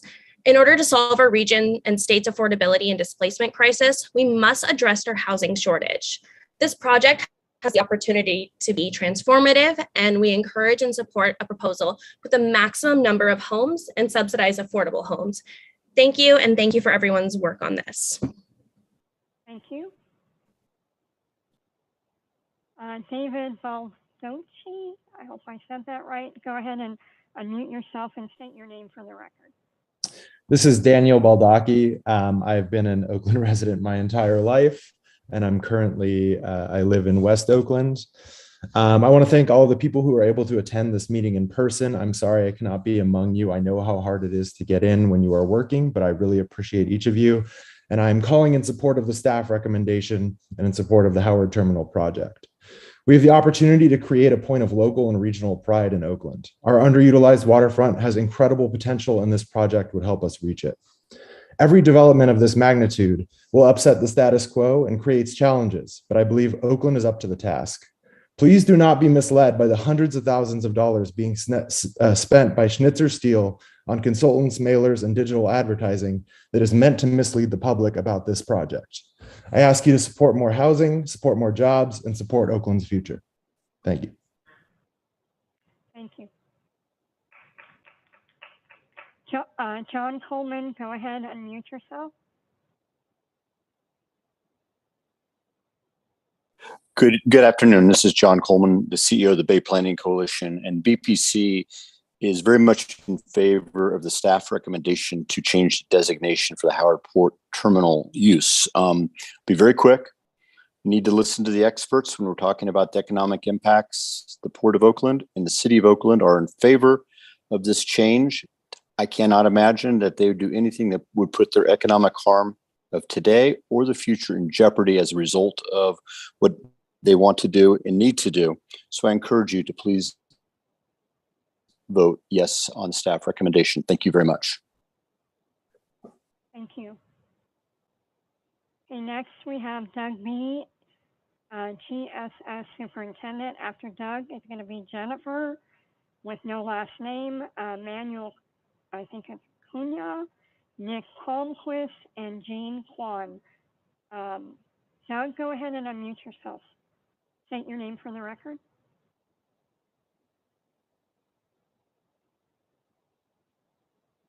Doug B, GSSS Superintendent, go ahead and unmute yourself.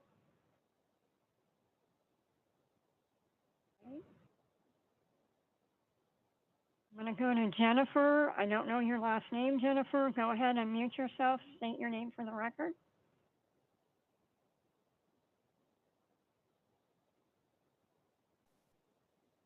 My name is Jennifer Trigg, and I've been a dedicated A's fan for 50 years, and I grew up going to the games in Oakland during the dynasty years and beyond, and now I bring my own children, and they're very thrilled to attend the games.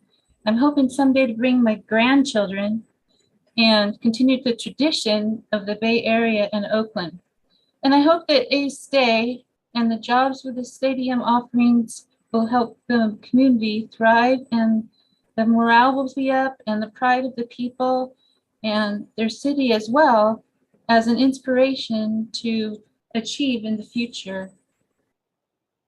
Thank you. Thank you.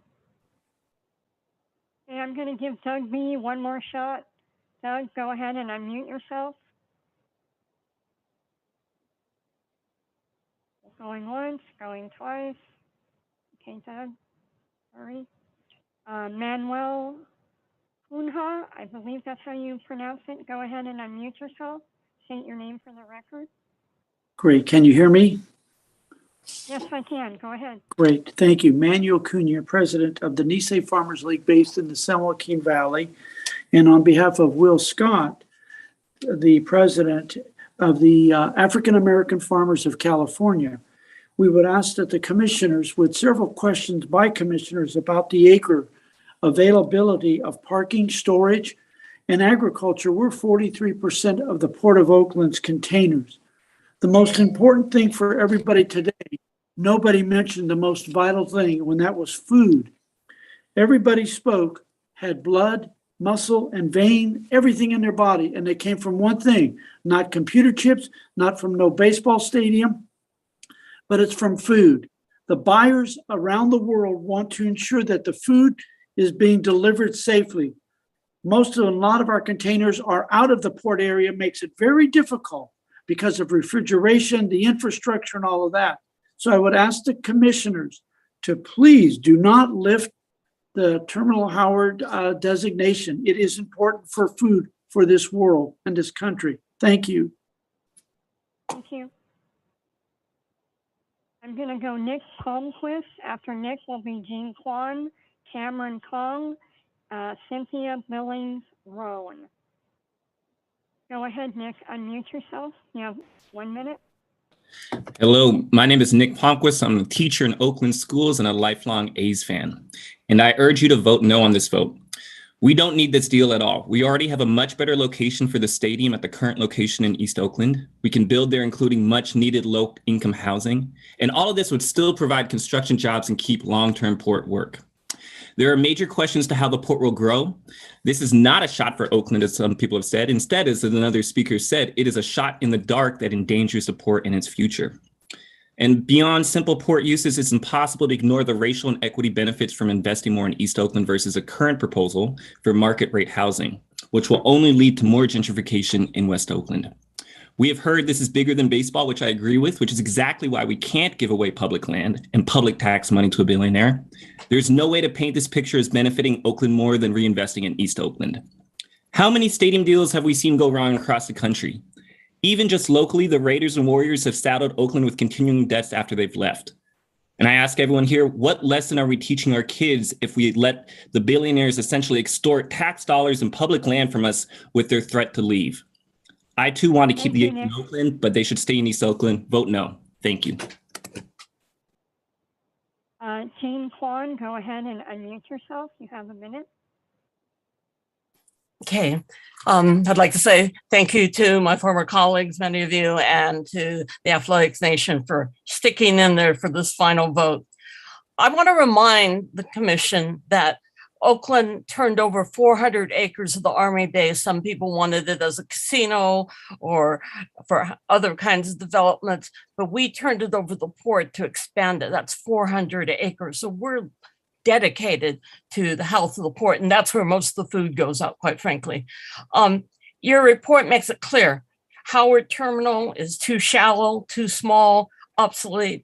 And you, even if you had the money to put it back on board, you wouldn't put it there. You would put it into the deeper part of the harbor where you would get much more cost benefit for shipping. This provides not just keeping the jobs of baseball, but 7,100 new jobs, 18 acres of park access, and that's within your purview, 18 acres and extension of the Bay Trail in probably what will be the most heavily used part of the Bay Trail. And in terms of housing, 3,000 housing units means 450 low-income subsidized affordable housing units. So this is, as what everyone has been trying to say, a mixed housing unit. Finally, it will strengthen the economy of the entire. Okay, Cameron Kong, you're next. Go ahead and unmute yourself. Good afternoon, and thank you. I am Cameron Rahim Kong, a young teenager from Alameda County. I am an avid fan of baseball and this wonderful city of Oakland. I'm speaking out in support of this project and request your yes on this vote. I would like to remind you that we have lost the Raiders and the Warriors in the past 5 years, and the Athletics, the last team left in our city. This yes vote will produce a vast amount of new jobs that will benefit the city of Oakland and the people of our community in the San Francisco Bay Area. Not to mention all the environmental benefits that will inevitably improve the living conditions in this amazing city. I hope you heed the staff's recommendation and remove Howard Terminal from port use to benefit all of Oakland. We are all rooted in Oakland. This is bigger than baseball, and thank you for your time. Thank you. Okay, Cynthia Billings Roan. After Cynthia will be David Anderson, Jordan Daniels, Ryan, and Travis Hillian. Go ahead, Cynthia. Thank you, BCDC. I urge you to vote no on BPA 219. Allow yourselves the chance to consider other ideas and proposals for Howard Terminal. Look to the future, not at the newest bright, shiny object. We will have a new mayor in 6 months. Bonta's AB 11, whatever, was an artificial date set to coincide with her agenda. It is premature to approve BPA 219 as it is a project specific to the A's Folly, not even approved by the voters yet, and is not particularly popular. I remind you that Tioga and SPAC recommended that Howard Terminal would best be left as is. This project is not worthy of the special dispensation afforded to changing the port priority use at this time.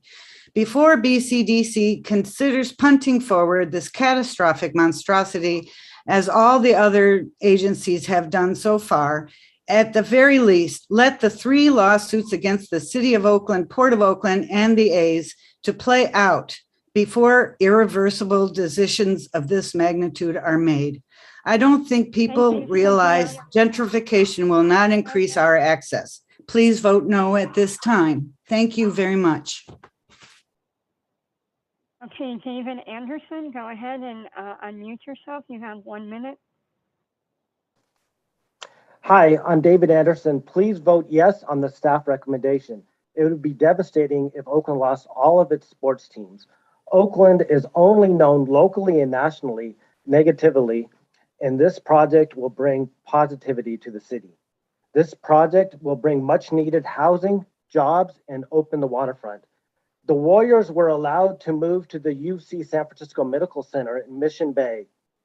I have not heard any negative consequences, such as people and ambulances not being able to get to the clinics, and the Mission Bay Children's Hospital, which is only 2 blocks from the new Warriors Arena.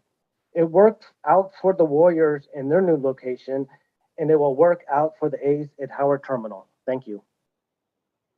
Thank you.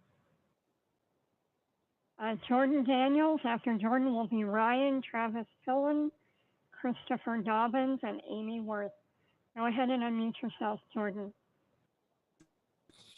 Hi, my name is Jordan Daniels. I'm a Bay Area resident, sustainability consultant, a lifetime A's fan, and also a big fan of the BCDC.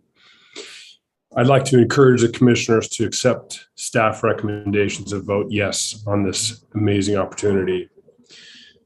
There are some nice synergies with the BCDC mission to protect and enhance the San Francisco Bay and encourage the Bay's responsible and productive use for this and future generations. Of the myriad ways the ballpark proposal supports the mission, I'll comment on 2. Firstly, the cleanup and preservation of the estuary and waterfront as spelled out in the EIR is 1. Secondly, the public access to the waterfront via the extraordinary Bay Trail being incorporated with the ballpark is a first in the world. To allow public access to the waterfront via the ballpark is just an extraordinary opportunity not to be missed. I encourage you to vote yes. Thank you. Okay, Ryan, go ahead and unmute yourself and state your name for the record, please. Hi, my name is Ryan Brown. Can you hear me? Yep. My name is Ryan Brown. I've lived in the Bay Area for 46 years. My grandfather worked at the Oakland Tribune. My father went to high school in Oakland. I've lived in Oakland for 15 years. I'm not representing anybody. I'm one of the few people on this call. I'm not representing anyone except for somebody who is impassioned for the city of Oakland and the communities of Alameda County. And I've studied this in great detail the last 10 years. Although I don't like John Fisher and I'm not particularly fond of billionaires, this is a much more complicated issue than that. I'm also an environmental business consultant, so I'm extremely concerned with environmental and ethics issues around any development projects. I think it's short-sighted for us to lose another opportunity like this, despite whether we like or dislike billionaires. This is a huge opportunity, and we're going to be continued to be looked at in the country as Oakland that can't get anything done because we get in our own way. So please vote yes. Thanks for your time. Thank you. Okay, Travis Pillen. After Travis will be Christopher Dobbins, Amy Worth, Dan Augustine, and Stan W. Go ahead and unmute yourself, Travis. Hi, all. Thanks for your time today. Travis Palan. I'm saying yes on the staff recommendation. I'm born and raised in Oakland. I run a small business and provide food trucks for the local Oakland community and have helped out in many ways, the Oakland A's and others in the past. And, we hope to continue these efforts and to provide, jobs for local community members at the new facility at Howard Terminal. And although I am a Giants fan, I will say that, the Oakland A's and the success of the Oakland A's throughout the years I've been here is something I've followed. And I hope that continues. And I think a new stadium will bring similar success that the Giants had when they moved into their stadium, 20 years ago plus. So hope that you guys make the right decision. Sports is a crucial part for the community. If Oakland loses all their sports teams, I think you'll lose the community. So, fully supportive of this staff recommendation. Thank you. Thank you. Okay, Christopher Dobbins, go ahead, unmute yourself, and you have 1 minute. Okay, thanks so much. I get to follow a Giants fan. My name's Chris Dobbins. Thank you, Commission, for hearing all the public comment today, both positive and forward. I'm a president, co-founder, Save Oakland Sports. Used to be on the Oakland Coliseum Authority and also was on the Oakland Board of Education. We are wholeheartedly supporting the staff's recommendation to move forward with this project at Howard Terminal, not only to maintain Oakland as a professional and major league city, but look at the vision. I mean, the port was really developed after, during World War II, and this is an opportunity to move the port into the next century. As said by many people in support of the Howard Terminal project today, it's a world-class project. It's an economic driver for the city and the entire East Bay region. Many community benefits are coming out of this project, including housing and including new infrastructure. Acknowledging that there are going to be costs to the community. However, this is the vision to move Oakland into the next century, and we definitely urge a yes vote. Thank you. Thank you. Okay, Amy Worth, you're next. Go ahead and unmute yourself. 1 minute. Good afternoon, Chair Wasserman and members of the Commission. My name is Amy Worth, and I thank you for the opportunity to speak before you today, and I'm doing so in support of the staff recommendation. As you know, the Bay Area is facing a huge housing crisis, and currently the region's 101 cities and 9 counties are planning for much needed housing over the next 10 years. In addition to the rising cost of housing construction and land costs, one of the greatest challenges is locating land to construct new housing. The Howard Terminal project will result in the production of 3,000 new housing units. And because of the longstanding commitment to affordable housing by the Mayor of Oakland and the City of Oakland, many of these new units will be priced at the affordable level. And I thank you very much. Thank you. Dan Augustine will be next. After Dan will be Stan W., Angela Tirado, Hal Gordon, and Ian. So go ahead, Dan. Hello, my name is Dan Augustine. I work in West Oakland and for Oakland Schools. I'm a union member. When going to games this season, I noticed 2 things of note. One is the site staff who works to create a great Oakland atmosphere. And 2 are the students of Oakland who attend games on field trips to see their home team play. The A's are a part of the fabric of Oakland, and this is a world-class project. Please vote in favor of removing the port priority use. This is a once in a generation opportunity. Thank you so much. Thank you. I lost somebody. Okay. Angela Tirado, go ahead. Unmute yourself, and you have. Angela, you're using an older version of Zoom, so I am going to temporarily promote you to a panelist so you can speak.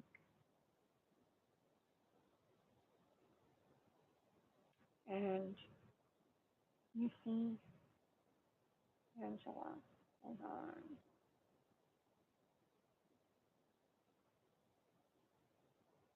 Angela, go ahead and unmute yourself.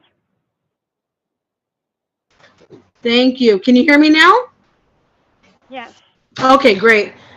Good afternoon, Commission. This is Angela Tirado. I am the voice of San Jose and also the voice of Forever Oakland. And I'm urging the Commission for a yes vote for the land use of Howard Terminal. The importance of building a home for our Oakland A's, retail jobs, environmental justice, waterfront access, affordable housing, etc., to bring communities together. The best result here is a win-win for the community, including our youth and our families. We need happiness and smiles in these times, and this development is a spiritual issue for the people. This will be a place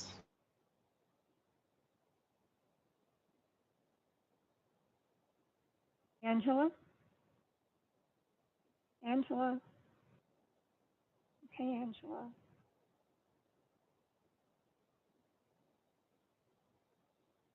Okay, hold on a second. I'm going to unmute Hal Gordon.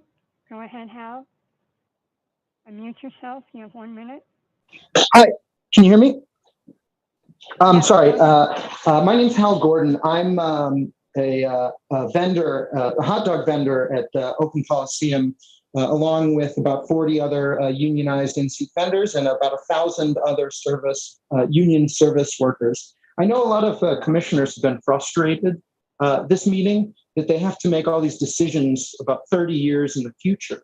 Well, I have a prediction that is only 3 years in the future and is virtually certain to happen.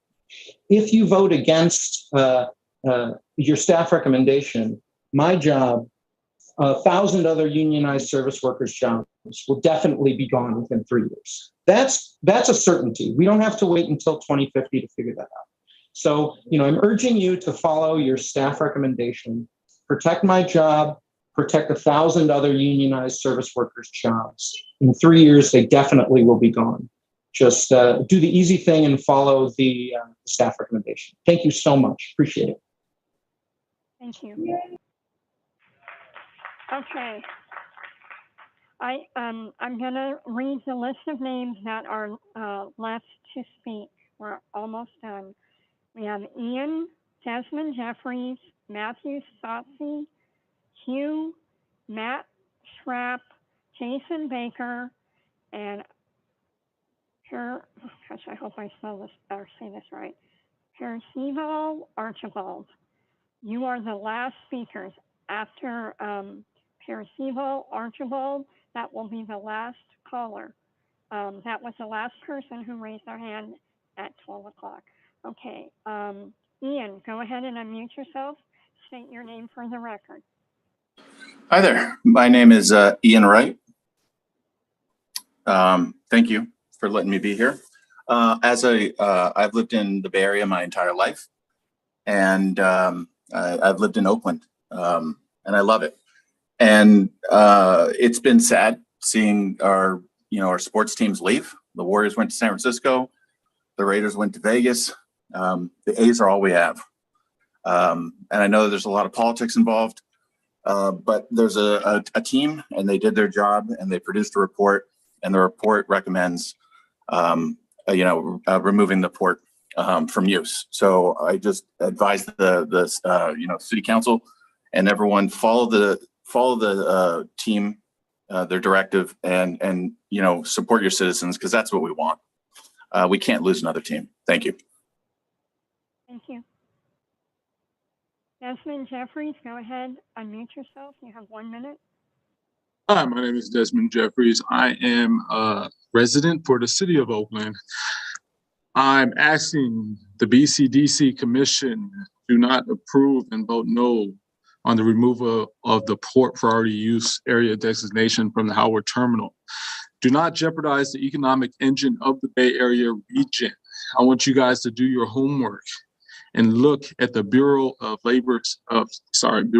Transportation statistic that shows a 4.5% increase over 10 years from 2010 to 2020. And that's going to repeat again from 2020 to 2030 and 2040 to 2050. We are going to have a 4.5% increase minimum. So in 2050, you will not be able to make capacity and meet capacity if you give up the Howard Terminal. There's exponential growth. You're impacting the economy, and also look at what you're shipping. We're not shipping baseballs. We're shipping food, rice, grains, things that people eat and need. We're also going to lose out on competition if we lose and weaken our competitive nature of the port. So vote no. I do not have all my facts with me, but Matthew Stassi, go ahead, unmute yourself. You have 1 minute. Good morning, Commission. Thank you for giving me the opportunity to speak today. I'm calling in as a resident of West Oakland, an employee of the city of Oakland, and also work part-time at the Coliseum for the Oakland A's, calling in to say that I am in support of removing the designation, and I hope that you all are in support too, and follow the recommendations made by your own staff. As a West Oakland resident, I feel like this would be a boom for not only West Oakland, but the whole region in general. And I'm really excited to see it happen. So thank you for giving me this opportunity, and have a great day. Thank you. Okay, the last speakers we're going to have are Hugh, Matt Schrapp, Jason Baker, and Percival Archibald. So Hugh, go ahead, unmute yourself and state your name for the record. Hi, my name is Hugh. I'm an Oakland resident. I support the A's Stadium, but I urge people to not disparage those who are concerned about the port and port jobs. The port employs many blue-collar union jobs for Oakland residents. I support the designation, but I would like to urge you all to carve out something for the turning basin. I read from the staff report, quote, "The Commission's review of BPA 2-19 is limited to the application by the Oakland Athletics, which provides removal of the entire port priority use area at Howard Terminal and does not propose retention of any of the area for the turning basin."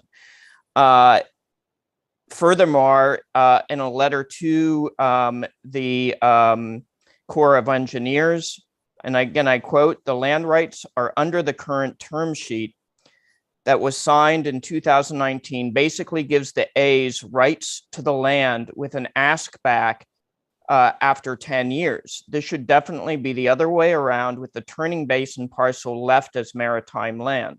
No matter what happens with Howard Terminal acreage," let me just finish, I'm almost done. "Acreage for the turning basin project needs to definitely be excluded." Okay, next caller is Matt Schrapp. Go ahead, Matt. Unmute yourself. You have 1 minute. Thank you, commissioners. My name is Matt Schrapp. I'm the CEO of the Harbor Trucking Association, a lifetime Oakland A's fan. Likely this vote is already cooked, so I'll just make some observations here.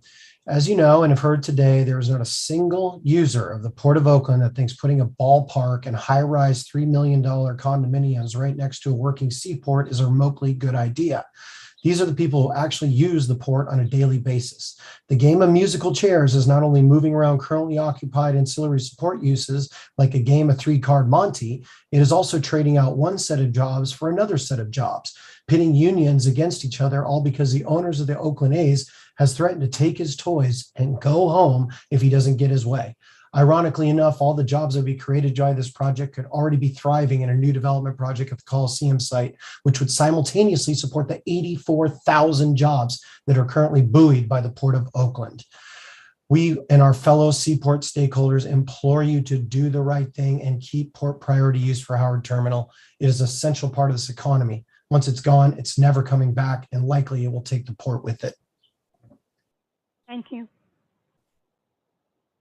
Jason Baker, go ahead, unmute yourself. You have 1 minute. Thank you. Good afternoon, Chair Wasserman and BCDC commissioners. My name is Jason Baker. I'm the Senior Vice President of Infrastructure and Regional Partnerships at the Silicon Valley Leadership Group. The SVLG represents over 350 tech and innovation economy companies throughout the Bay Area. We encourage the Commission to approve the staff recommendation to support this transformative proposal that will make this area and the region a better place to live, work, and play. It's very difficult and rare to have a chance like this to do real regional economic development while doing right by the environment, housing, jobs, open space, and more. Oakland and the region can't afford to pass up an opportunity like this. This has been a long day. You're almost at the end of public comment. Congratulations and thank you. I'm struck by the breadth of speakers in favor of today. You've heard from housing advocates, environmental advocates, business, workers, residents, sports fans, non-sports fans, and more speaking in favor of this proposal. We at SVLG join those groups in urging in favor. Thank you to staff for your hard work, and thank you to the commissioners for your consideration and public service. Thank you.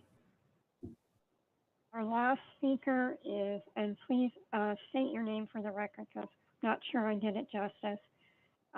Percival Archibald. Go ahead, unmute yourself. Good afternoon, commissioners. My name is Percival Archibald. As a lifelong East Oakland resident near Coliseum Gardens and an alumni of Edna Brewer and Skyline High School, as well as an employment counselor for social services of Alameda County, I'm very disappointed in the EOSA. The EOSA do not represent myself and many East Oakland residents as they claim to do. Keeping the A's in Oakland maintains the identity of the city. John Fisher will not always own the A's. However, he has the custody and power to move them out at this time. The economic benefits will last far beyond 50 years. Please do not let the A's move out. The Oakland A's is the identity of the city more than any other sports franchise that have existed in Oakland. This is bigger than baseball. Please vote yes and accept the staff recommendation to remove the port designation for Howard Terminal. Thank you. Thank you. Chair, that ends the public comment on Zoom where the hands were raised by noon. Thank you, Peggy. I know that there are some people who think they're in the queue whose hands were up. You raised your hands after 12 p.m. And we had announced at the beginning of the meeting and again at 11:30 that we would cut off both for speakers here and remotely at noon. So that is why we are following that.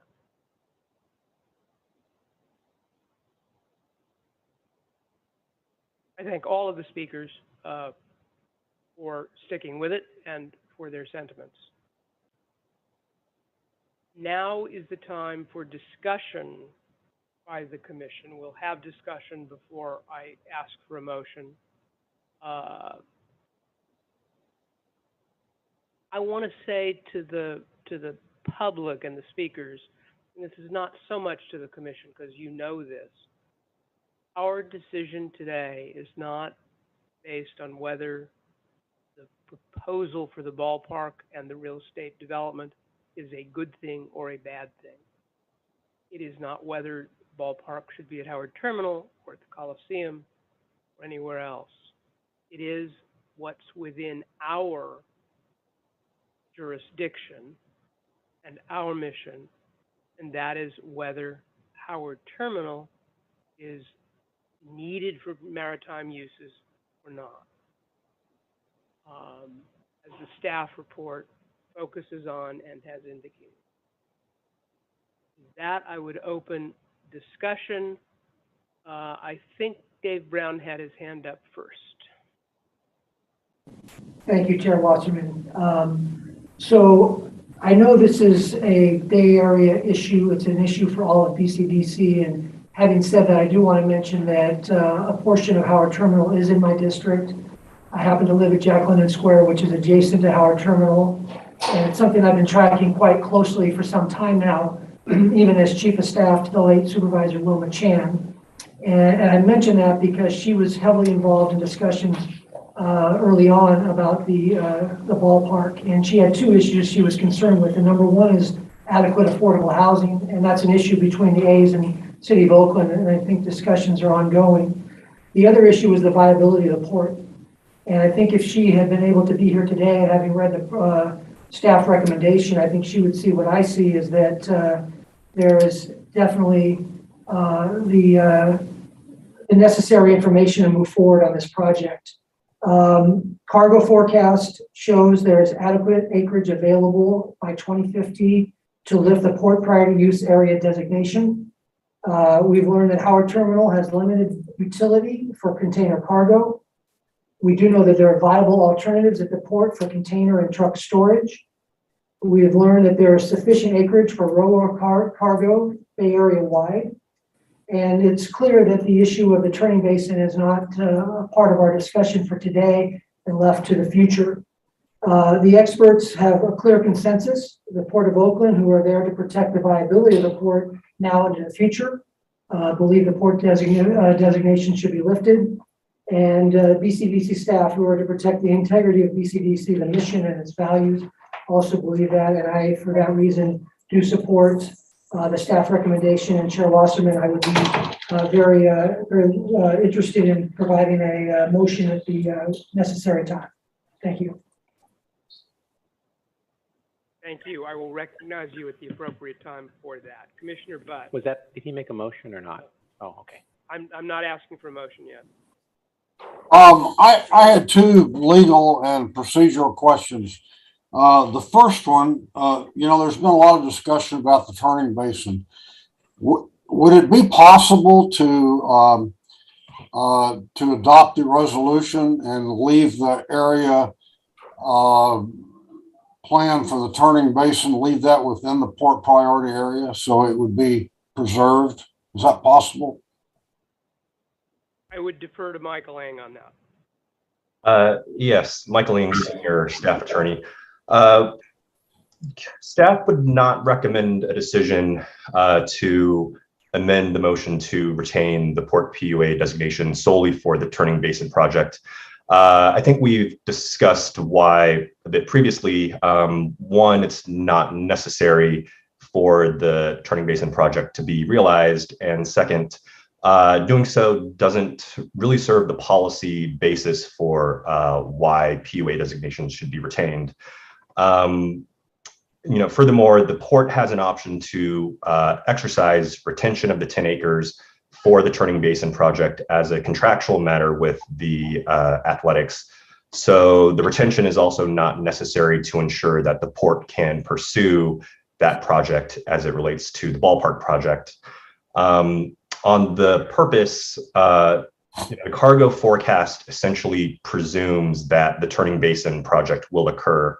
So in context of the basic policy considerations and the function of PUA designations under the McAteer-Petras Act and under General Policy 4, retention of the PUA designation for the Turning Basin project, again, doesn't materially affect one way or the other the regional capability to meet projected growth in cargo or pressure for new bay fill. So it really just doesn't relate to the questions in front of the commission right now.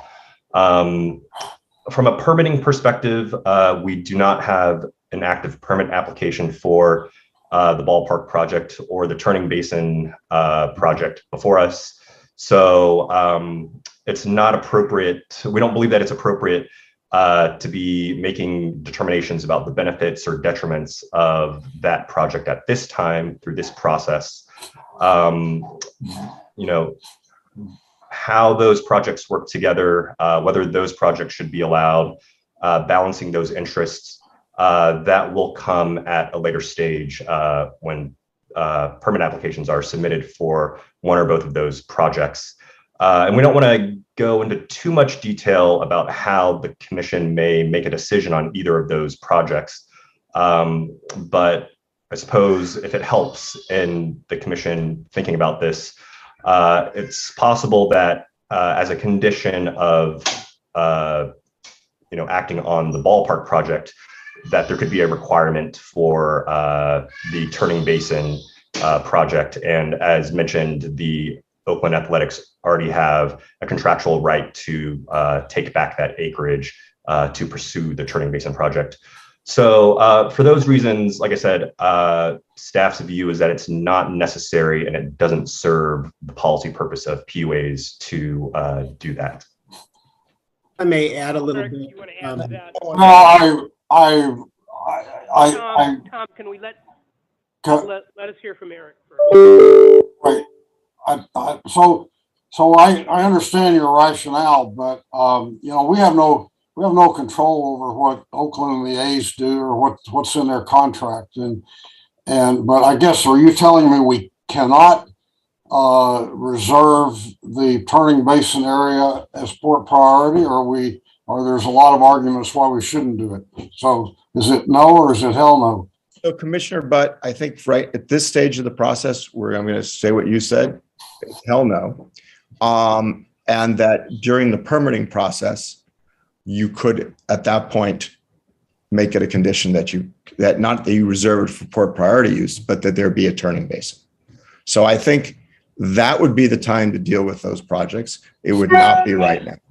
Okay, my second question is there a possibility that a resolution could be adopted that turns down the application but does it without prejudice, so it can be brought back at a later date? I would assume yes, Commissioner Butt, that you could do that. You could have such a resolution. We'd have to think about it just a little bit, but I would assume so. I mean, it's a little weird with AB 1191 saying, you know, the decision needs to be made, but a decision would be made then. I'm thinking on the fly as we talk about this. So I believe that you could do that. I do think that would be a little weird. And I'll just ask Michael, do we have anything that you think, is there any reason why they couldn't bring it back that you're aware of? I don't think so. This is a planning level action. It's not like a permit application where there are, property rights or due process considerations in that sense. Anyone could submit a Bay Plan amendment proposal to do the exact same thing as the current BPA 219. I don't see any reason why one couldn't. Okay, thank you. That concludes my questions. Commissioner Adiego, and then Commissioner Lee. Thank you, Chair Wasserman. I'm glad that you reiterated at the end of your comments that we really are here this evening to focus on the Port PUA. We hear so many compelling arguments that speak of the need for a ballpark and that Oakland should be allowed to become its very best. And I don't think anyone in government would dispute that. But really, we're here to just look at the advisability of removing the Port PUA from Howard Terminal. And I think that Director Wan's past presentation today and his answering to queries from members of the commission were adequate for me, a compelling reason for me to be able to support the removal of the port priority use area from Howard Terminal. And I especially enjoyed Commissioner Eisen's step back in time to look back 30 years at what business and finance was like in America. We never thought we'd be where we are now. And I certainly think that this industry is probably ripe for some innovation and improvement. And I can't imagine it not happening. So I'm very confident that the Port of Oakland, its operations will survive without Howard Terminal. Commissioner Lee. Yes, thank you, Chair Wasserman. First, I would like to thank the BCDC staff for producing this comprehensive report, and also the East Oakland Stadium Alliance and the Port of Oakland reaching out to me to educate me about the background of this very important issue. I want to start by stating, just like everybody has said, this is not an endorsement of the Oakland Waterfront Ballpark at the Howard Terminal. This is merely the vote to allow the City of Oakland to further explore this development option and come back to BCDC for formal approval of the project at a later date if this were to pass today. Howard Terminal is a small historical berth occupying 50 acres, located at the southeastern end of the port. The equipment is very aged and the site is in dire need of additional investments. The Inner Harbor Turning Basin project by the Army Corps of Engineers, as mentioned, will remove 10 acres to allow larger container ships to make turns. With around only 40 acres left, the remaining Howard Terminal's future is very bleak as is. But the one thing Howard Terminal does have going for it is it's strategically located next to Jack London Square, which already has existing residential, retail, and mass transit resources.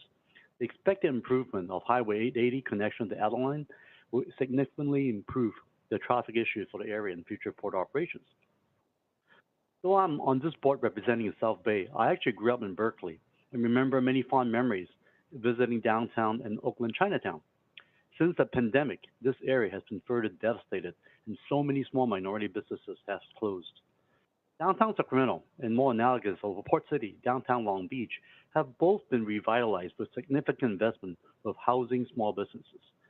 This area that we talk about today in Oakland is much needed economic investment. And this project will both address the needs of the site to protect it from sea level rise, conducting the environmental cleanup of the estuary, as well as revitalizing the local community through increased residents and economic activity. More of our residents and children will have the opportunity to access the beautiful waterfront and the Bay Trail.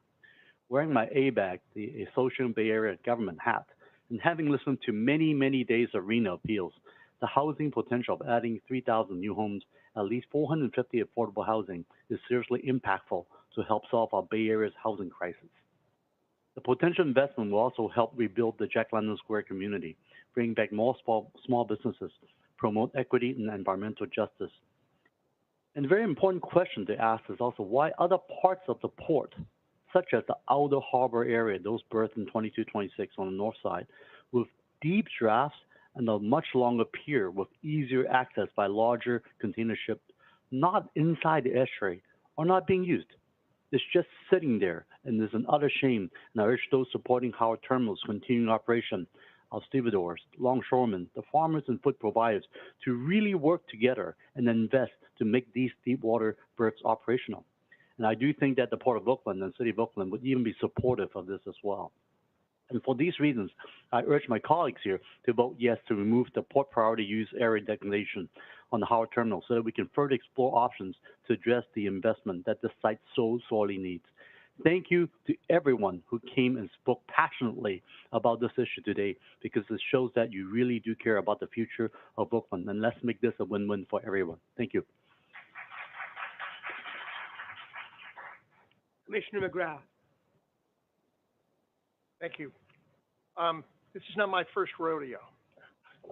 I was hired by the Port of Oakland in 1990 to run their environmental department, and I secured entitlements for 3 different dredging projects, the new terminals that are now in use in the inner harbor, another terminal in the outer harbor, and was instrumental in closing the Oakland Army Base in a way that divvied that property. I also spent 4 years trying to figure out how to reduce emissions from the port and started the process. The Port of Oakland was, of course, the first port that actually put their money into reducing emissions. For the last 14 years, I've been a BCDC commissioner, but this will be my last rodeo. I stayed because I have some insight as a regulator representing those who are regulated, obtaining entitlements, and specifically my involvement in the Seaport planning. The thing that I want to start with is while I know something about the container business, we have to keep in mind what our metric is for evaluating these projects. And it's not economic development, which many have urged, or whether or not this is a better use. I believe that all of the port priority use area that's the subject of this matter was filled from the bay. Howard Terminal was built before my time and included, as I think we've factually determined, 17 acres of new fill under McIntyre-Petrus Act for what was then an allowable use for bay fill. The staff recommendation concludes that Howard Terminal might not be needed to handle container cargo if it only grows at the moderate level and if the efficiency of the terminals increases dramatically, and if we ignore the 6% peak in August that usually occurs, and if the congestion in the rail and freeway corridors at Los Angeles and Long Beach don't shift cargo to Oakland. And in any case, it only goes through 2050. I know a little bit about time. It's been 32 years since I started at the Port of Oakland, and I saw the future of a lot of these things. This is a real estate project, one of many that I've seen in my 50-year career in the environmental business, bigger than most, but not fundamentally different from those that I saw while I was at the port. Real estate may be the most popular Oakland sport. I started after Wally Abernathy had resigned, concerned that the port's decision to invest in real estate would not be wise. And indeed, the port lost money in real estate every year I was there. There were still vacant storefronts the last time I rode my bike through Jack London Square, 32 years after I started working for the port and walked by vacant storefronts.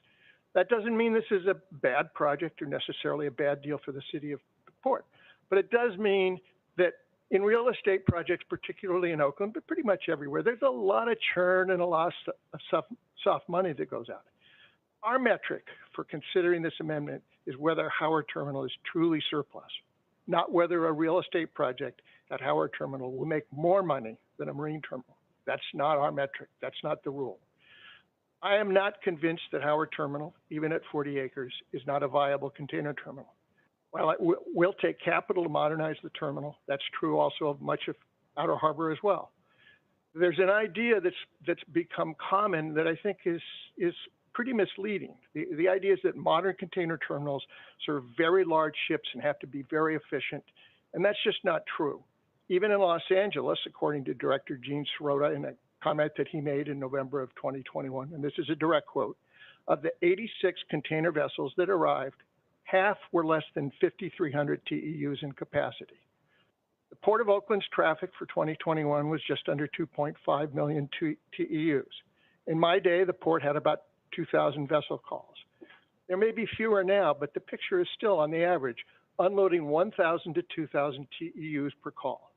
Both 5,300 TEU vessels and cargo volumes of 2,000 TEUs can be readily accommodated at Howard Terminal. They're still building those ships, as I think we had testimony the last time. One question that explains the current proposal is how much rent would that provide?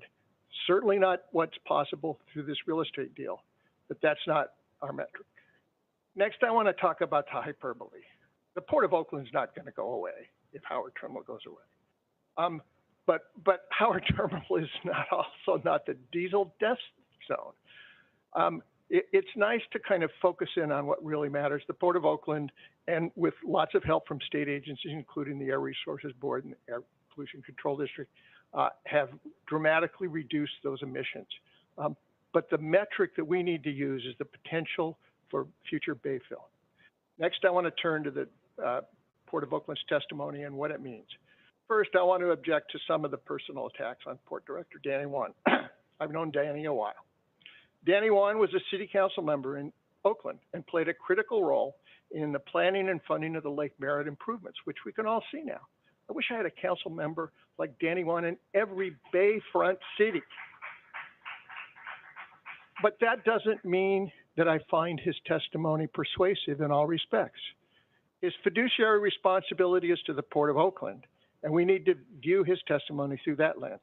Testimony by the port, in particular that by Christy McKinney at the hearing, made it clear that the port hopes to see this project galvanize support for federal and state funding of transportation improvements, like rebuilding the Adeline overpass and the 7th Street underpass. Those projects would indeed make the port more efficient, and federal funding would save the port lots of money and make it available for investment in other capital investments. If I were in Danny's shoes, I might support this project too. It's clear to me that for the port at this time, Howard Terminal's a chit for a different kind of economic benefit, but that's not our metric. Danny Wan, and this was mentioned again today, Danny Wan made a pretty persuasive argument that even if it were to be needed, Howard Terminal would not be needed until about 2050, maybe later, maybe earlier, and would only represent 2 years of cargo growth.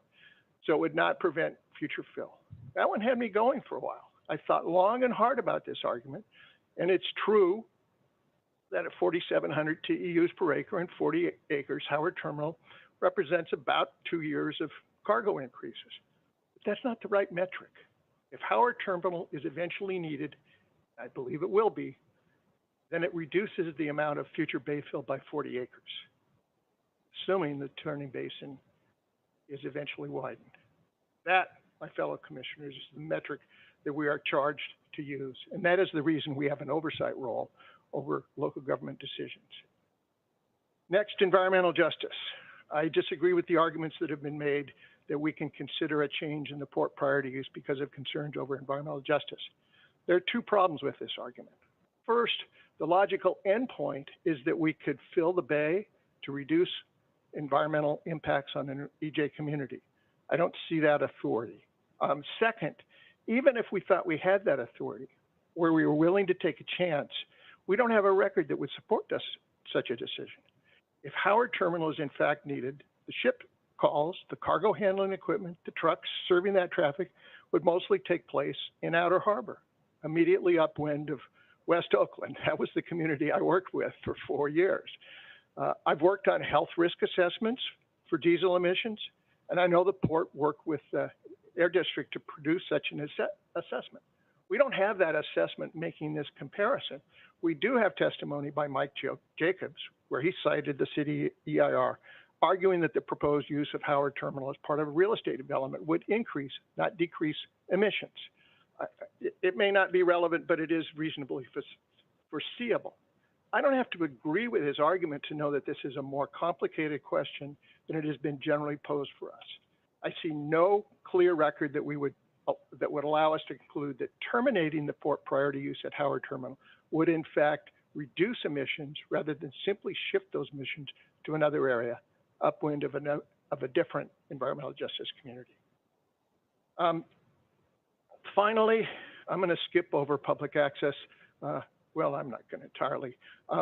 When I started at the Port of Oakland, you couldn't get around the port on a bicycle. I've been up the Bay Bridge, down through all of the Port of Oakland, out to Middle Harbor, Shoreline Park, which I had a role in, and through the area.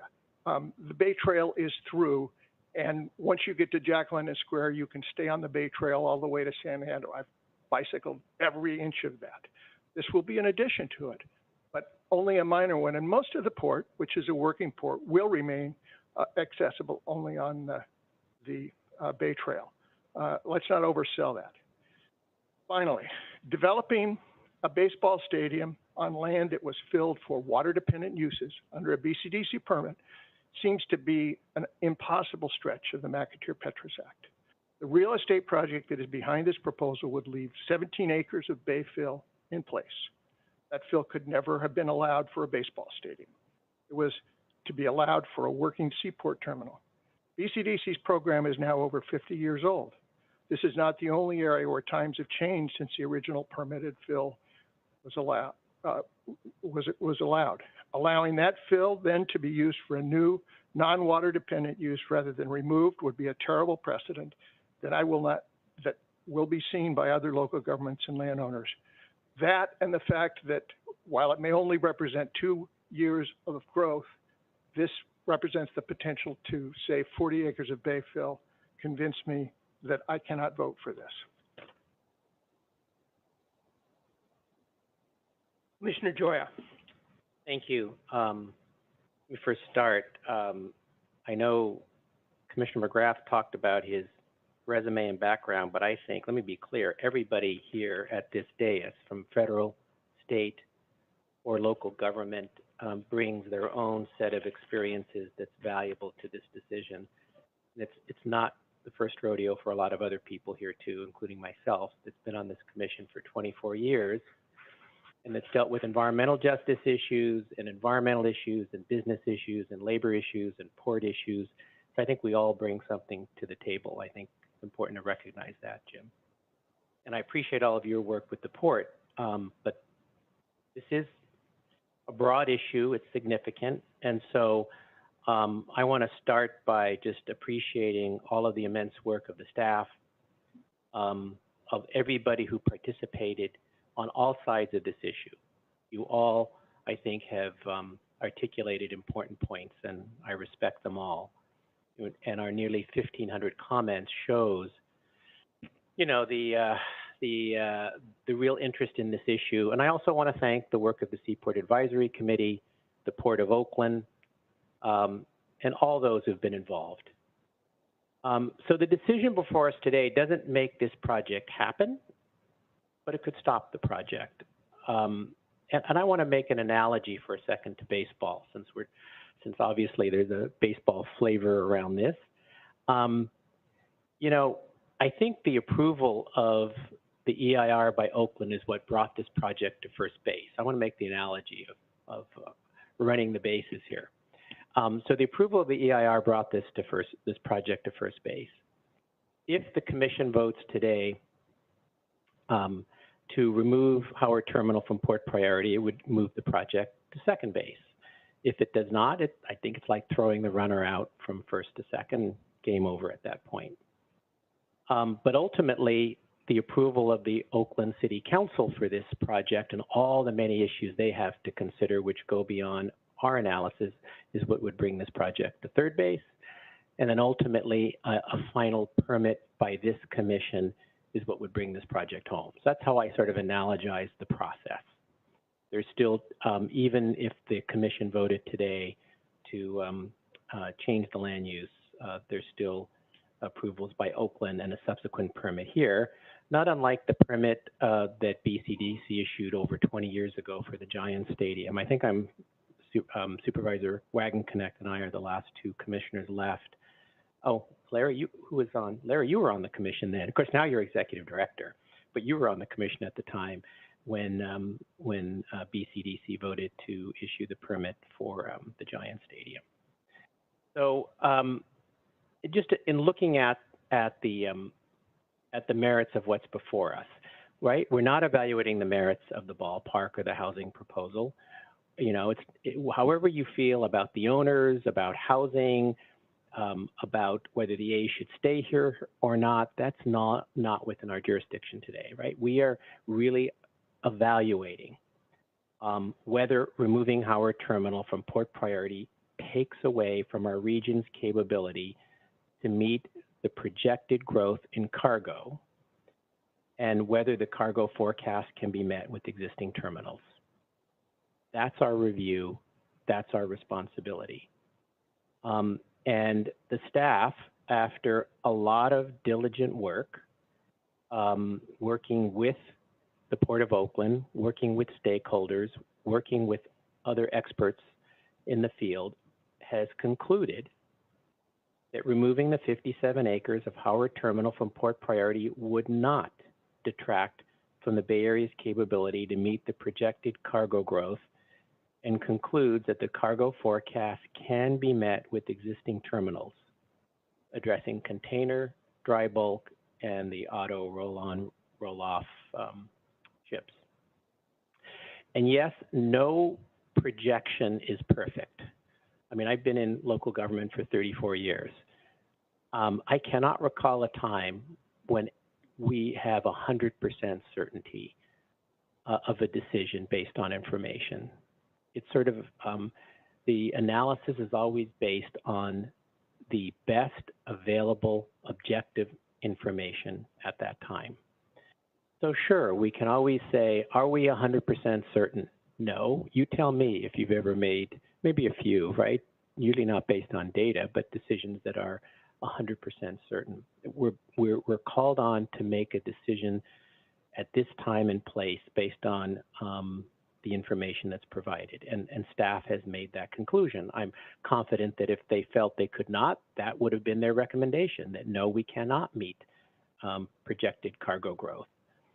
You know, so what's the impact for me, the influence for me on the Seaport Advisory Committee recommendation? Well, it was a 5-4 vote, 5-4 to 1, based on an earlier staff analysis with old information. So a 1 vote difference based on old information. That's not persuasive to me. How many of you make decisions based upon a recommendation that was a 1 vote difference based on old information that has since been updated to us?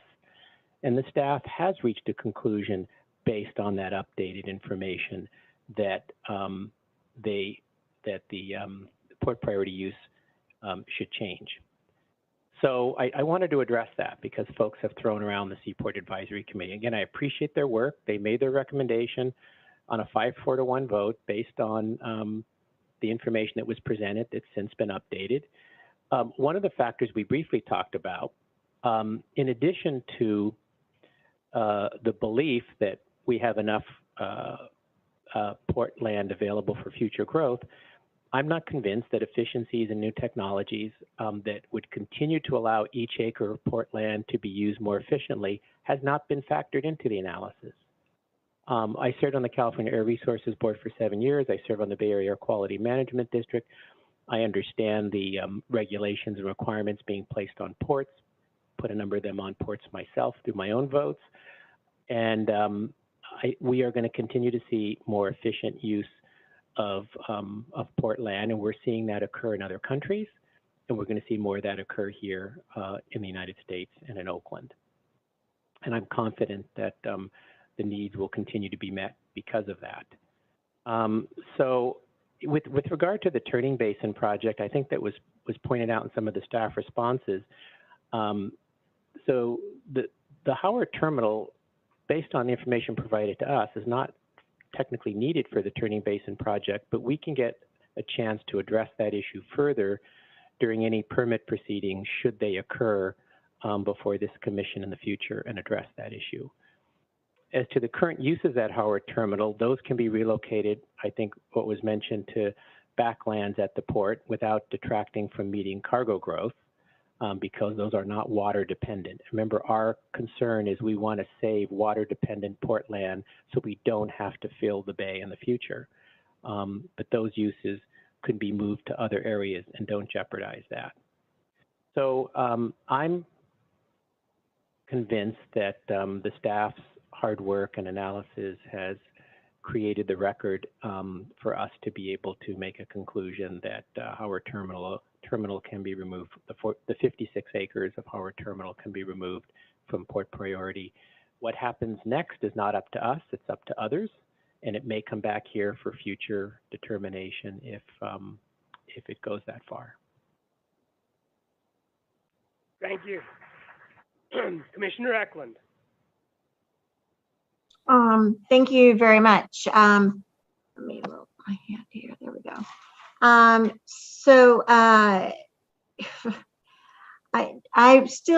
struggling, and I would like to ask the commissioners and or the staff, I'm not sure exactly who to ask here. I've been struggling with this issue when I attended or watched the Seaport committee discussing this issue. I was convinced that they made the right decision, and was surprised actually that in the 11th and a half hour a vote was changed, which I'm not even sure was appropriate or not. But anyway, a vote was changed. So I have been struggling with this. I've read the cargo forecast and the updates that we got from staff. And I understand that the forecasts are sort of like a crystal ball, because no one knows what's going to happen by 2050. Who knew that we were going to get COVID and it was going to change our life and change everything that we've been working towards for a long time. I'm working for EVA for 35 years. We kept saying, oh yeah, let's all take buses and reduce the use of cars. Well, now public transit is struggling to even stay alive because most people are telecommuting. And who would have projected that 10 years ago or even 5 years ago? So it's really that really has fundamentally changed, I think, the way we work.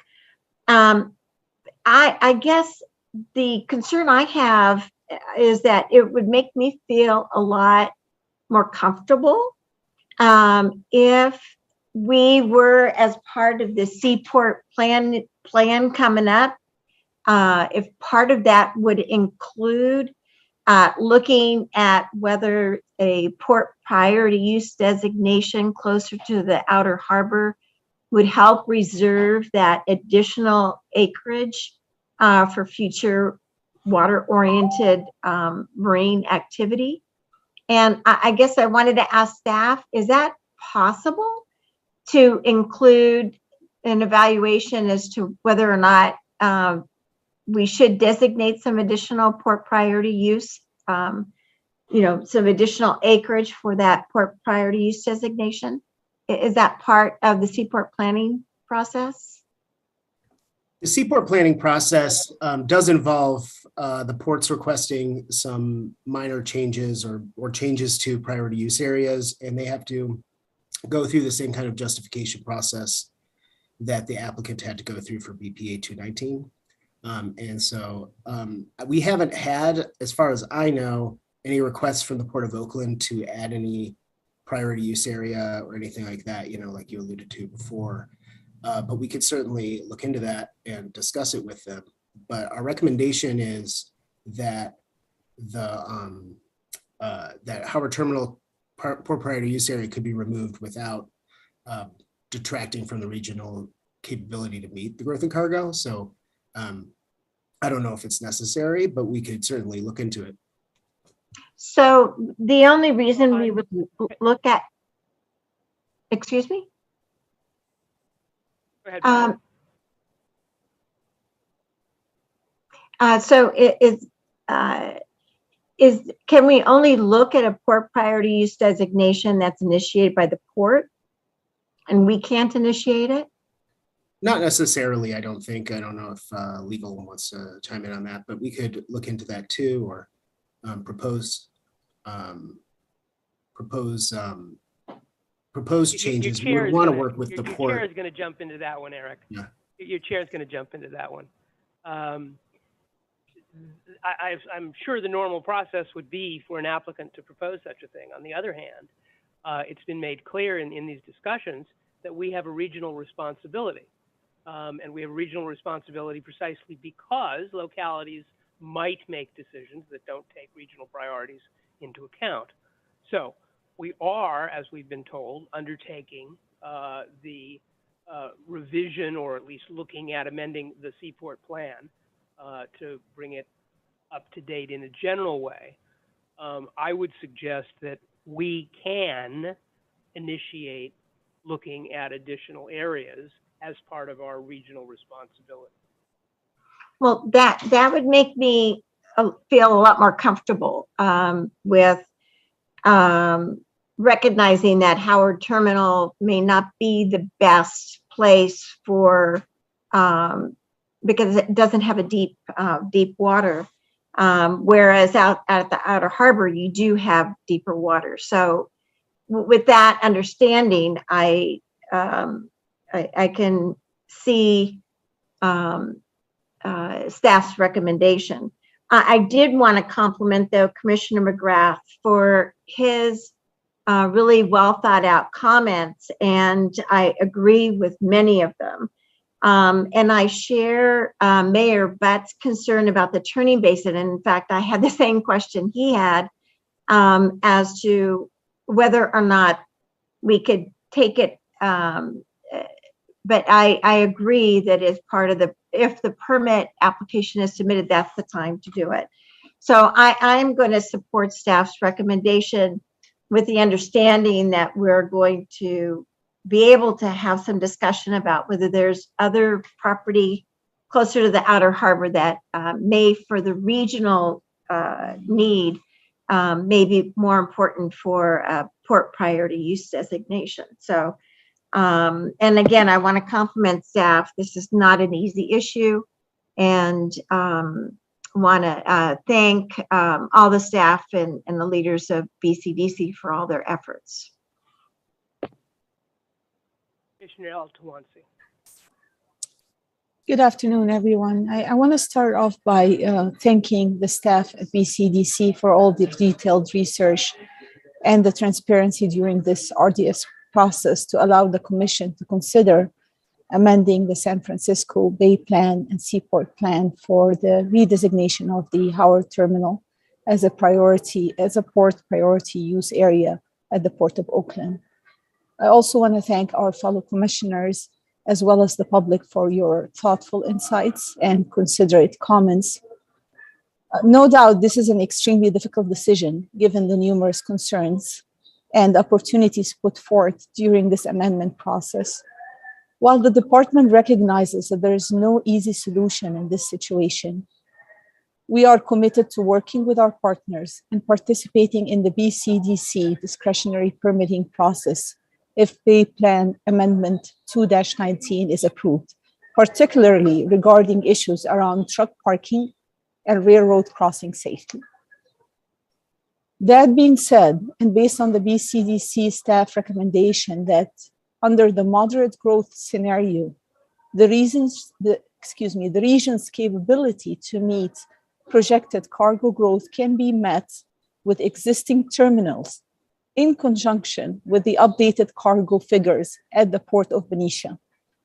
The department supports the staff recommendation to approve the amendment to remove the Howard Terminal as a port priority use area in the Seaport Plan, with the understanding that issues and impacts associated with truck parking and circulation, as well as pedestrian and bicyclist safety in and around adjacent railroads within the project area are properly mitigated. Thank you. Thank you. Commissioner On. Thank you, Chair Wasserman. So on the level, this is a closer question because maybe just to emphasize generally for the public, I don't believe the community benefits yet are a done deal. I listened to public comment very carefully. I really did appreciate the commitment of many speakers to things like environmental remediation, public access, investment in local businesses, as well as jobs, including local and targeted hire. This has all been part of my own career as a nonprofit environmental justice lawyer for over a decade at this point. And I really believe in these concepts. And of course, as you've heard from many other commissioners, this isn't explicitly part of our consideration today, but I do want to emphasize something that I expressed in the last commission hearing as well, that I believe environmental justice more generally should be a part of every action of BCDC. And I really do hope this commission continues to adhere to that, and that these comments that you expressed today will be especially important if we do move forward with removing the PUA designation and evaluating this as part of the permit application. So pausing there for a moment, I'll say that the threshold for evaluating environmental justice today for this particular policy action that BCDC, for me at least, is a relatively lower threshold than it normally would be for a permit application, in the sense that I want to make sure as a commissioner, at least, that environmental injustices aren't occurring when we do this.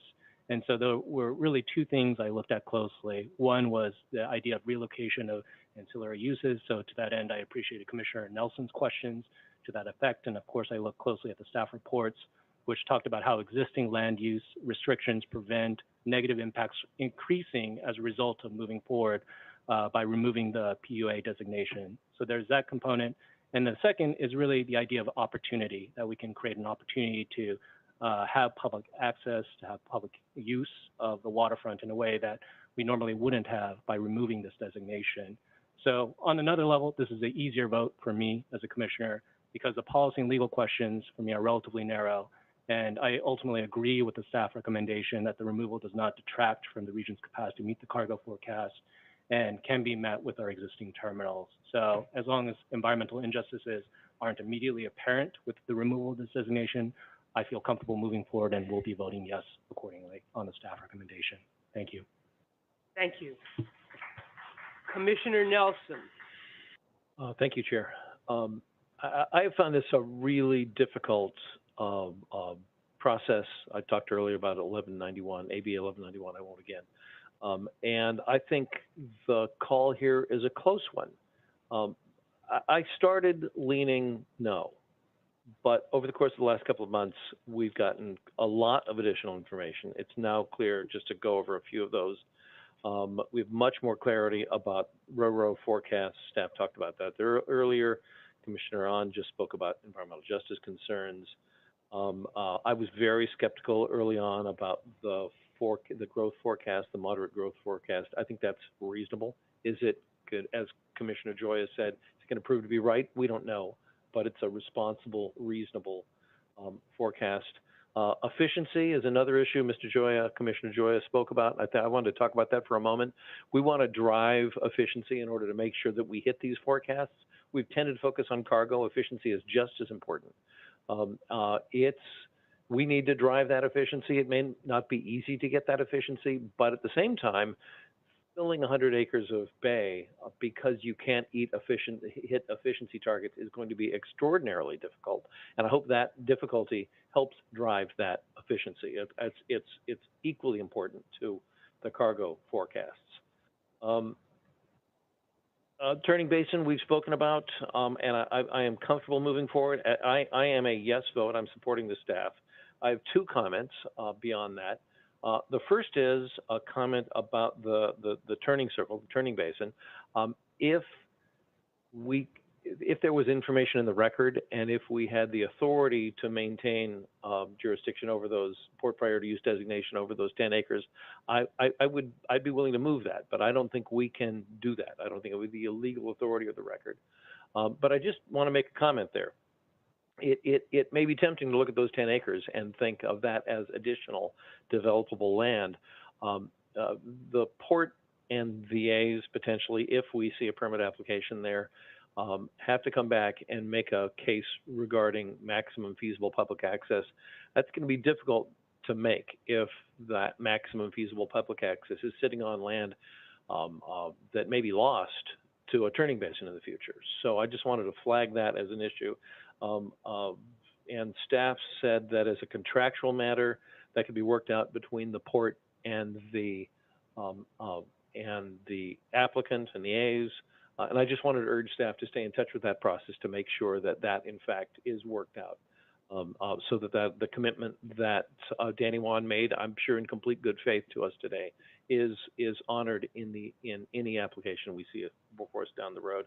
I did want to thank Commissioner McGrath for his comment about the fill issues.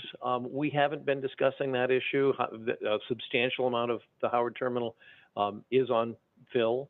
I don't believe that a ballpark is an approvable use for that fill. We've dealt with those issues for a long time on the San Francisco waterfront with regard to what uses are allowable on fill. And I just wanted to say that this is not a new issue for us. It's also not an issue that is before us today. It's an issue we're going to need to wrestle with when and if an application comes before us. Thank you.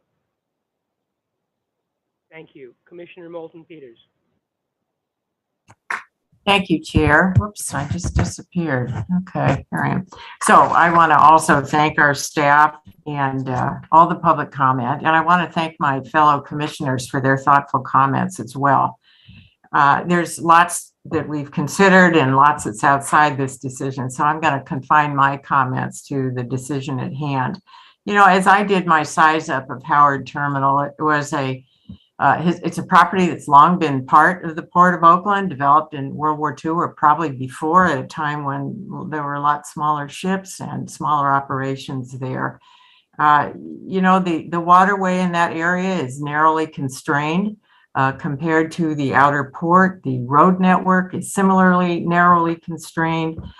Former Oakland Mayor Jean Quan reminds us that 400 acres to the west were added to the port by the Army, and that the major development of the port has taken place on that acreage since that time.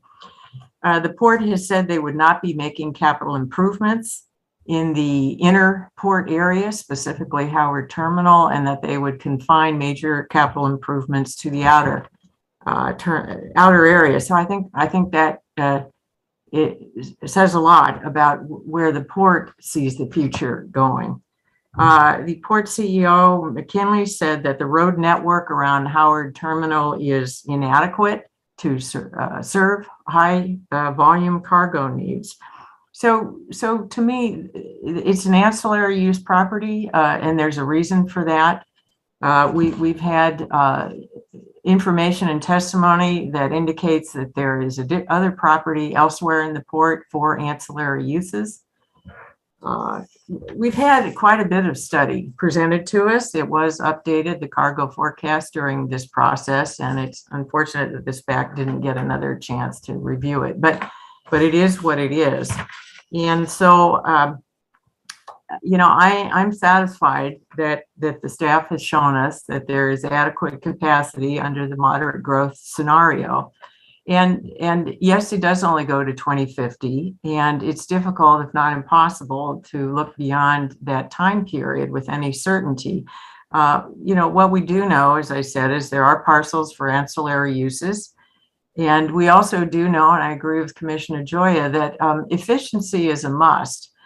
We need to use our lands more efficiency for agriculture, for housing, for port use, for everything. And so this will happen, and it is happening other places.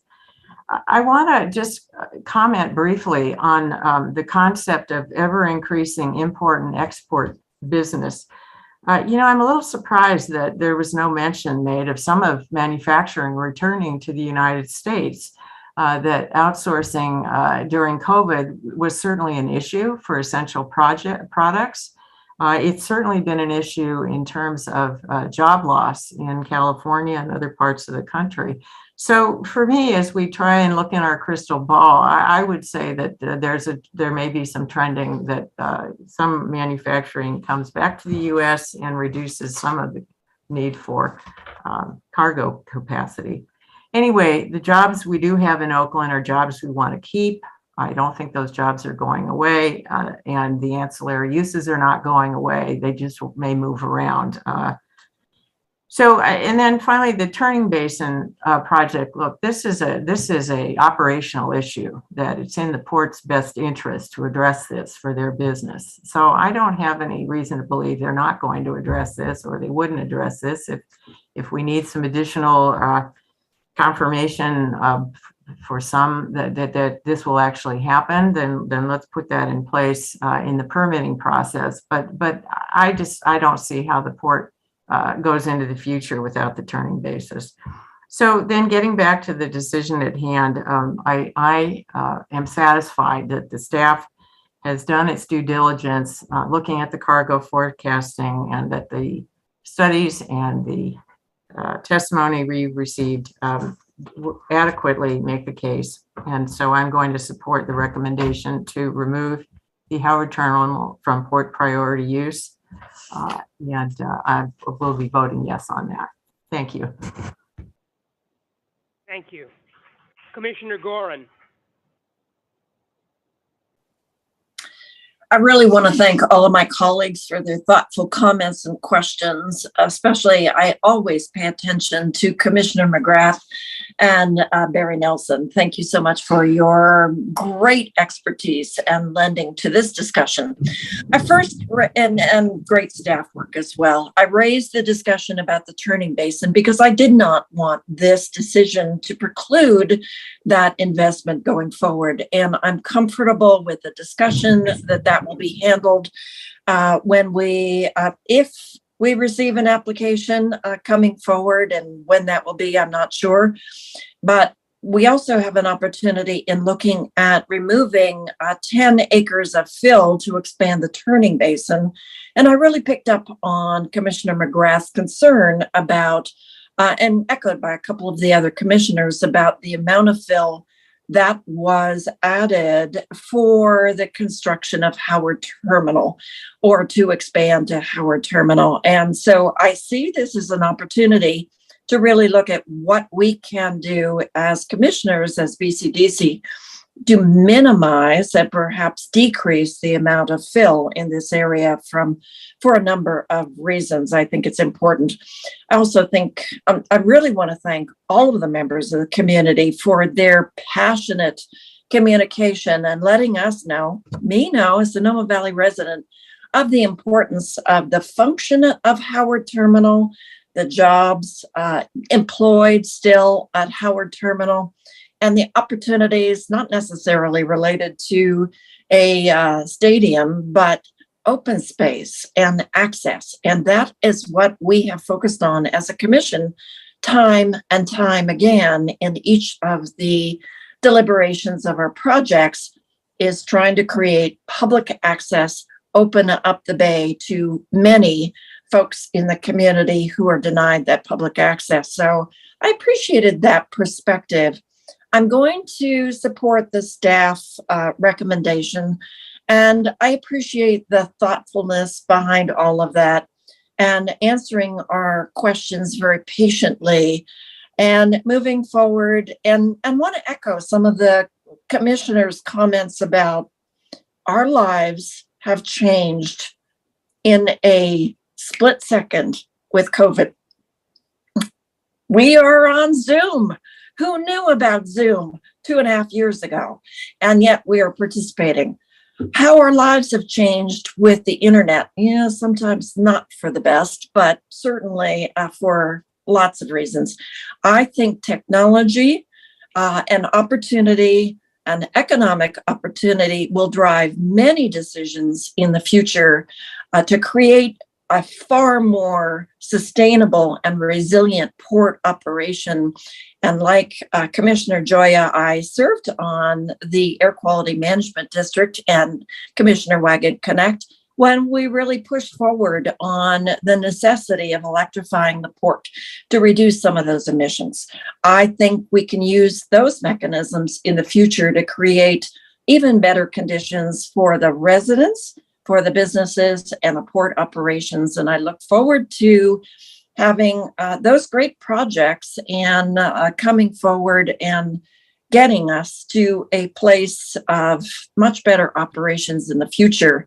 For a while, I was joking that my new appliances were sitting in a container in the port of Oakland because it took me 1.5 years to get them, but they did arrive. So apparently they've been unloaded.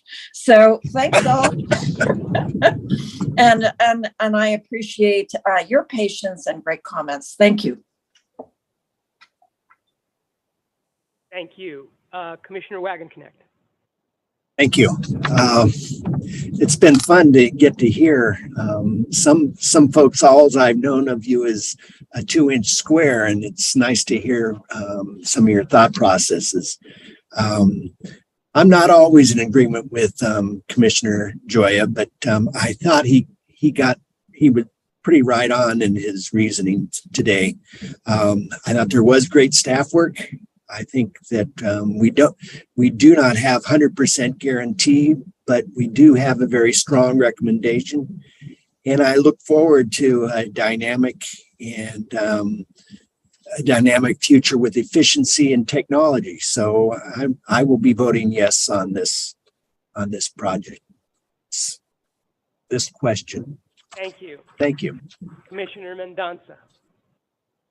I will be relatively brief since I am new to this specific conversation, but I obviously had a chance to review all the materials and a chance to listen to the conversations today. And I do appreciate the quality of the staff work that was done going into this. I just want to make one comment about projections, and particularly projections in the future in uncertain times, since that's a lot of what I did in my prior life as a management consultant. And part of the way you deal with that is to create scenarios and put some sense of likelihood against those scenarios, and what are they dependent on, and what are the interdependencies and things that could influence what you might do in different scenarios.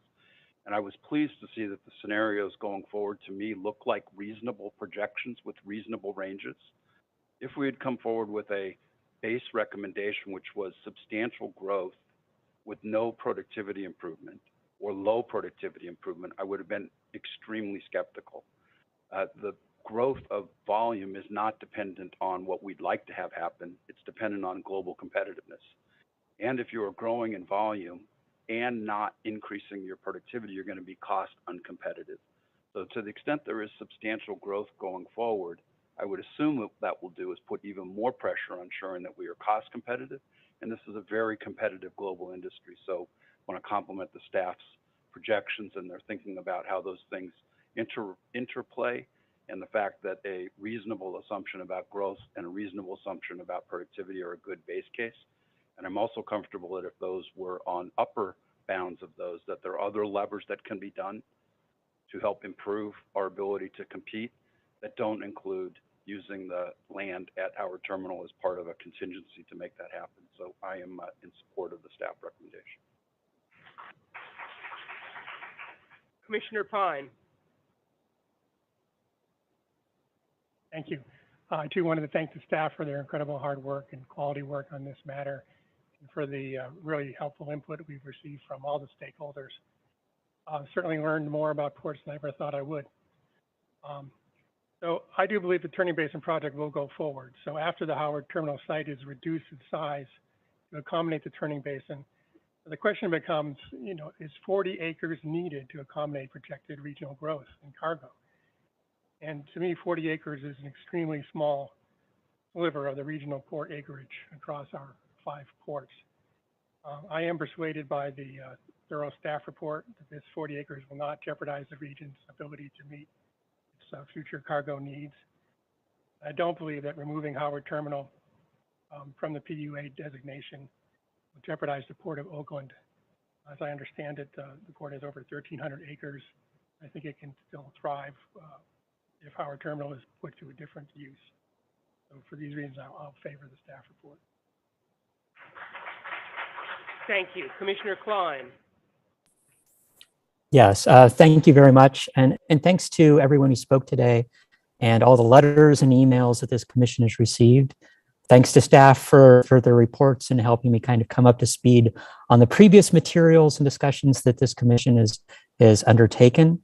And a special thanks to the insightful comments and perspectives of my fellow commissioners who've looked at these issues a lot longer than I have in a lot more detail. So thank you for that. Today, we are not looking at approving the ballpark project. You know, the staff report in my mind was very clear. The removal of the port priority use designation does not preclude continued use of the Howard Terminal for support, nor the CEQA lead agency for the ballpark project ultimately it does not commit the authorization of the ballpark project. So to me, that's the critical thing. You know, we all want Oakland to thrive, and the Port of Oakland will go away.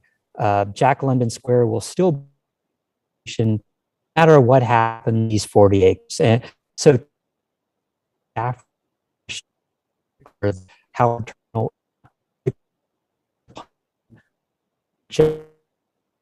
both. Larry, you might try turning your camera off. You're getting a little frozen and broken up. Oh, normally I okay. don't say. Thank you. Yep. And for me, you know, the inner harbor, I know there are issues, you know, the inner harbor turning basin is still critical and needs to be implemented. There are conceivable potential future sites that need to be evaluated, but and so on that point, what I was talking about earlier, I really look forward to a comprehensive update to the Seaport Plan, which I think will be critical to this commission's future decisions. But from my standpoint, based upon our current growth forecasts, I am in full support of staff's recommendation. Thank you.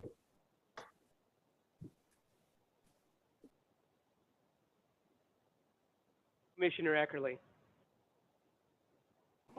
Thank you. I will keep it brief as I realize I put my hand up at the last minute here. I just wanted to first thank the staff for their incredible work on this effort over many, many months. And also to all of the thoughtful and impassioned people who showed up today and provided letters on both sides, sharing your feedback and your insights with us, and to my fellow commissioners for your thoughtful comments and perspective.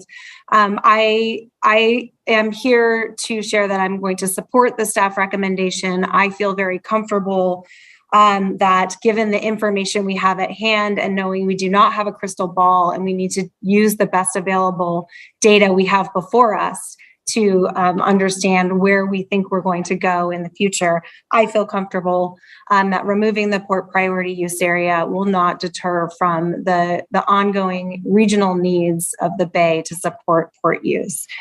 And then I appreciate Commissioner McGrath's comments about the concerns around fill, and I reiterate some of the comments from my other fellow commissioners that is not a consideration before us here today, and that we will have, if a permit application comes before us in the future, a robust discussion and a very high standard of comprehensive review of the breadth of considerations in our Bay Plan policies and the McAteer-Petras Act to consider all of those issues.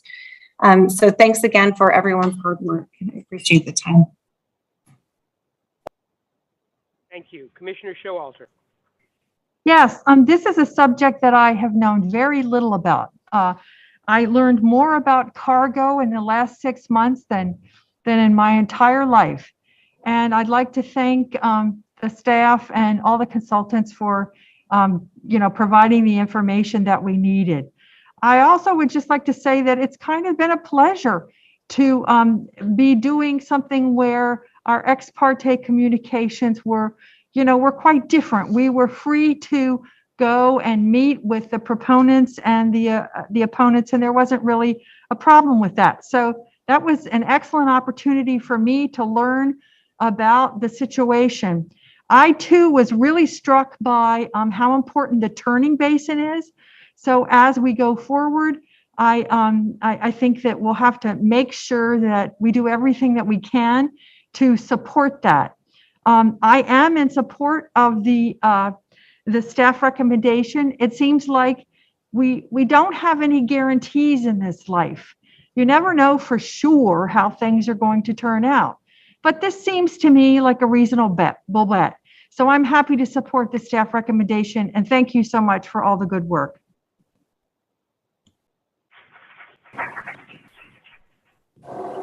I don't see any other hands from commissioners.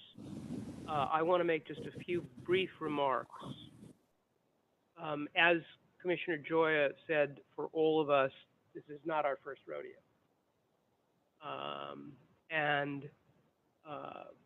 I, in addition to being chair of this commission for the past 10 years, not 11, oh, sorry, louder, last 10 years, I did serve on the Oakland Port Commission for 3.5 years a while ago, and in fact helped to create the department that Mr. McGrath headed. So I have some sense of the port.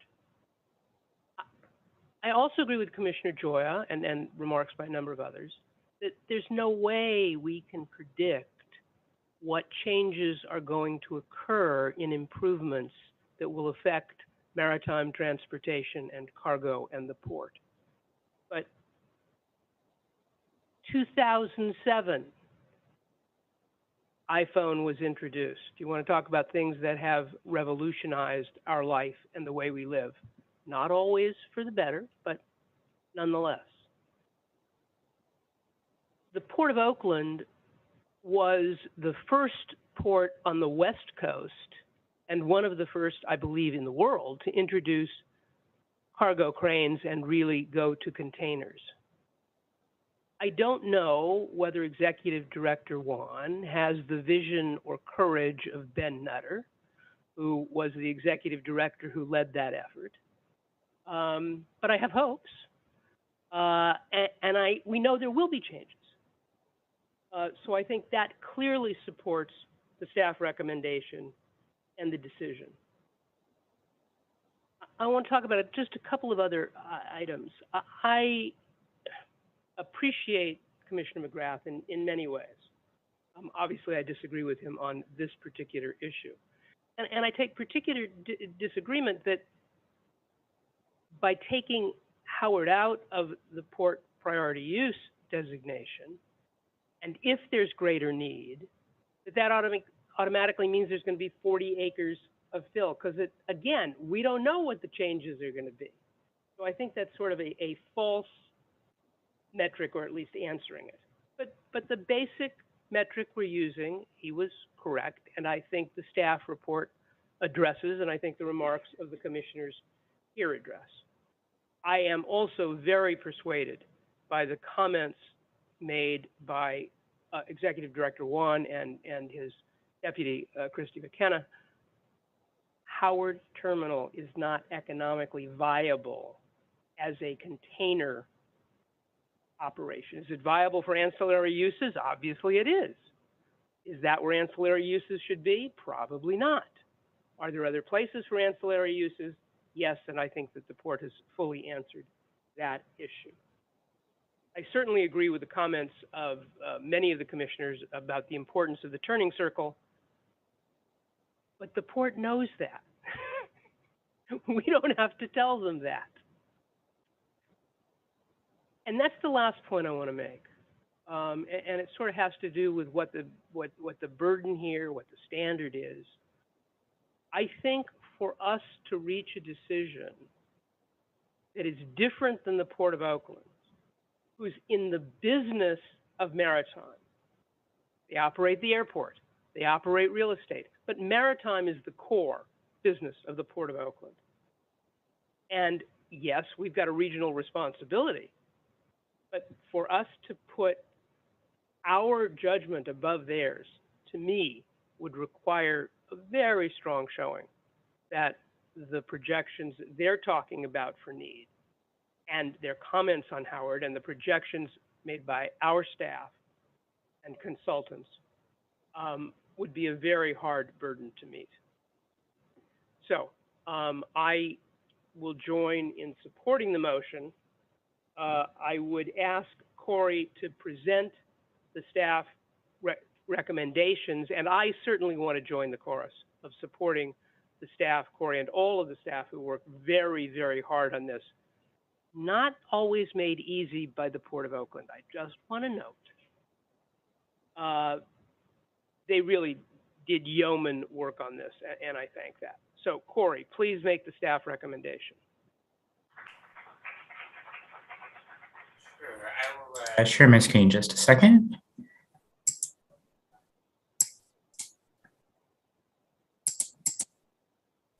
And the motion is up on this slide.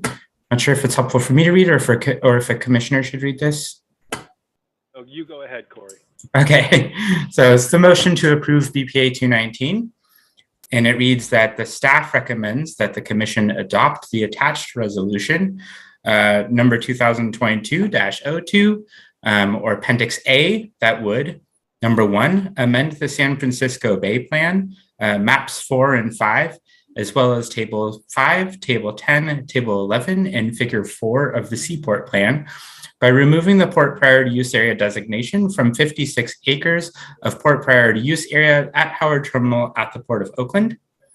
Number 2, amend Resolution number 16 as described in the Resolution 16 section of this report being the final recommendation.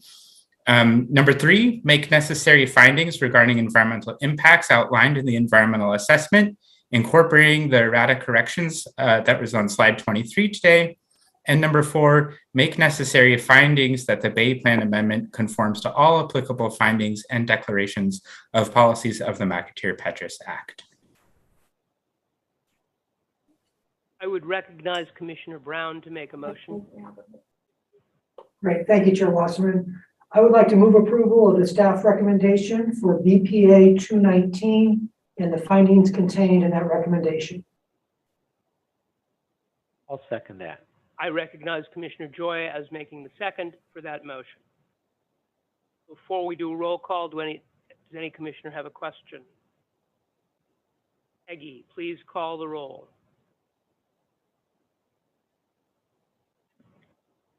Commissioner Audiego. Yes. Commissioner On. Yes. Commissioner Almy. Yes. Commissioner Brown. Yes. Commissioner Butt. No. Commissioner Eckerly. Yes. Commissioner Eklund. Yes. Commissioner Altawanze. Yes. Commissioner Joya. Yes. Commissioner Gorin. Yes. Commissioner Hawes. Yes. Commissioner Lee. Yes. Commissioner Lucchese. Yes. Commissioner Moulton Peters. Yes. Commissioner Pine. Yes. Commissioner Showalter. Yes. Commissioner Wagenknecht. Yes. Commissioner Klein. Yes. Commissioner McGrath. No. Commissioner Stephanie. Aye. Commissioner Nelson, Yes. Commissioner Mendoza. Did I get it right? Mendoza, that's close. Oh, Yes. sorry. Yes, vote? Okay. Yes. Commissioner Rush, Yes. You got it. Vice Chair Eisen, Yes. Chair Wasserman. Yes. Okay, let me just count to make sure.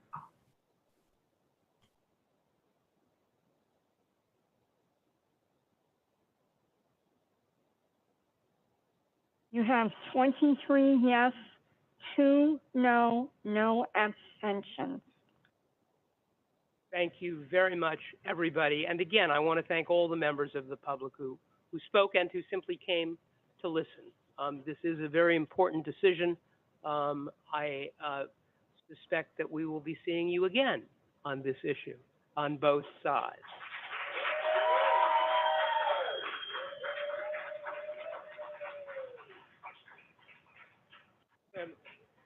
Executive, we've got still a little business. Thank you. No, go ahead. No, you go ahead, Larry. Thank you, Chair Wasserman.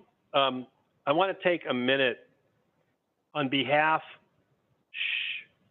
of staff to thank commissioners and their alternates who are here, and the commissioners who aren't here, who couldn't be here, for doing such an amazing job over the past 4 months of keeping up with staff and of reading the materials, asking great questions.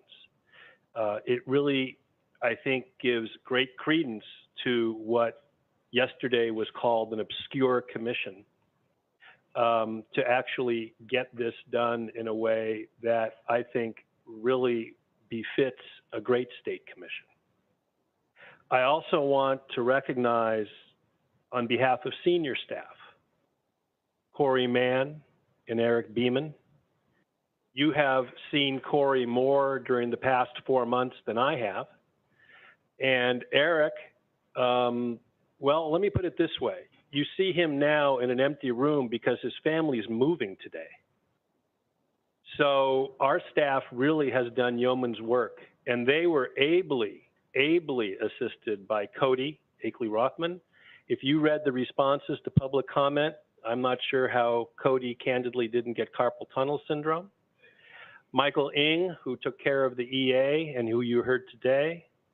Yuri Jewett, who in baseball parlance is the world's greatest utility infielder. Rachel Cohen, whom you saw today and is over on the other side, who held it all together. And I should mention one other person. When Commissioner McGrath asked about the permit, we had a little discussion over lunch, and it was Raina, one of our terrific assistants, who immediately found the permit and was able to get it to everybody.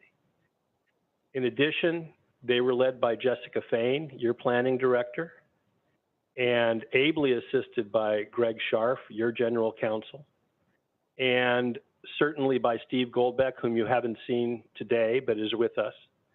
And we have to thank the admin staff. We had 1,500 comments. We had 2 hybrid meetings.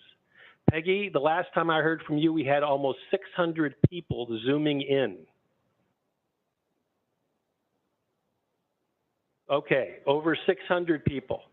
Running a hybrid meeting like this is not easy, especially when you're not using the MTC audiovisual system. So the admin team also needs to be congratulated.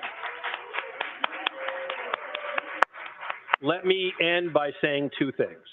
First of all, staff totally agrees with Commissioner Nelson. The time pressure put on by AB 1191 was counterproductive to the policy process. Enough said.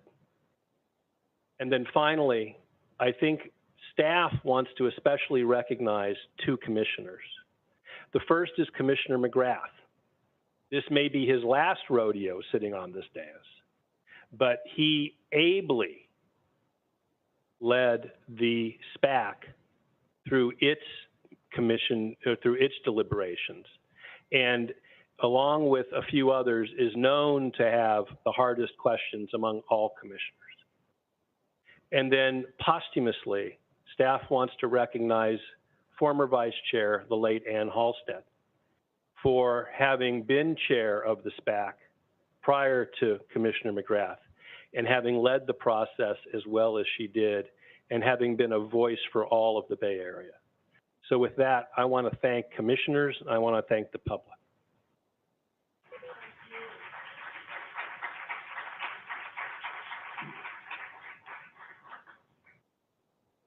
I will certainly be among those who will miss the insightful comments and perspective of Jim McGrath as a commissioner on this mission. And I would like to entertain a motion to adjourn in honor of Commissioner McGrath. Second. No, I need a motion. I don't make motions here. Also moved. Thank Second. I'll second. Made by Commissioner Lee, seconded by Commissioner Choya. I assume, I'm going to ask for a voice vote. All those in favor say yes? Yes. Yes. Yes. I thank you all again. We'll see you on the 7th. All right, we're adjourned. You're on mute. Recording stopped.